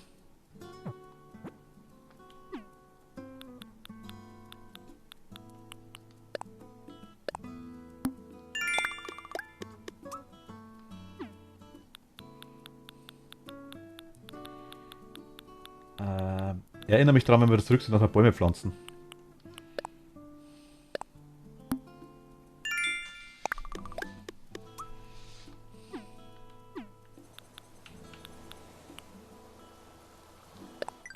Du kleiner Unkrautfeind, warum? Unkrautfeind. Ich nehm's doch mit.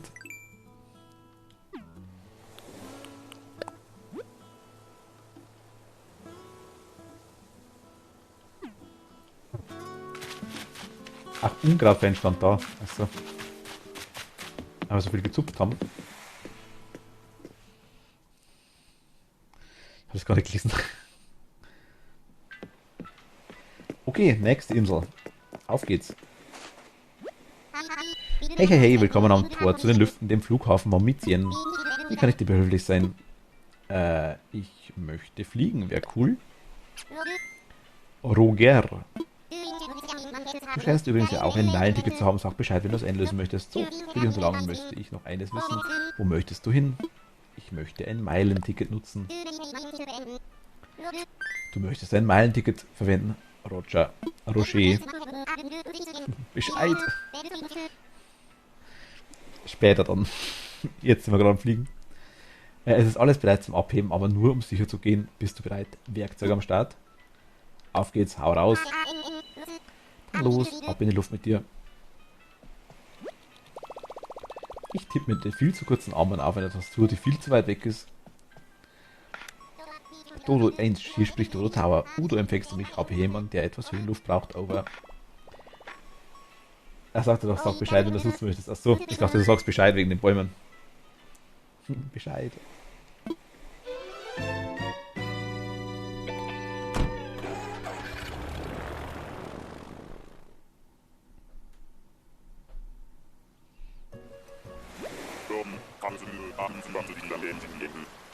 Roger kaum zu glauben, aber Flugzuckerwatte ist sicher auf der Insel gelandet. Spektakulär. Flugzuckerwatte. Wozu, ich warte hier am Fliegendeck, komm vorbei, wenn du vielleicht sogar einen Flug brauchst. Ein Bienchen oder Bäumlein, der Dodo sagt, pack's einfach ein.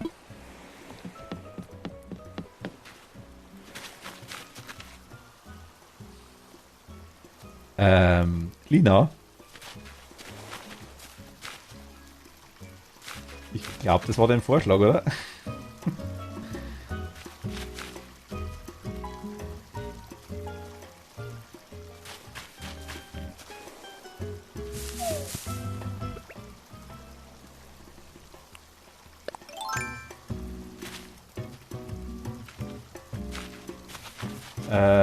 Ich weiß nicht mehr, wie er heißt. Ich glaube, sie hat es vorher gesagt gehabt. Bowie? Ich schütte mal kurz alle Bäume. Bin ja wieder da. Yeah. Was haben wir gekriegt? Ein Profi-Tonbandgerät.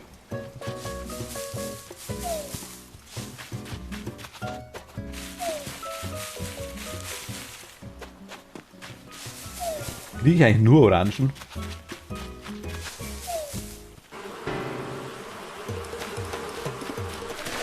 Scheiße. Oh, so langsam.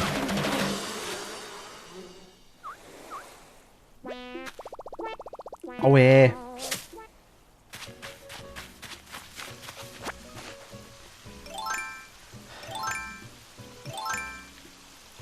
Jetzt wird umgeholzt. Alles muss weg.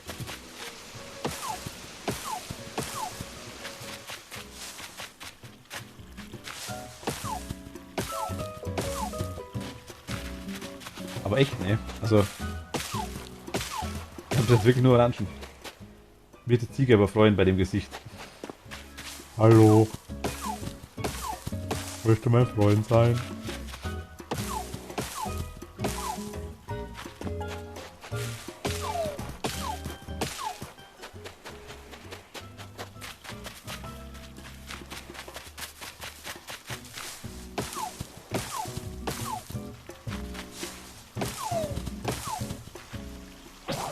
Axt ist tot.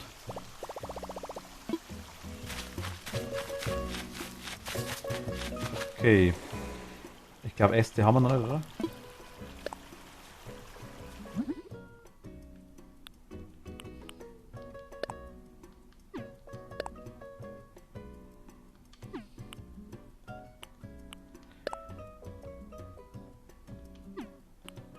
Ich kann die dritte schon machen. Ich hatte eigentlich, ich dachte, die Steinaxt wäre die bessere schon gewesen, drum. Ich habe irgendwie, ja. 5 Äste, ein Stein. Irgendwie nicht realisiert. Ich lasse mal kurz liegen, das andere sagt, das weiß, dass es hier schon war.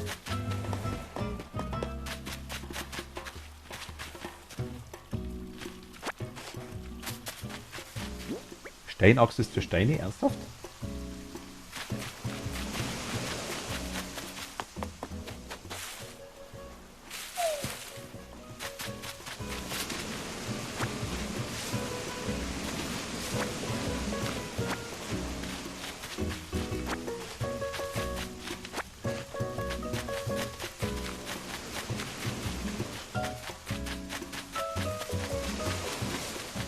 Ja, weil es ja Stein ist, hätte ich gesagt.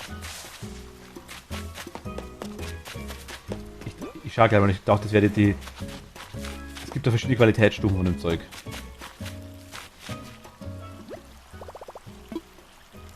Ich weiß nicht, ob Lina noch da ist, keine Ahnung. Dann ist sie weg, ja, möglich. Aber ich glaube, das war der Ziegenbock, den sie, glaube ich, vorgeschlagen hat vorhin. Wackelaxt, Steinaxt und Axt. Ich glaube.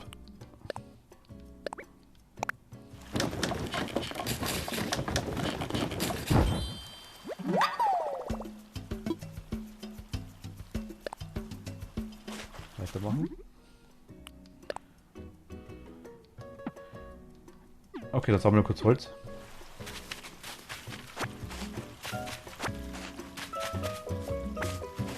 Das ist kein Holz, das ist auch kein Holz.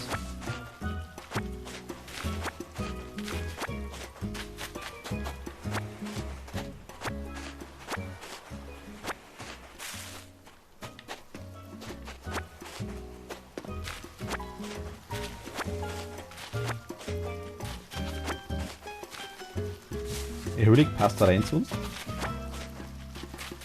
Ja, quasi wird zu der Fatima passen, meinte sie.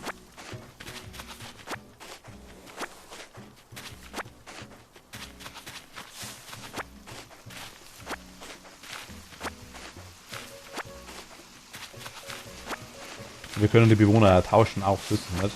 Aber wenn der Vorschlag schon mal kam, so schlecht finde ich ihn jetzt eigentlich gar nicht. Schau mal, wie er redet. Was er für einen Satz drauf hat.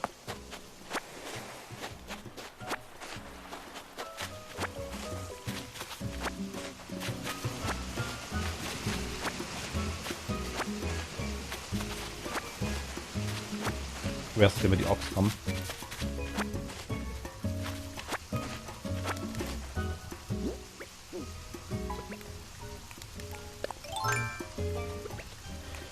Sprungstab. Hui.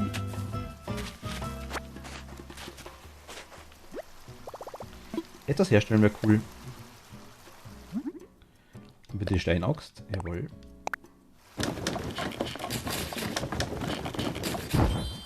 Jetzt brauchen wir noch ein Eisenerz, glaube ich, oder? Weitermachen.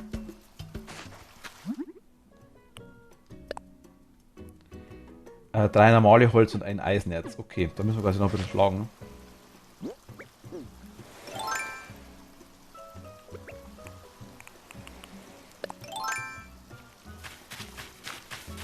Hier waren wir.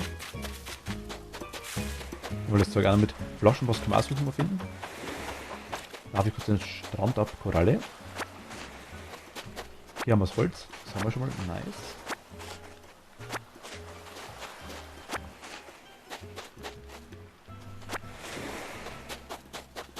Da brauchen wir eigentlich nur das Eisen, ne?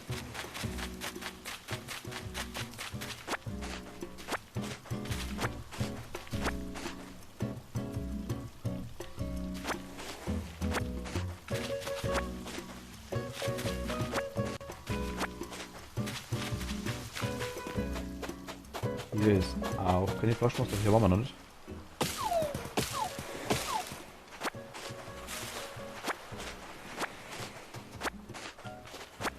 Kokosnusslein.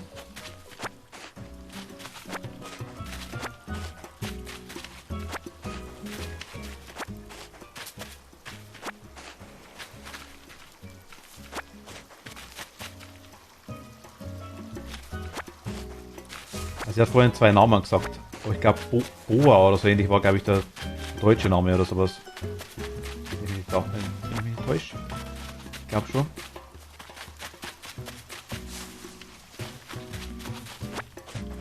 Hier waren wir schon, gell?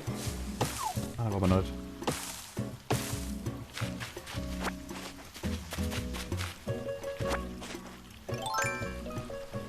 Und dann. Okay, im Stream gibt's nichts. Also.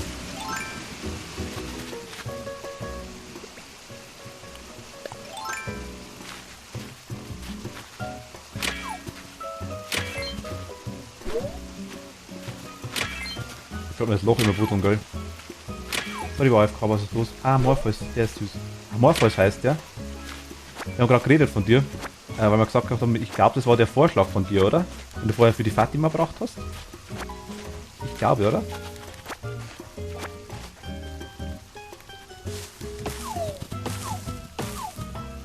Morpheus.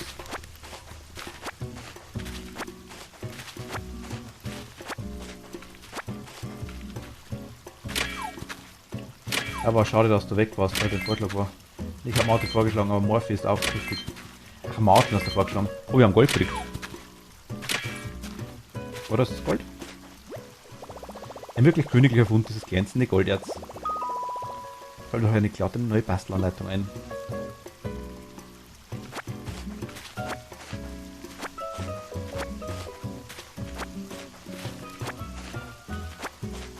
Ich muss sagen, abgeneigt bin ich von dem jetzt nicht. So ist es nicht, also. Was muss darauf an, wie er gleich redet.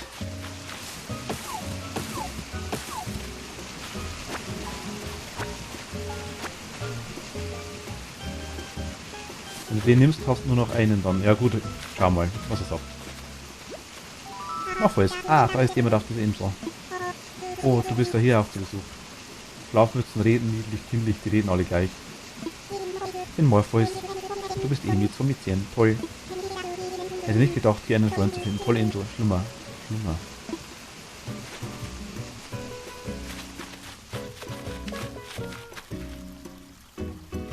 Ja, wollen wir den nehmen? Also, ist das nicht gleich so wow? Aber auch nicht.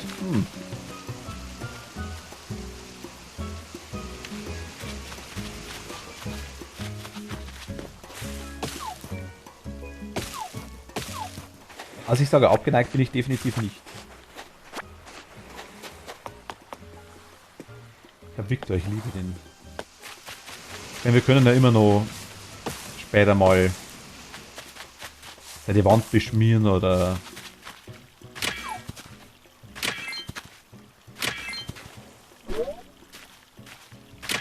einfach Dinge machen, dass er vielleicht jeden macht, wenn wir nicht wollen mehr. Ne, ich würde sagen, wir nehmen den.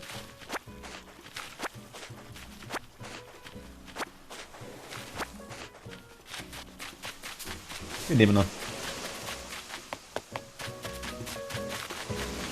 Das ist ganz cool. Ich sage jetzt vielleicht nicht die allererste Wahl.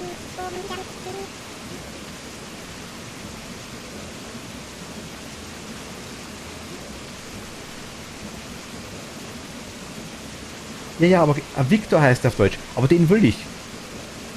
Victor will ich auf jeden Fall. Dann heißt er auf Deutsch Victor.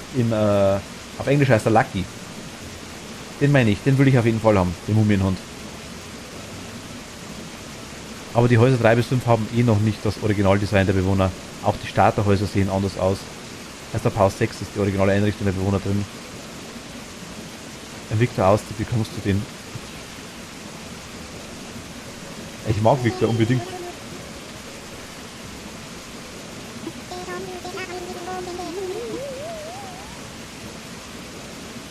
Ja komm. Haben wir ein Zicklein.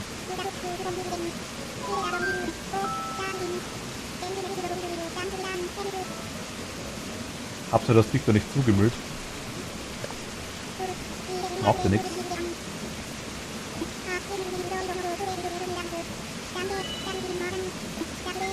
Die Bewohner, die mit hässlichen Dingen beschenkt wurden, wollen die meisten.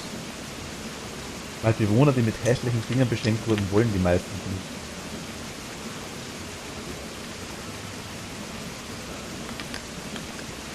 Nö, gibt ihm jeden Tag Essen, das sieht total aus. Uhuhu. Hier ist wieder ein Bewohner für dich, für den Mumienhund. Er wollte sowieso ausziehen. Wir haben einen bekommen, der hat jetzt so viele Klamotten, das sah so bunt wie ein Clown aus.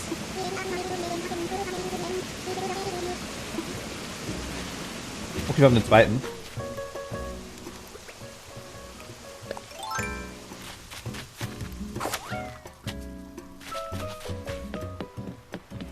Guten Appetit. Schokohunger und Marzipan. Miss Unicorn, ich danke dir. Vielen lieben Dank. Danke, also die Meldung kommt gleich. Jetzt. Danke dir. Schokohunger und Marzipan, was kann ich für dich tun? Also gleich Profi-Tipp, sei vorsichtig, was du Bewohnern schenkst. Ich hätte einen Kuchen backen. Ach und Lina, danke dir. Danke. Vielen lieben Dank. Schokokuchen und Marzipan, was kann ich für dich tun? Aber Schokokuchen und Marzipan passt schon, glaube ich. Also nehmen wir auch kein Marzipan, dann wird es schwierig. Legen wir zurück. Jo. Los geht's. Ich kriege echt Bock, also ich habe es schon mehrfach gesagt, ich will am Kanal quasi hier auch mehrfach backen etc. Das kann halt noch dauern. Leider. Aber aktuell hier, wo ich bin, keine Küche nicht. Und guten Tag. Miss Unicorni, Entschuldigung. Alles gut, hofft doch. Einen wunderschönen. Genau, da ist sie.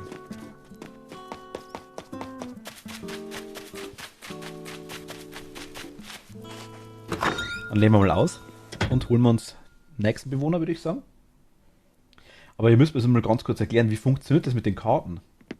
Ich habe vorher irgendwas von den Karten gehört.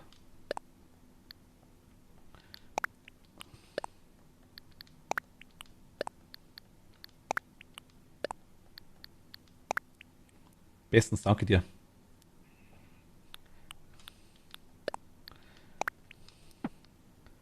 Seit 3 Stunden, seit drei Viertelstunden Animal Crossing zocken.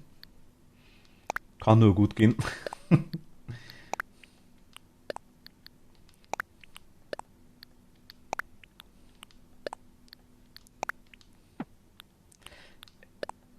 Du kannst die Funktion ungefähr nach dem 6. Haus freischalten. Ach, das ist quasi wirklich so, Gold jetzt ins Lager. Dein Lager ist voll. Oh mein Gott, das ist scheiße. Dann hast du am Nuke-Schalter die Funktion Camper einladen. Ah, okay. Ach, Camping. Habe ich gesehen, habe ich gesehen. Also noch nicht, aber mein Lager ist voll. Das ist belastend.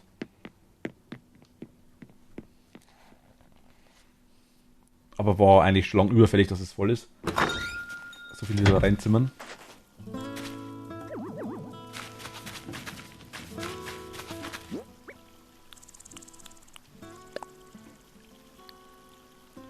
Achso, das wird eins mit. Ach Gott. Ich verkaufe mal ein bisschen was. Endlich Wochenende, ja, nice. Wochenende ist immer super.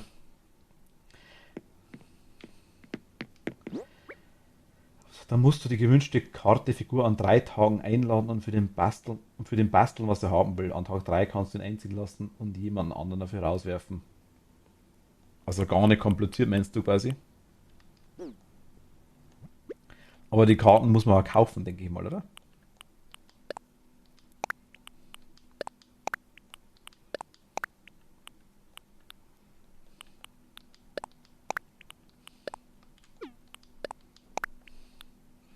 Das Schöne daran ist, du kannst gezielt auswählen, wer dafür gehen muss. Ah, okay, okay, okay. Und der ist dir dann quasi gar nicht böse.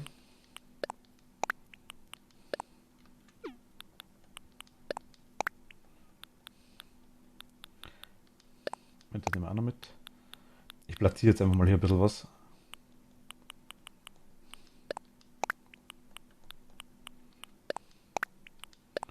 Pfirsiche nehmen wir mit.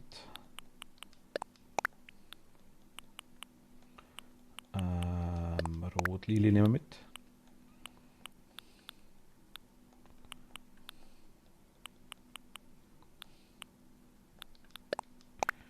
Die nehmen wir mit. Und die nehmen wir mit. Das ist korrekt, wenn du wenn du nicht nach Zufalls-Booster-Packs interessiert bist, eBay, aber beliebte Karten sind halt teuer. Also Zufalls-Booster-Packs kriegst du quasi auch, oder wie? Die kriegt man durchs Spiel, oder wie funktioniert das?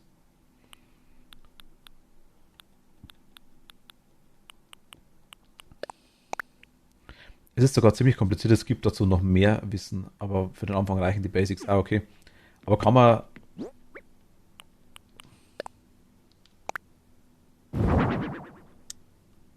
Ich habe viel zu viele Betten. Einmal rausnehmen. Nö, musst du kaufen, Amazon, GameStop, Mediamarkt, was auch immer da haben. Ah, okay.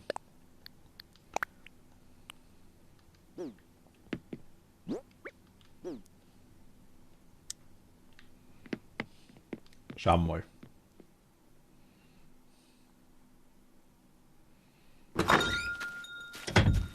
Ich pflanze schnell ein paar Bäume. Und zwar hierhin. Es gibt 4 Serien A100 Karten. Oh mein Gott. Dann noch Welcome Amiibo und auch noch Sanrio Karten. Morpheus ist zum Beispiel ein ganz neuer Charakter, für den gibt es noch gar keine Karte. Okay, nice.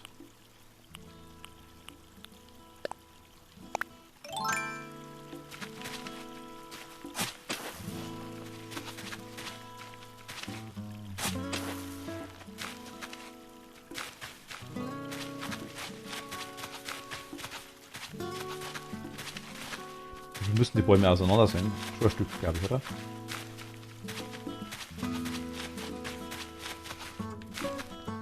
Kleiner Platz. Und kleiner Platz. Ja, zu nah am Wasser.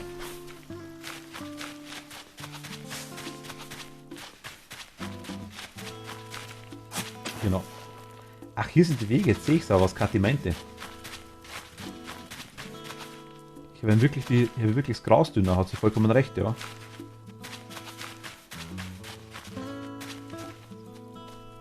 Anscheinend, ja.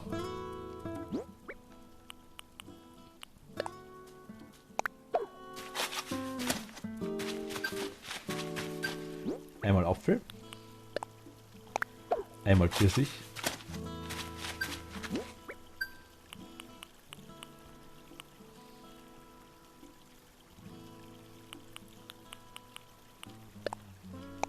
Einmal Birne. Also okay, schaut schon so aus, wie dachte ich mir.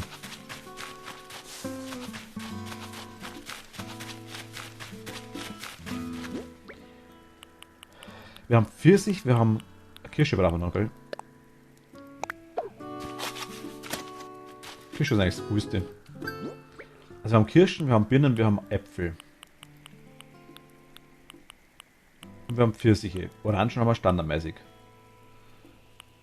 Wir können jetzt noch Kokosnüsse können wir einpflanzen.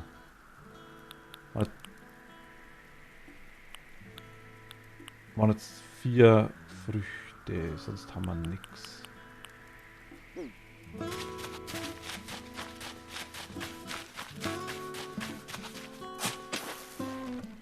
Ah Mist, ich wollte es mit der Schafe zu machen. Kokos ist nur. Ah, der ist wieder, oh mein Gott.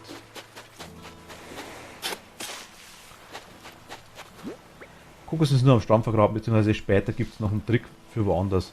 Aber die wachsen in der Erde nicht. Ah, okay. Hätte ich tatsächlich jetzt einem. Hab gerade gesehen, ich glaube, du hast die Blumen gossen, ne? Lina, wie du sie gepflanzt hast, oder?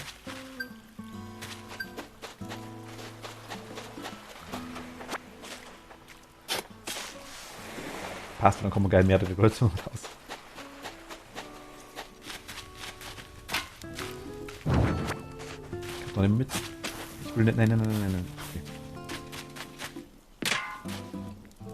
Nehmt mir die Schaufel weg. Ich lege die Möbel jetzt da irgendwo rein.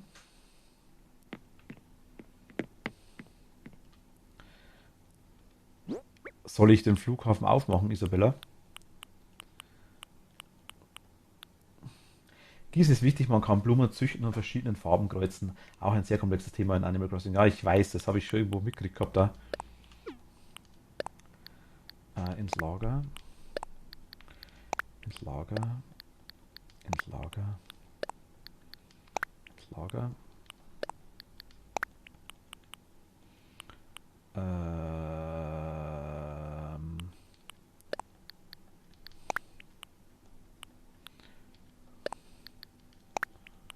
Verkaufen, das kommt auch ins Lager. Rest verkaufen wir.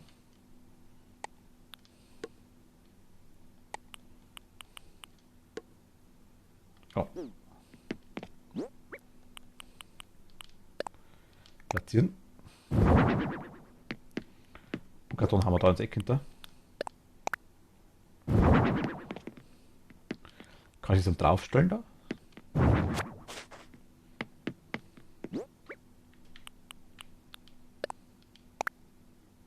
Ja, nice. Okay.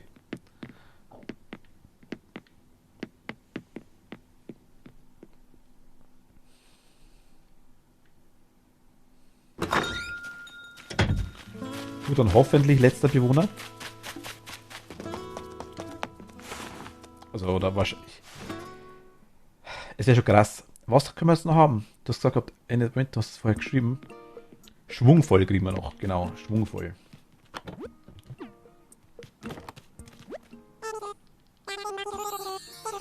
Das Ladenbaukind wurde platziert, jetzt gibt es kein Zurück.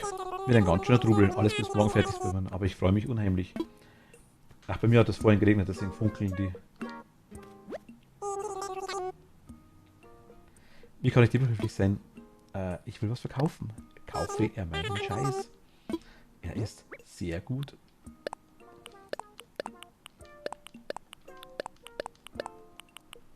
Das sind hochwertige Güter, die du nirgends anders kriegst, außer von mir. Ja, ja.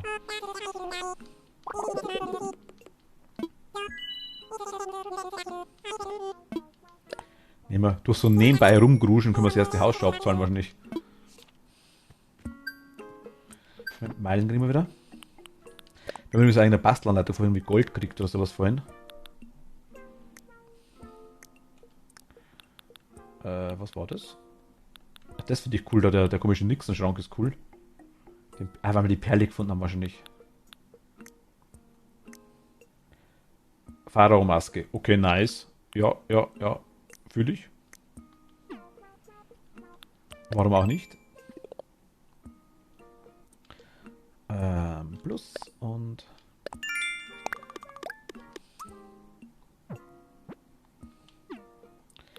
Also wir könnten uns eigentlich tatsächlich... Also noch wären wir im Bereich.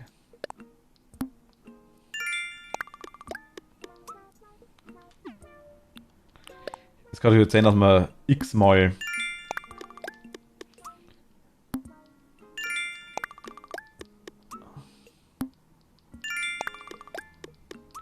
Ach, in den Bäumen.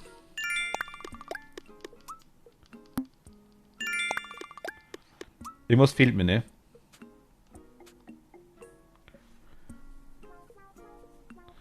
Wir haben Kirschen, wir haben Birnen, wir haben Pfirsich, wir haben Apfel, wir haben Kokosnuss. Was gibt's? Ah, ich habe keinen Orangenbaum pflanzt. Dann haben wir eh schon alle Früchte, oder? Gibt's keine Bananen?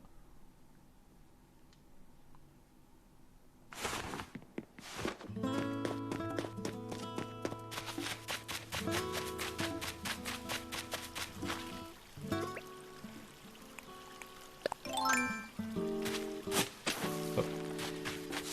Leider im Fall nicht. Da warten wir drauf. Ach, okay.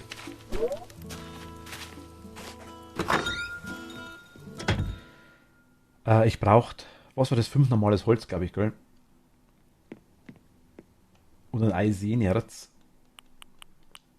in die Tasche stecken. Moment, Holz in die Tasche stecken. Ich nehme das auch noch mit. In die Tasche stecken. Und eine Orange. Ich wollte die Axt noch aufwerten, genau. Die Axt was?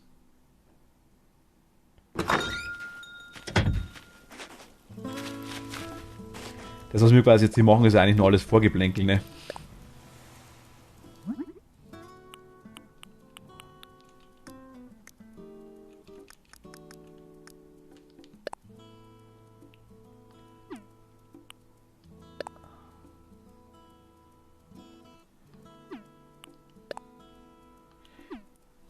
Ich dachte früher auch, dass ein Spiel für Kids ist, aber ich liebe es in dem Spiel zu dekorieren. Aber dauert, bis ich wieder zu dem Stand komme. Ja, es ist ja, ich sage das einfach, das Rumgruschen. Das ist ja mit Ark genau dasselbe. Es war eine andere Spielrichtung. Da kannst du auch ewig viel machen. Oder Minecraft. Ich sag's immer wieder, das ist eines der beliebtesten Beispiele, finde ich, in der Richtung. Es ist einfach, ja. Und Spiele für Kinder gibt es eigentlich nicht, finde ich. Also, ja, gut, okay, doch. Ja, okay, stopp. Falsche Aussage. Gibt schon.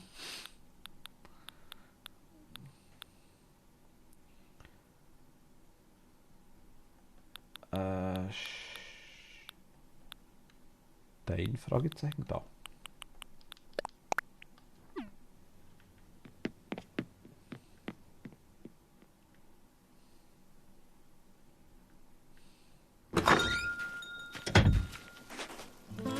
So.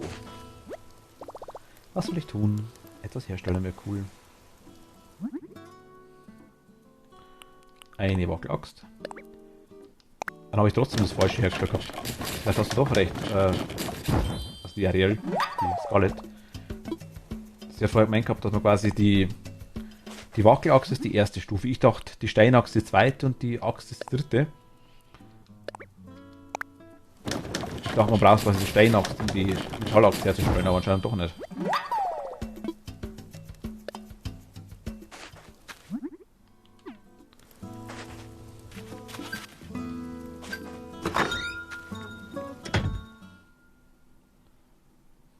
Also.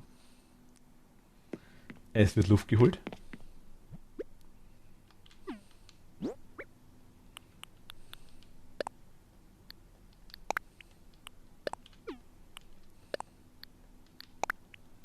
Ich bin gespannt, ob wir wieder Orangeninseln kriegen. Ich habe bis jetzt nur Orangeninseln. Steinaxt ist perfekt zum Holz sammeln. Dreimal schlagen und gut. Eisenaxt fällt Bäume beim dritten Schlag.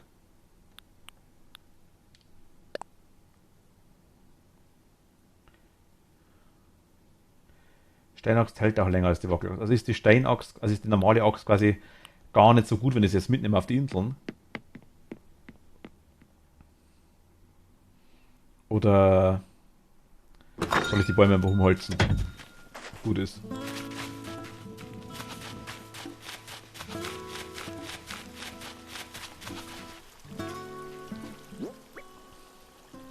Und die normale Axt? Nicht so nice Axt. Okay, jetzt haben wir es. Eis ist anfangs nicht noch so rar, aber daher nimm die Steinaxt. Ich habe jetzt eh eine, also. Mir geht es nur darum, ob ich die abholzen kann. Die Bäume auf den Inseln müssten ja wurscht sein.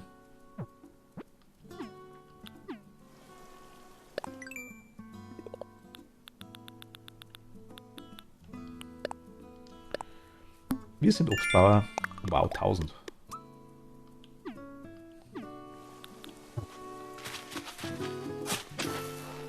Wollte ich nicht. Kannst du auf den Inseln machen. Okay, ja, dann schauen wir mal. Wir haben jetzt eh noch auf jeden Fall noch eine Insel vor uns. Und dann muss ich eh schauen, weil dann muss ich langsam Schluss machen. Vorerst. Allerdings nur. Geht dann später wieder weiter. Versprochen.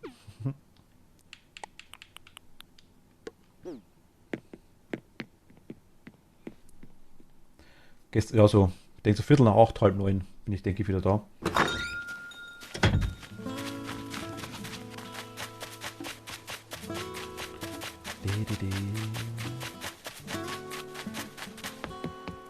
Noch einmal Abflug. Kennt sie, habe dir. Ahoi.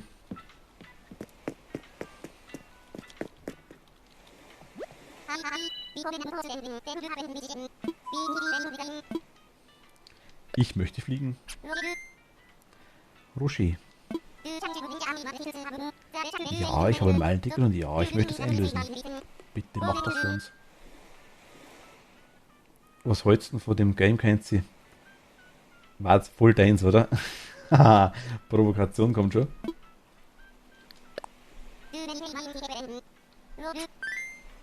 Du möchtest ein Meilenticket verwenden, Roshi. Es ist alles bereit zum Abheben, aber nur um sicher zu gehen, bist du bereit. Werkzeug am Start. Logisch, auf geht's.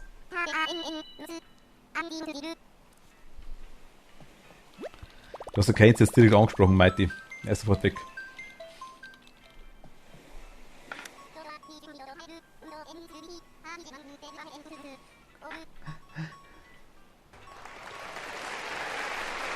Kenzi, danke dir. Es sind beides keine Österreicher, nee. Für die Isa.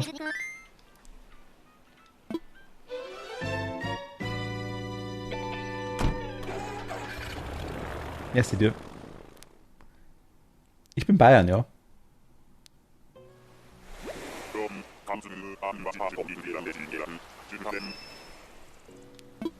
Also Kenzi und Mighty ebenfalls.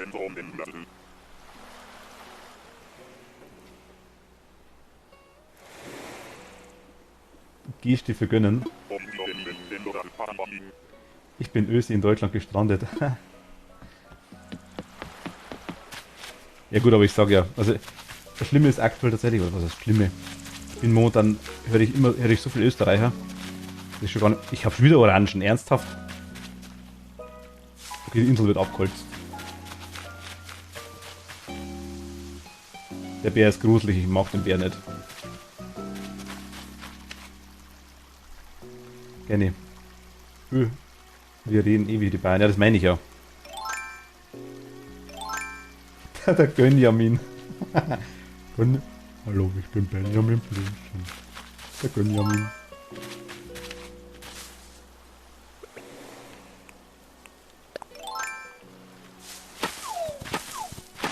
Weg damit.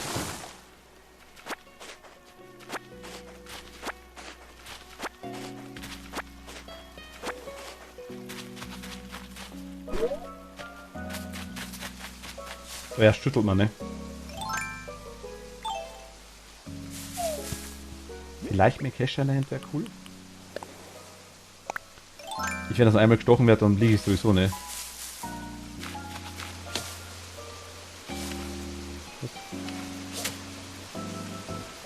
Oh ja, aber den mache ich nur bei mir selber. Ich war schon immer so ein Sonderfall. Deutsche Mums, Mom, deutsche Mums. Deutsche Mom, Ösi Papa in Österreich aufgewachsen, so richtig Gehör. Ich weder zu Österreich noch zu Deutschland. Mein Dialekt kann ich aber komplett unterdrücken. Ah, ich nicht so.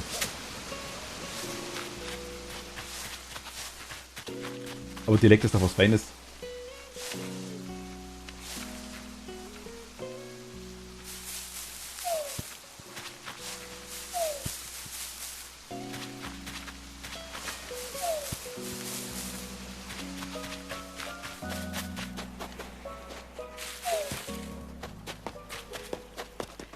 Keine Ahnung, ich schäme mich hier in NRW ein bisschen dafür.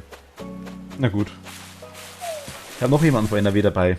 Am Carsten, also Franz. Der ist auch ursprünglich aus Bayern, wohnt auch in NRW.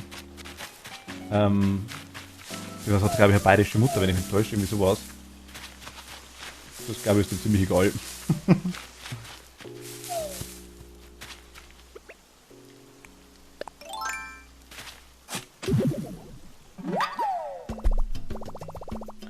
Aber für direkt muss man sich nicht schämen. Wirklich nicht.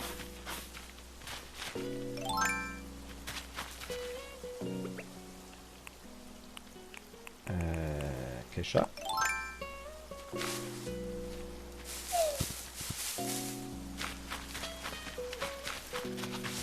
Ich sammle mal kurz ein, bevor ich gestochen werde.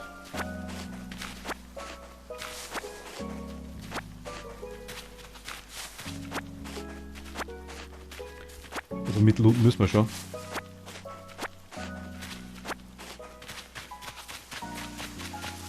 Ich hatte irgendwann genug von den Sprüchen aller gewisser Österreicher hat Kacke gebaut und so. Gewisser Österreicher Kacke. Ach so, mein Gott. Das merkt zwar keiner mehr. Na gut.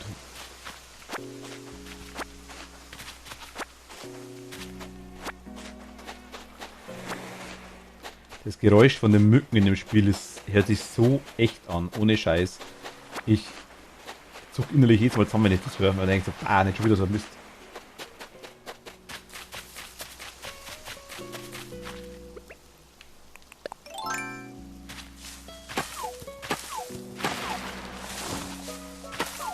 Also vor allem in Real Life sind sie noch lästiger.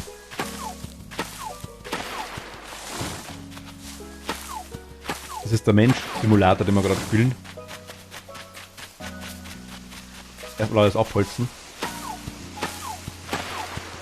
Auf die Insel kommen wir eh nicht mehr, also ist wurscht.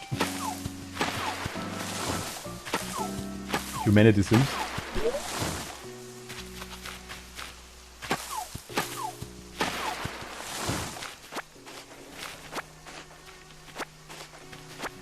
Vitamin B-Tabletten hat gegen Mückenhaus und das Zeugs.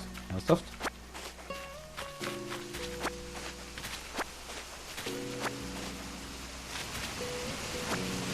Also mich mögen es generell eh nicht so gern normalerweise. Aber dieses Jahr ist schlimm. Also dieses Jahr fieseln sogar mich ab.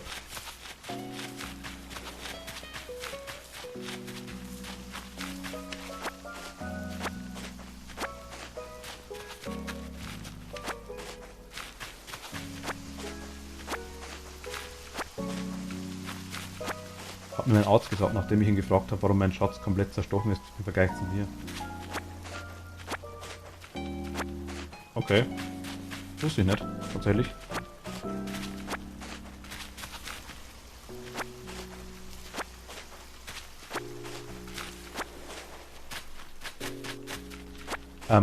Da Isa gerade da ist, oder?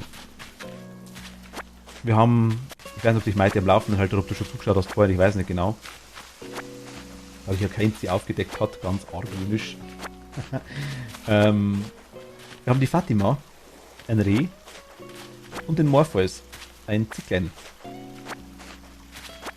Als nächsten 2 Bewohner schon mal kriegt. Ein Glücksbärchen da hinten finde ich gruselig.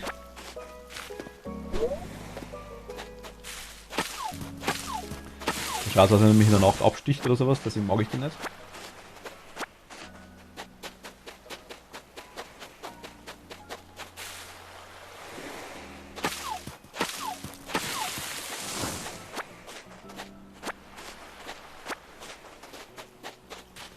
Zieh da nicht die Glücksbärchen mit rein.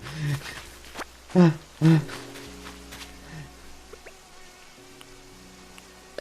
her dafür.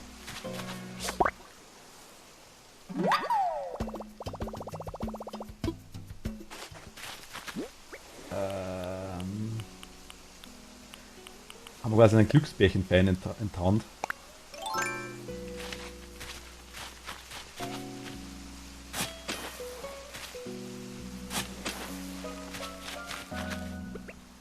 Habt ihr aber als Kind auch angeschaut. Von dem her. Gummibärenbande ist auch cool. Lass dich verzaubern von ihrem Geheimnis. Der Gott bringt die Kraft, das Abenteuer erlaubt. Gemeinsam könnt ihr so viel mehr noch erleben. Kommt doch hierher und singt alle mit. Gummibären. Hüpfen hier und da und überall. Sie sind für dich, wenn du sie brauchst. Das sind die Gummibären.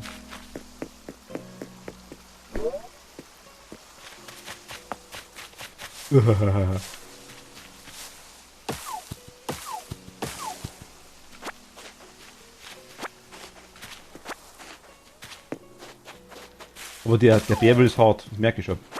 Das haben wir schon zweimal. Der will auf unsere Insel, ich merke das. Sind wir ganz zufällig da, wo wir auch sind. Der Bär, der quasi in der Früh fürs Bett, fürs Fenster nicht schaut so. Hallo. Ich habe auf dich gewartet.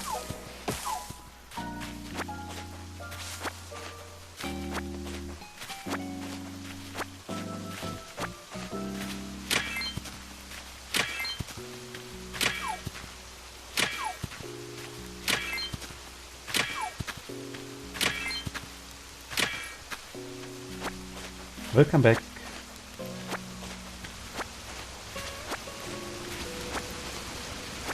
Nee, noch nicht. Wir haben den Gruselbär wieder gekriegt. Oh. Jetzt könnte ich ein Problem haben.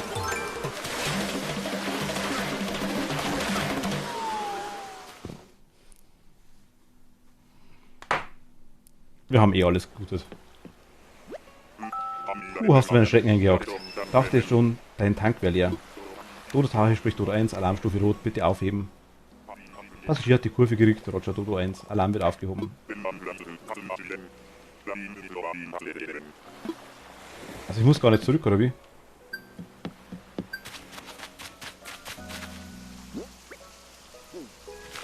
Ich dachte, die wäre gleich irgendwie zurückgespawnt oder sowas. So, da muss der Gruselbär wieder.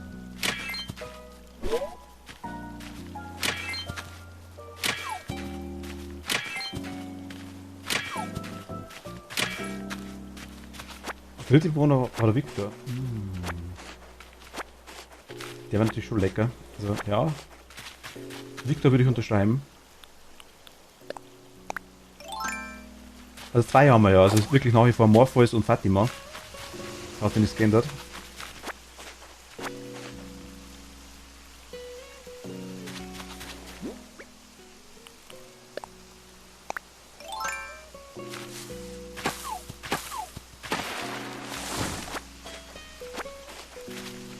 Ich bin enttäuscht.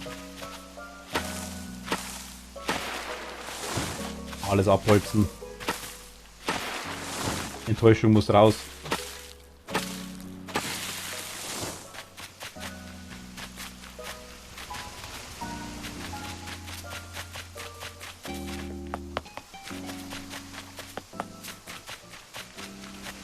Vor allem, ihr habt das Glück, dass ich noch keine Leiter nicht habe. Bis gleich.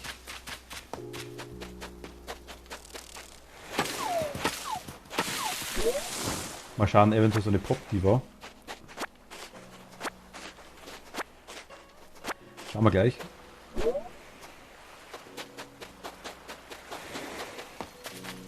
Aber Flaschenboss ist ja auch wieder keine, gell? Schaut nicht so aus.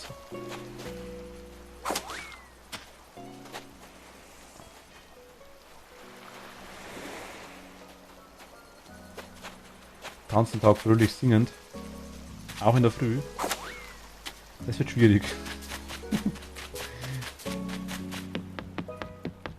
Okay, fliegen wir mal. Nook-App beachten. Nook-App?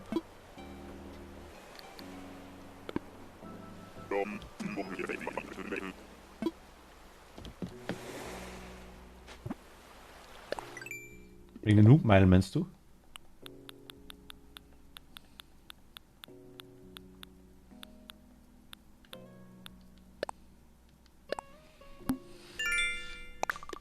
Eine weinerliche Memme.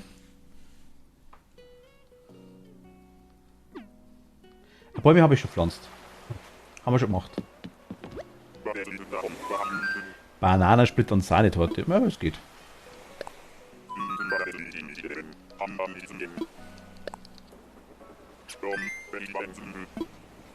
Also zwar überall nur einen jetzt mal, aber sind gepflanzt. Gewachsen.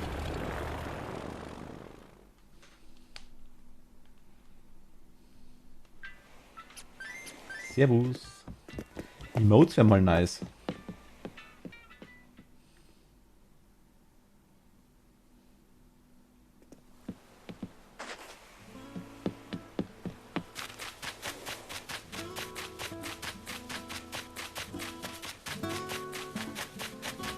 So.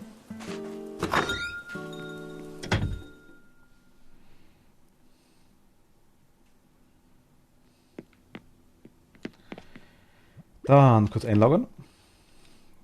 Und wieder los. Ins Lager. Blumenwiese.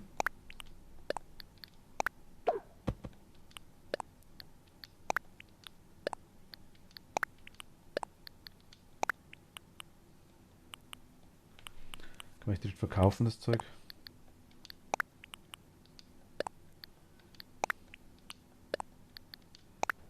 Orangen hebe ich mal auf, falls ihr welche braucht.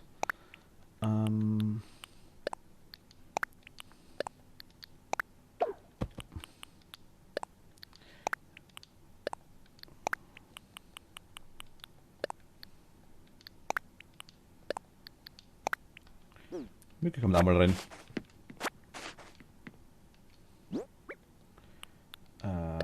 Ins Lager.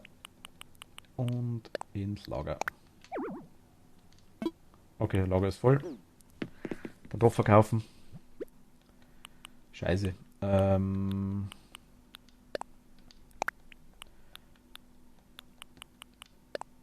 Dich brauchen wir. Da verkaufen wir die komischen Stonesen. Dich verkaufen wir. Dich und... Ihr seid das komische Rossbauteil ist auch nur zum Verkaufen, oder? Oder braucht man das für irgendwas? Ich weiß gar nicht.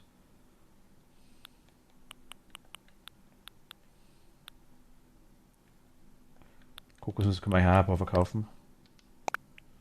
Da kommt's. Das ist feinstes Animal Crossing, kennt sie. Oh Gott. Wenn ich mich nicht gerade allzu dumm stelle.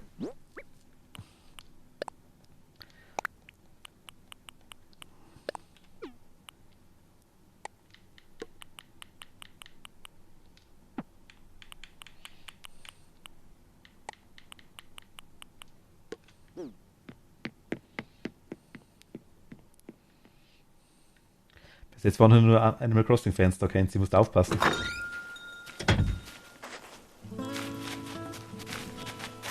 Ich find's chillig, ohne Ende.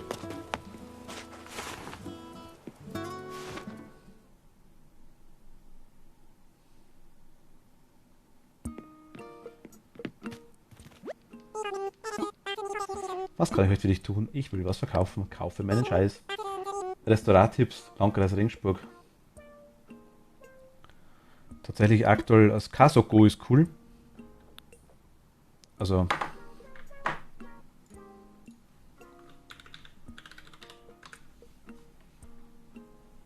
Ist soll der Japaner.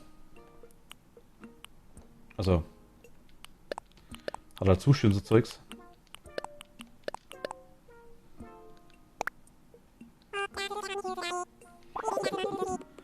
Wenn du den noch nicht kennst, wird man sehr voll, also musst reservieren auf jeden Fall.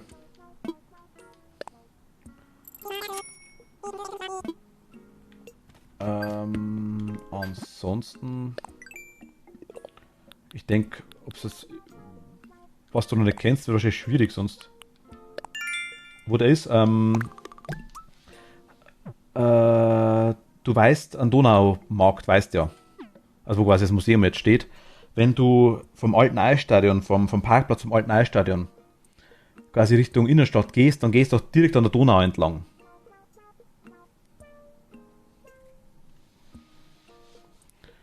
Und direkt an der Donau entlang quasi ist dann Eis in der Regensburg. Also ich habe jetzt bei Landkreis Regensburg, hätte jetzt tatsächlich auch Regensburg mit dazu zählt. Das Teru ist noch cool. Das ist Neutraubling.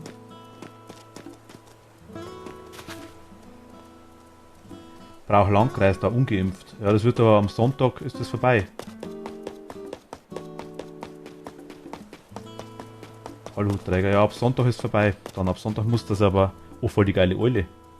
Hi.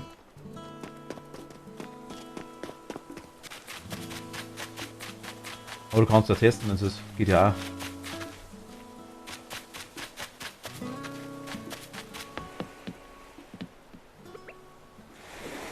Nehmen wir lieber Medizin, ne?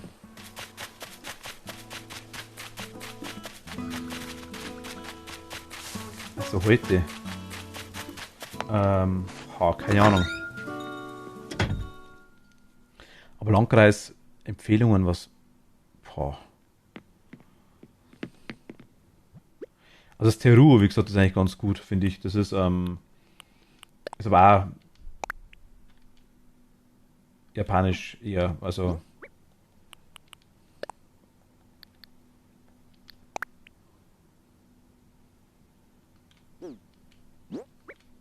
gibt da auch Sushi und so Zeug.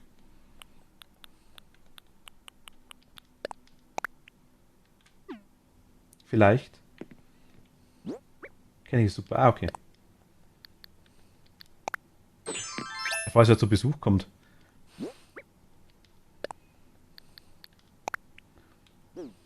Ich habe 2 Gästebetten und einen Gästestuhl. Der Rest muss ich dann als Katzengras drauflegen. Den habe ich bei der Lina gekauft. Den Foto. Das Bett und die anderen 2 Betten kriegt man geschenkt.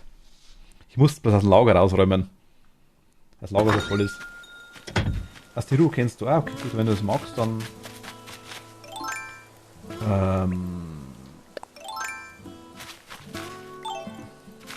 Ich war jetzt echt den ganzen Corona-Scheiß, das hätte ich schon ewig lang nicht mehr weg. Also was restaurantmäßig angeht. Also was heißt ewig lang? Nur bei den Standarddingen wie Teru etc., was ich sag. Tickets haben wir dabei. Okay, einmal können wir noch weg, glaube ich. Vielleicht dann zweimal, mal schauen. Dann muss es packen, vorerst.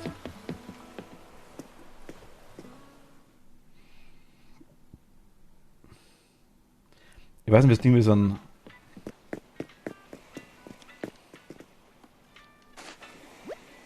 Ich hoffe auch. Wir haben jetzt, also mit der Fatima haben wir im ersten Mal schon massiv Glück gehabt, muss ich ganz ehrlich sagen.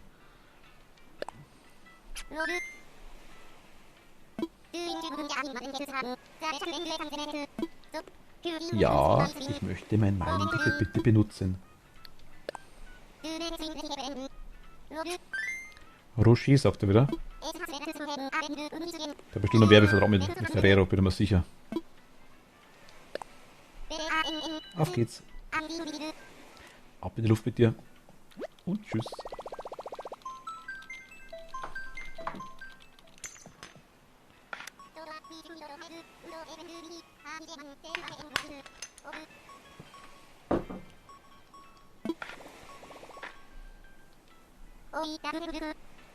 Okay, dann guten Flug. Viel Glück.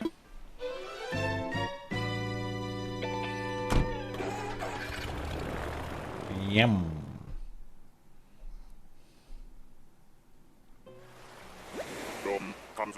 Roger kommt sogar mal auf Flug. Blaubeerkuchen ist sicher auf der Zielinsel gelandet. Spektakulär.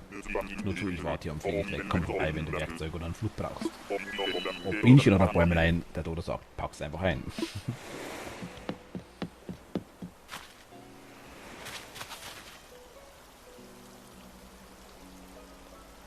Wie creepy der da hinten rausgrinst. Hinter dem Baum.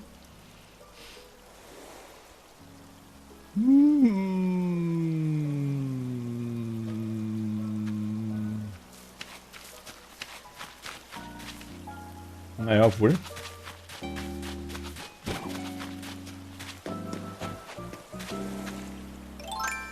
Hat das gerade komisch ausgeschaut. Ich schau mal einen Moment. Der Ananas Guide an, oder? Es gibt keine Ananas in Animal Crossing, die ist fake.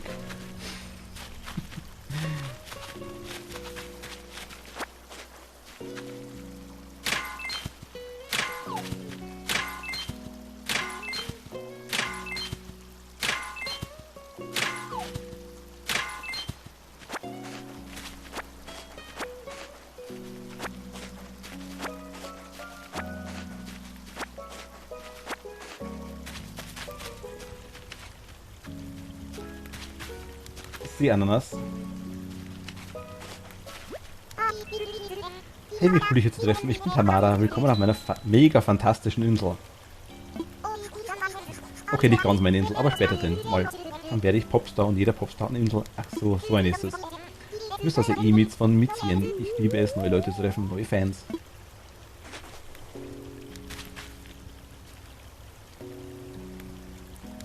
Wollen wir die? Ich meine...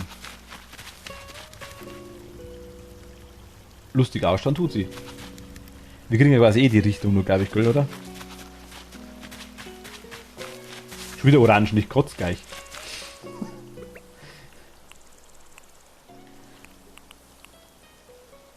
Ich weiß nicht, was sonst noch gibt, das ist mein Problem.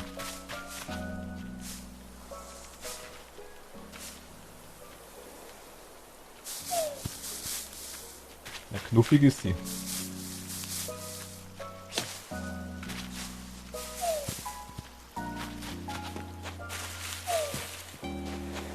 Oder ich wollte eigentlich die Katze haben, die so orangenmäßig ausschaut.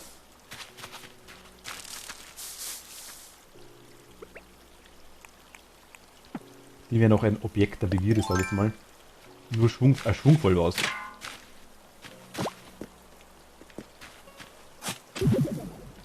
Tanja, da kann sein.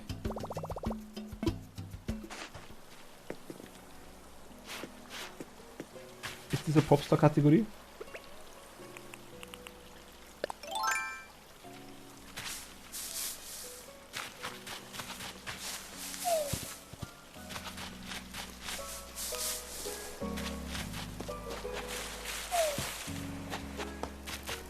Also das erste Mal Nadelbäume hier. Ja, die Orangenkatze mit dem Blatt auf dem Kopf ist schwungvoll. Ah, okay. Ja, die hätte ich gern.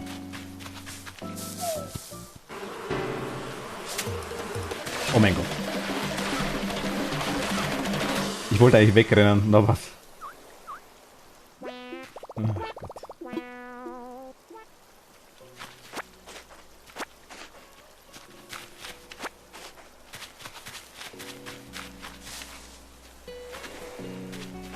Ich sag mal, ja, die hat schon was. Mir gefällt die zwar tatsächlich auch, muss ich ehrlich sagen. Zuerst hat es irgendwie komisch ausgeschaut, weil es ja so... Ich suche mal die Pose nochmal.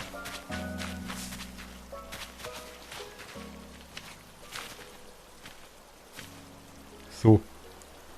Ich sehe dich. Ha ha ha.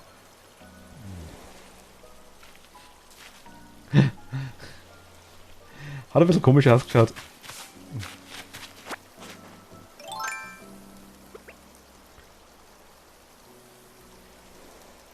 Die ist süß, ich habe das pinke Eichhörnchen. Ah, okay. Die haben wir gerade auch schon angeschaut. Paulina, ja, ich glaube, ich weiß, wen du meinst.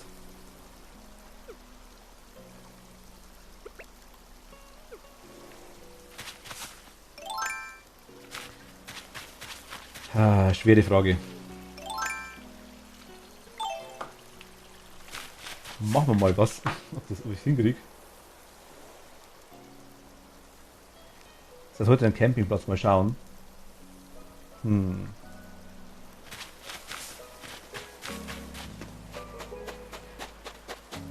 Ist die Easy noch da?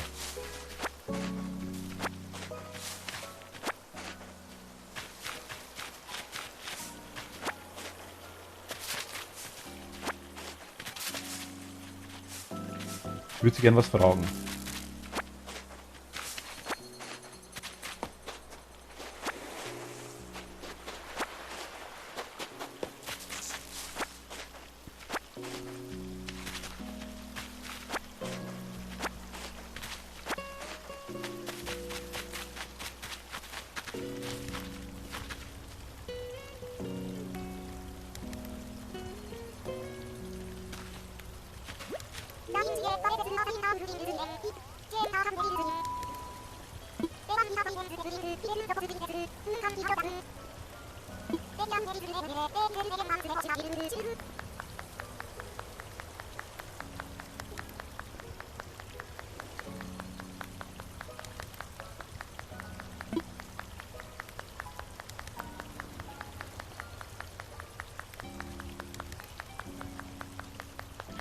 Ja, ich muss ganz ehrlich sagen, ich bin jetzt ganz ehrlich gesagt.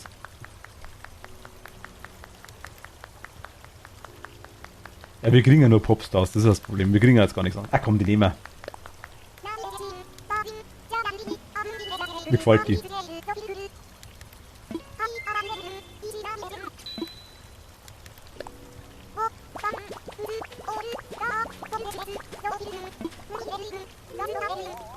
Passt. Wenn ich jetzt quasi weiter suche und fliege nur rum, kommen dann noch welche oder was passiert dann?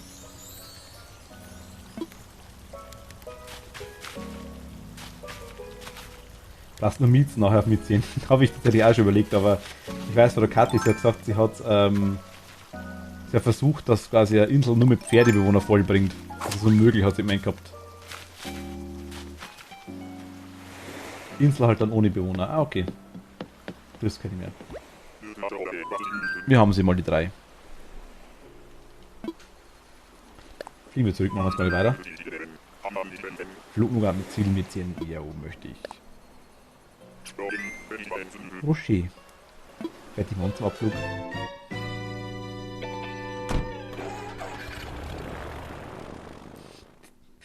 Wie die Flügel so anfangen zu flattern.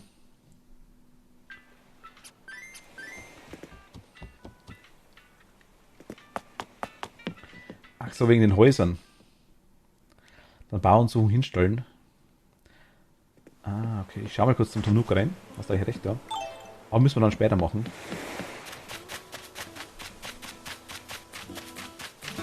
Ich weiß aber eigentlich erst morgen. Okay. Muss man eventuell mit dem Datum nochmal kurz bescheißen.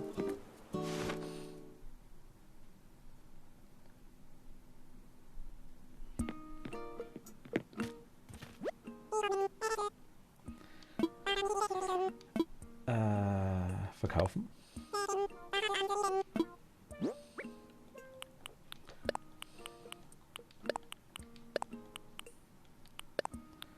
Aber jetzt erst die Palme mal. Ja, komm, das war's. Ich hab Travel nicht, kein Plan, ob Mietz das macht. Mietz. Also ich hab's gestern mal kurz versucht. Gestern sind wir mal, also es war dann schon um, keine Ahnung, kurz vor 12, glaube ich, sind wir dann mal 5 oder 6 Stunden wir sind 5 Stunden, glaube ich, sind wir vorgesprungen. Für den nächsten Tag quasi. Haben wir dann bis um 2 gespielt oder sowas, also halt ewig lang. Und Spulprofi, das habe ich einmal gemacht, dann wieder zurückgestellt. Hi Mietz, hallo, was darf sein, was liegt an? Sag, ich bin ganz Ohr.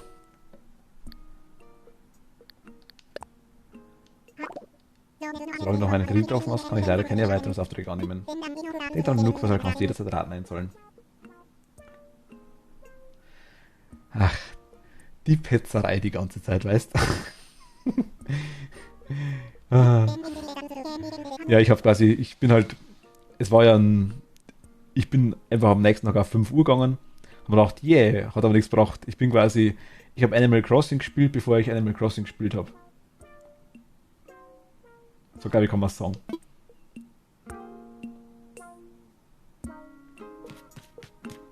Ja, spulen den Spielverkehr, deswegen diesmal wieder komplett ohne.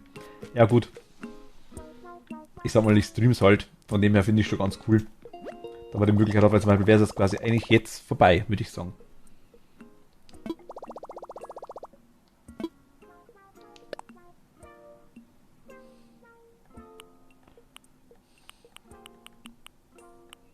Weil recht viel könnte man heute eigentlich nicht mehr machen, denke ich mal, oder? Wenn wir jetzt da quasi nicht vorspulen könnten.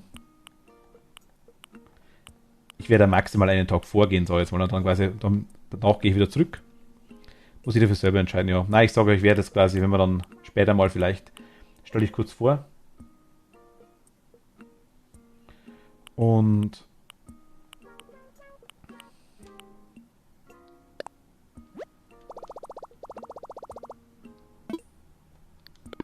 warte mal noch.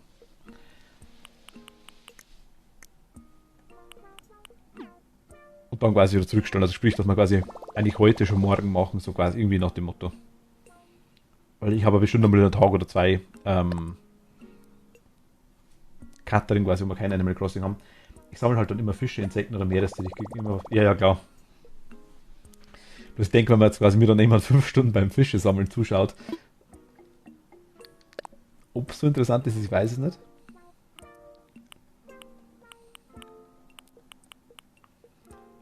Hosenrock. Ah, die nehmen wir auf jeden Fall. Ich will bloß die Musik kaufen. Das Bangautomat, sagst du?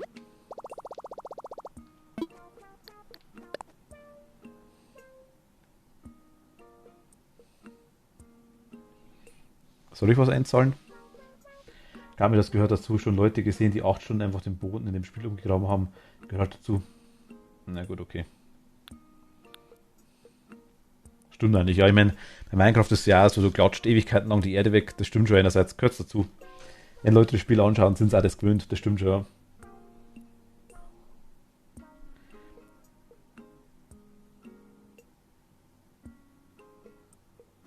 Ja, sollst du. Wieso? Ich will mal Zeug kaufen. Ja, aber wir haben noch nicht genug. Ich kann alles auf einmal zahlen, wenn es wirklich ist. Das machen wir zusammen.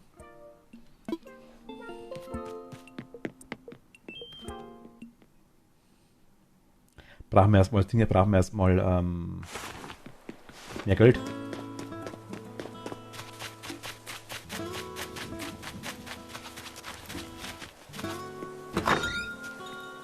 Ja, ich weiß. Ich will es ja ausbauen, aber ich kann es quasi jetzt noch nicht zahlen. Könnte ich es jetzt zahlen, wäre es was anderes, weil dann können wir es quasi wirklich, wenn wir vorspulen würden, dann quasi wäre es gleich erweitert. Ne?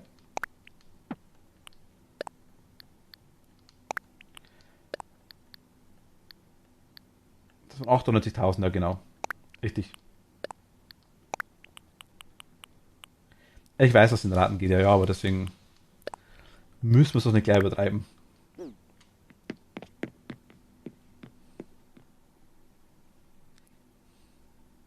Ich habe beim NEP habe ich alles abgegeben. Ich muss es, ja, ich weiß, das wird immer mehr. Ich weiß das schon. Das wird immer nur krasser, glaube ich.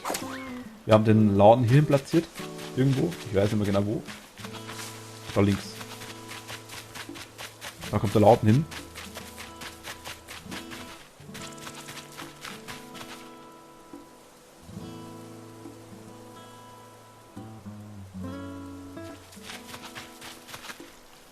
Dann hast, ich sage ja, ich habe gestern gespult. Ich habe gestern quasi, wir haben gestern Abend haben wir vorgespult um 5 Stunden. Und am nächsten Tag waren quasi in der Früh. Haben dann quasi ein paar Sachen gemacht. Und dann habe ich quasi wieder zurückgespult. Und da ich ja heute ganz normal weiterspiele, haben wir quasi heute ganz normal an dem Punkt, wo wir eigentlich gestern aufgehört haben, weitergemacht, sag ich jetzt mal. Also jetzt quasi ist die Zeit original. Moment, kann ich ja beweisen. Es ist der 27. August 1851.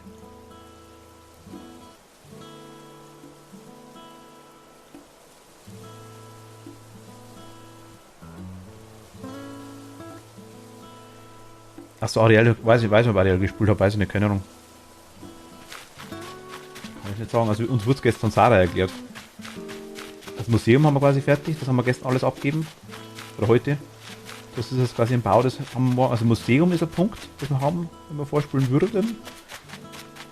Gut, aber wir können definitiv heute Abend auf jeden Fall das Ding noch machen. Wir können definitiv noch Sachen sammeln und die Kredite abzahlen versuchen. Das ist kein Thema nicht, können wir gerne machen. Können wir gerne machen. Dann nehme ich das mal als Goal, das weiß, Wein, Haus abzahlen, erste Rate. Und tauchen. Tauchen.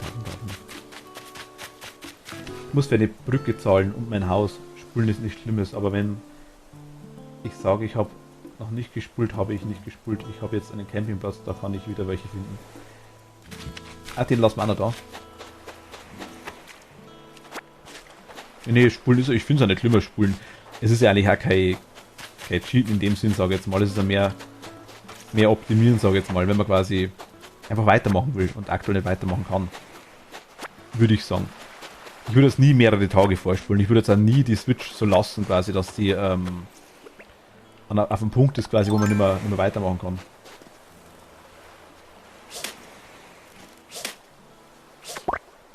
Ich hab's gesehen, ja, wer da wieder liegt. Wie gesagt, es war ein Missverständnis meinerseits. Das war jetzt nicht das andere. Nee, Lina, mach da keinen Kopf. Keine Sorge.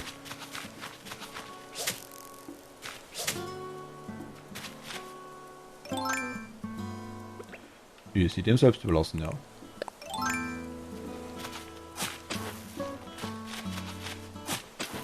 Ich treffe super. Ich hätte gerne einen Schaufel-Cheat. Dass er trifft.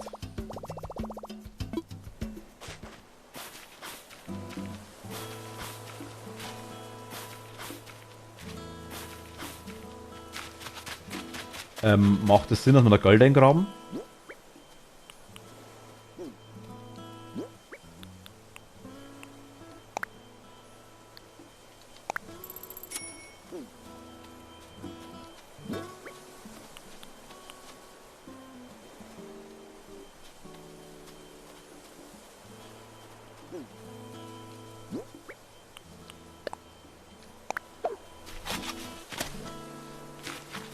Der Goldbaum raus, ne? Dann wächst in ein paar Tagen ein Baum mit Goldzeigen. Okay, ja gut, nice.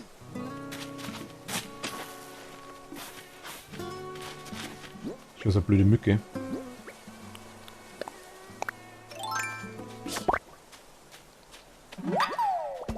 Die verkaufen wir noch kurz. Haben wir heute eigentlich schon Hallo gesagt? Was der Harry Potter, was mit deinem Gesicht passiert? Die hat eine Wespe erwischt, sieht übel aus. Ariel ist genauso. Die hat einen Tag, glaube ich, oder 2 Tage vor mir angefangen, hat sie gesagt gehabt, ja. Also sie hat, glaube ich habe gestern komplett neu angefangen und sie hat, glaube ich, irgendwie so 10 Stunden Spielzeit drauf gehabt, dass ich gesagt habe, irgendwie so, glaube ich, noch. Drum. Sie hat auch schon zugeschaut beim Profi, weißt.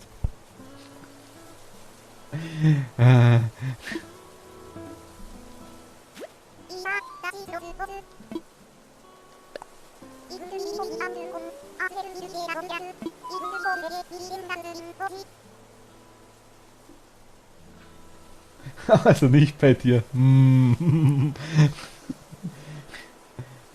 40 Stunden hast du schon drauf. Ah, okay.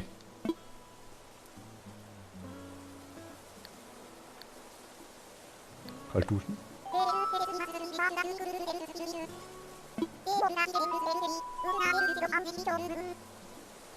Chili schon drin haben. Mensch, Gänse, jetzt kommst du aber in Fahrt. Das mit jeder Methode kreativer gefällt mir. Ah.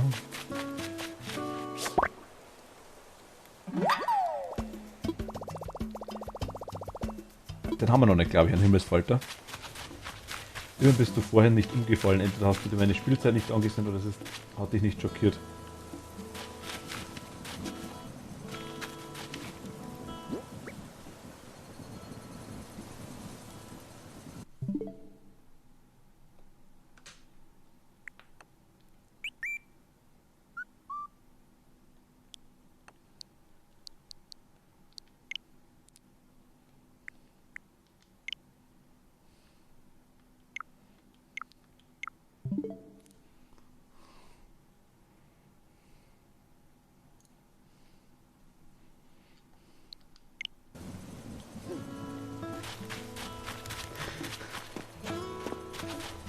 Ich sag mal, ich kenne Schlimmeres.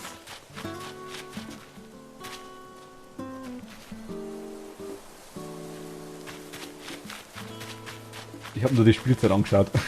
Das sind 2, 3, ja.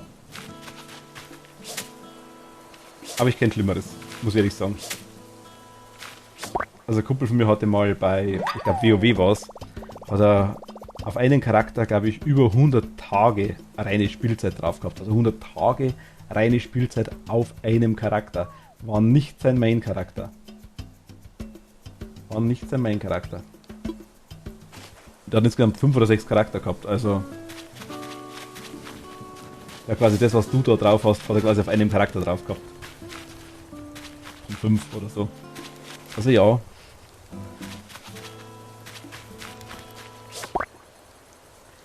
Natürlich habe ich sehr viele Stunden verbracht. Oder arg. Ja. Ich muss sagen, das schlimmste Spiel bei mir, glaube ich, wäre Minecraft. Man sieht es Gott sei Dank nicht, wie viele Stunden man drauf hat auf Minecraft. Man sieht es Gott sei Dank nicht. Es wäre auch mal interessant eigentlich. Tatsächlich. Es wäre wirklich interessant. Weil da bin ich definitiv auch sehr, sehr gut dabei. Gut, das sagt man jetzt leider nichts, aber Level 299 ist anscheinend richtig viel.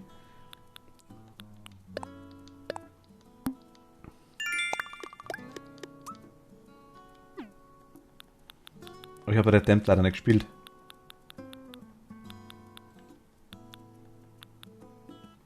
Bei mir immer noch WoW, obwohl ich es nicht mehr spiele, aber Genshin Impact ist auch hart im Kurs. Ein Glück, dass ich bei Genshin die Spielzeit nicht sehen kann. Ah, okay.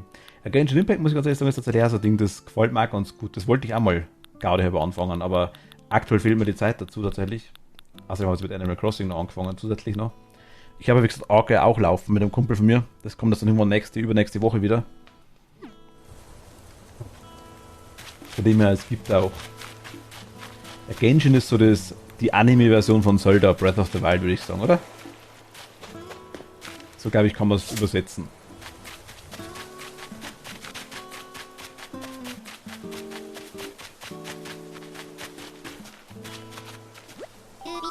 Aber du hast meine WoW-Spielzeit gut überlesen. Aber 10 Jahre WoW, naja.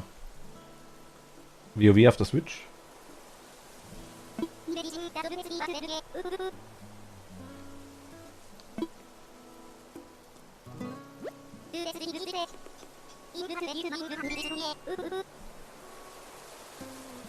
Ach so, oben drüber halt.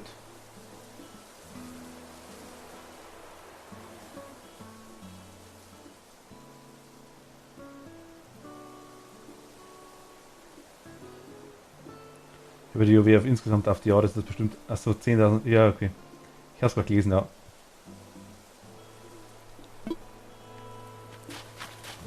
Ach, wenn der Vogel drauf sitzt, ist eine Nachricht da.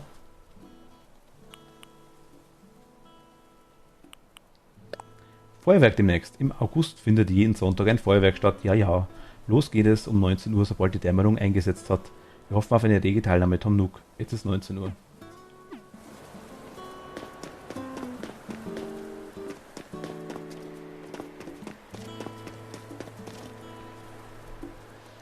Kriegt man dann nicht später so ein Set, dachte ich? So ein Bauarbeiter-Set oder irgendwie sowas? Irgendwie sowas habe ich schon gesehen oder hat mir schon jemand gesagt. Oh. Geschenk müssen wir holen.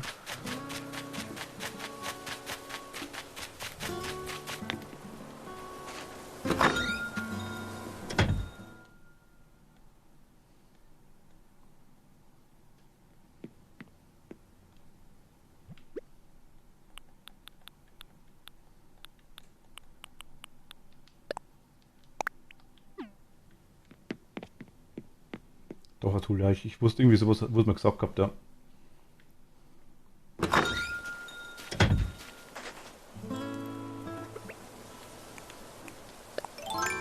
Ist das noch da?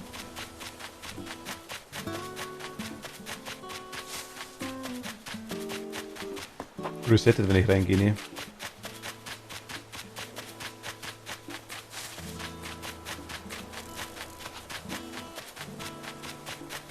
Schade. hatte viel Zeit letzte Woche im Krankenhaus, da habe ich fast nur gespült. Mann, Mann, bin ich viel getaucht. Ab dem Moment mit der sogenannten Terraforming, da geht es dann richtig los mit Bauen und Dekorieren. Ja, glaube ich. Das glaube ich.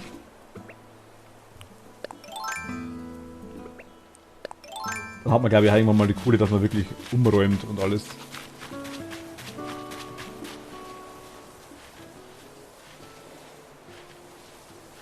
Oder zumindest kann man sich einmal eine grobe... Ach, scheiße. Grobe Richtung machen. Ich habe vorhin schon mal gefragt, ich weiß, das ist vielleicht eine blöde Frage, aber... Muss noch Sofas finden, okay. Aber jetzt passt ja alles, weil wegen Krankenhaus meine ich, also ist alles wieder gut, hoffe ich.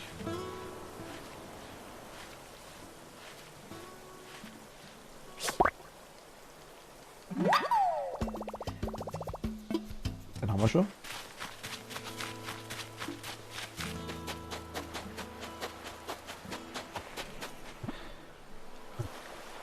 Bis man da alles machen kann, musst echt noch viel sparen. Terraforming kostet super viele Meilen und Häuser umstellen, Brücken bauen und Aufgänge bauen kostet Unmengen an Sternis. Ah, okay. Der Tom Nook halt einfach. Wir kennen ihn doch.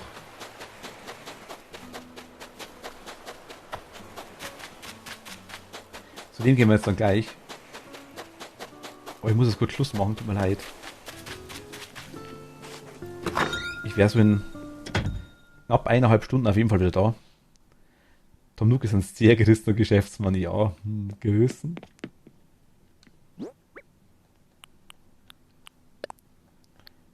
Ins Lager. Den glaube ich hat man auch noch nicht. Den haben wir, Stinkwarze haben wir auch noch nicht gehabt, glaube ich. Den hat man safe. Die auch. Und Heuschrecke glaube ich noch nicht.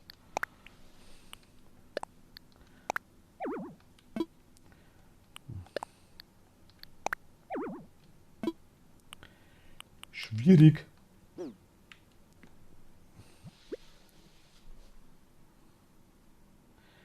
Gestern. Sie war gestern bei Sarah dabei, ja. Also wenn nicht vorher schon mal, aber sie hat, ja.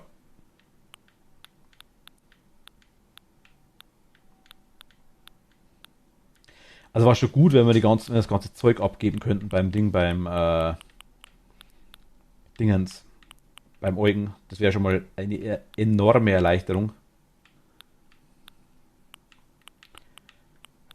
Und die...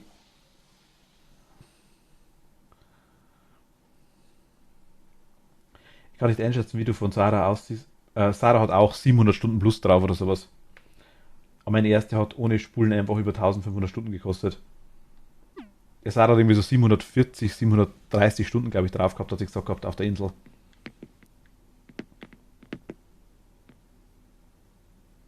Ja, war sehr schön. Stimmt wirklich. Ja.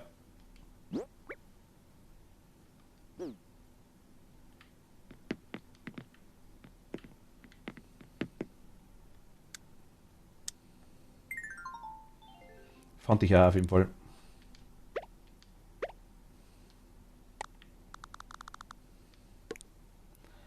Aber bildhübsche Insel.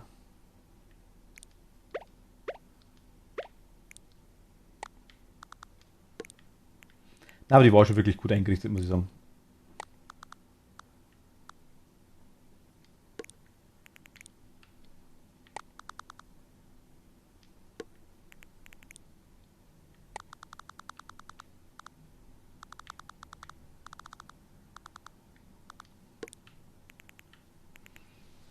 Aber es gibt keine hässlichen Inseln.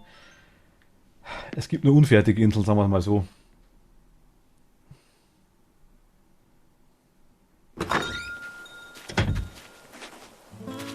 Also man hat ihre Kreativität gesehen, sehr ordentlich strukturiert, Wahnsinn. Ja, war wirklich gut. Sie hat immer gesagt, sie hat viel vom Pinterest geklaut.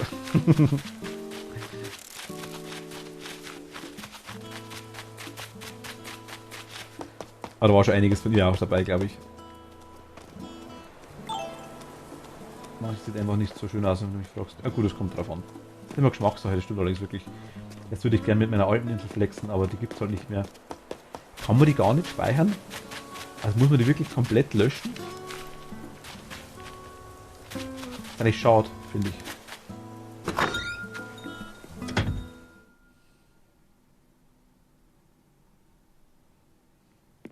Meine Schwester spielt das auch lange. Seit Release. Oh mein Gott. Ja gut, das ist auch schon ein Jahr.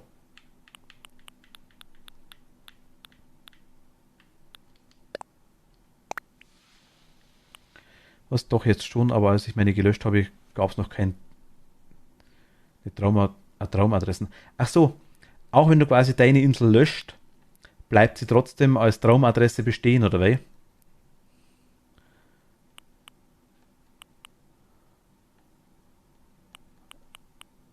Versteht das richtig?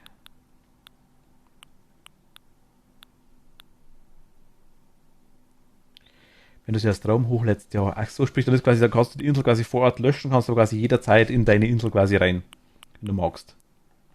Aber du kannst quasi nichts mehr ändern dran, oder? Die Insel ist dann einfach fertig.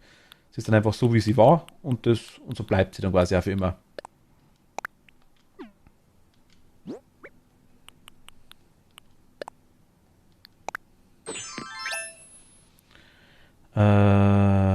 Sie hat mit mir neu angefangen. Ah, ja, genau, du kannst nur noch drüber laufen. Ah, okay, alles klar.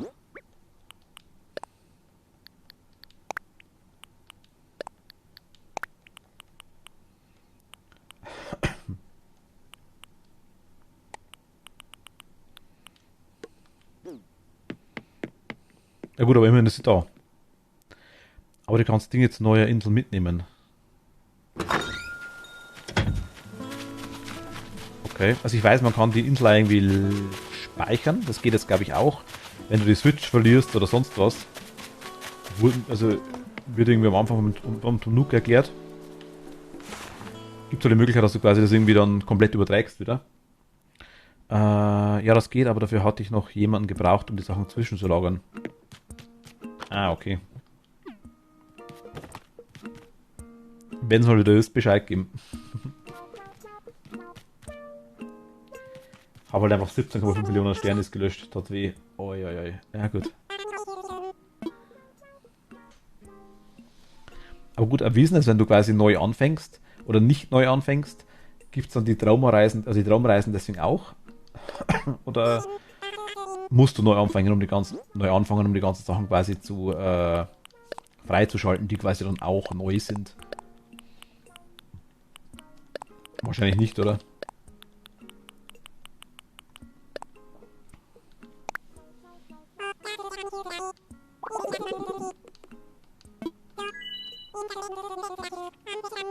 Ich meine, wenn jetzt quasi ein Update kommt, zum Beispiel die Traumreisen, wie du sagst, die hat es ja noch nicht gegeben. Ich habe das Bett geschenkt gekriegt, um die machen zu können. Das kam bei dir dann auch einfach, ganz regulär. Du hast quasi auch per Post einen Brief gekriegt, wo das drin war, konntest das Bett hinstellen, dann ging das auf den Zeitpunkt bei dir, das meine ich. Oder musstest du quasi um die neuen Features, sage ich jetzt mal, von dem Spiel mitzunehmen oder quasi zum Spielen, die Insel neu starten, quasi als neu löschen oder ging das also? Achso, okay, die Updates kriegt wirklich jeder, egal wie weit du bist, alles klar. Das war jetzt quasi die Frage.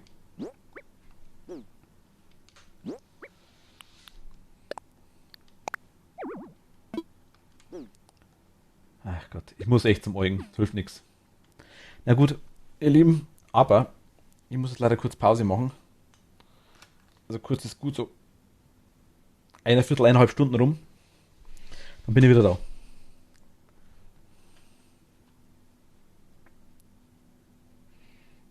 Kurz speichern und beenden. Bis gleich dann. Also wie gesagt, Viertel nach 8, halb 9, sowas bin ich wieder da. Wenn ihr mögt.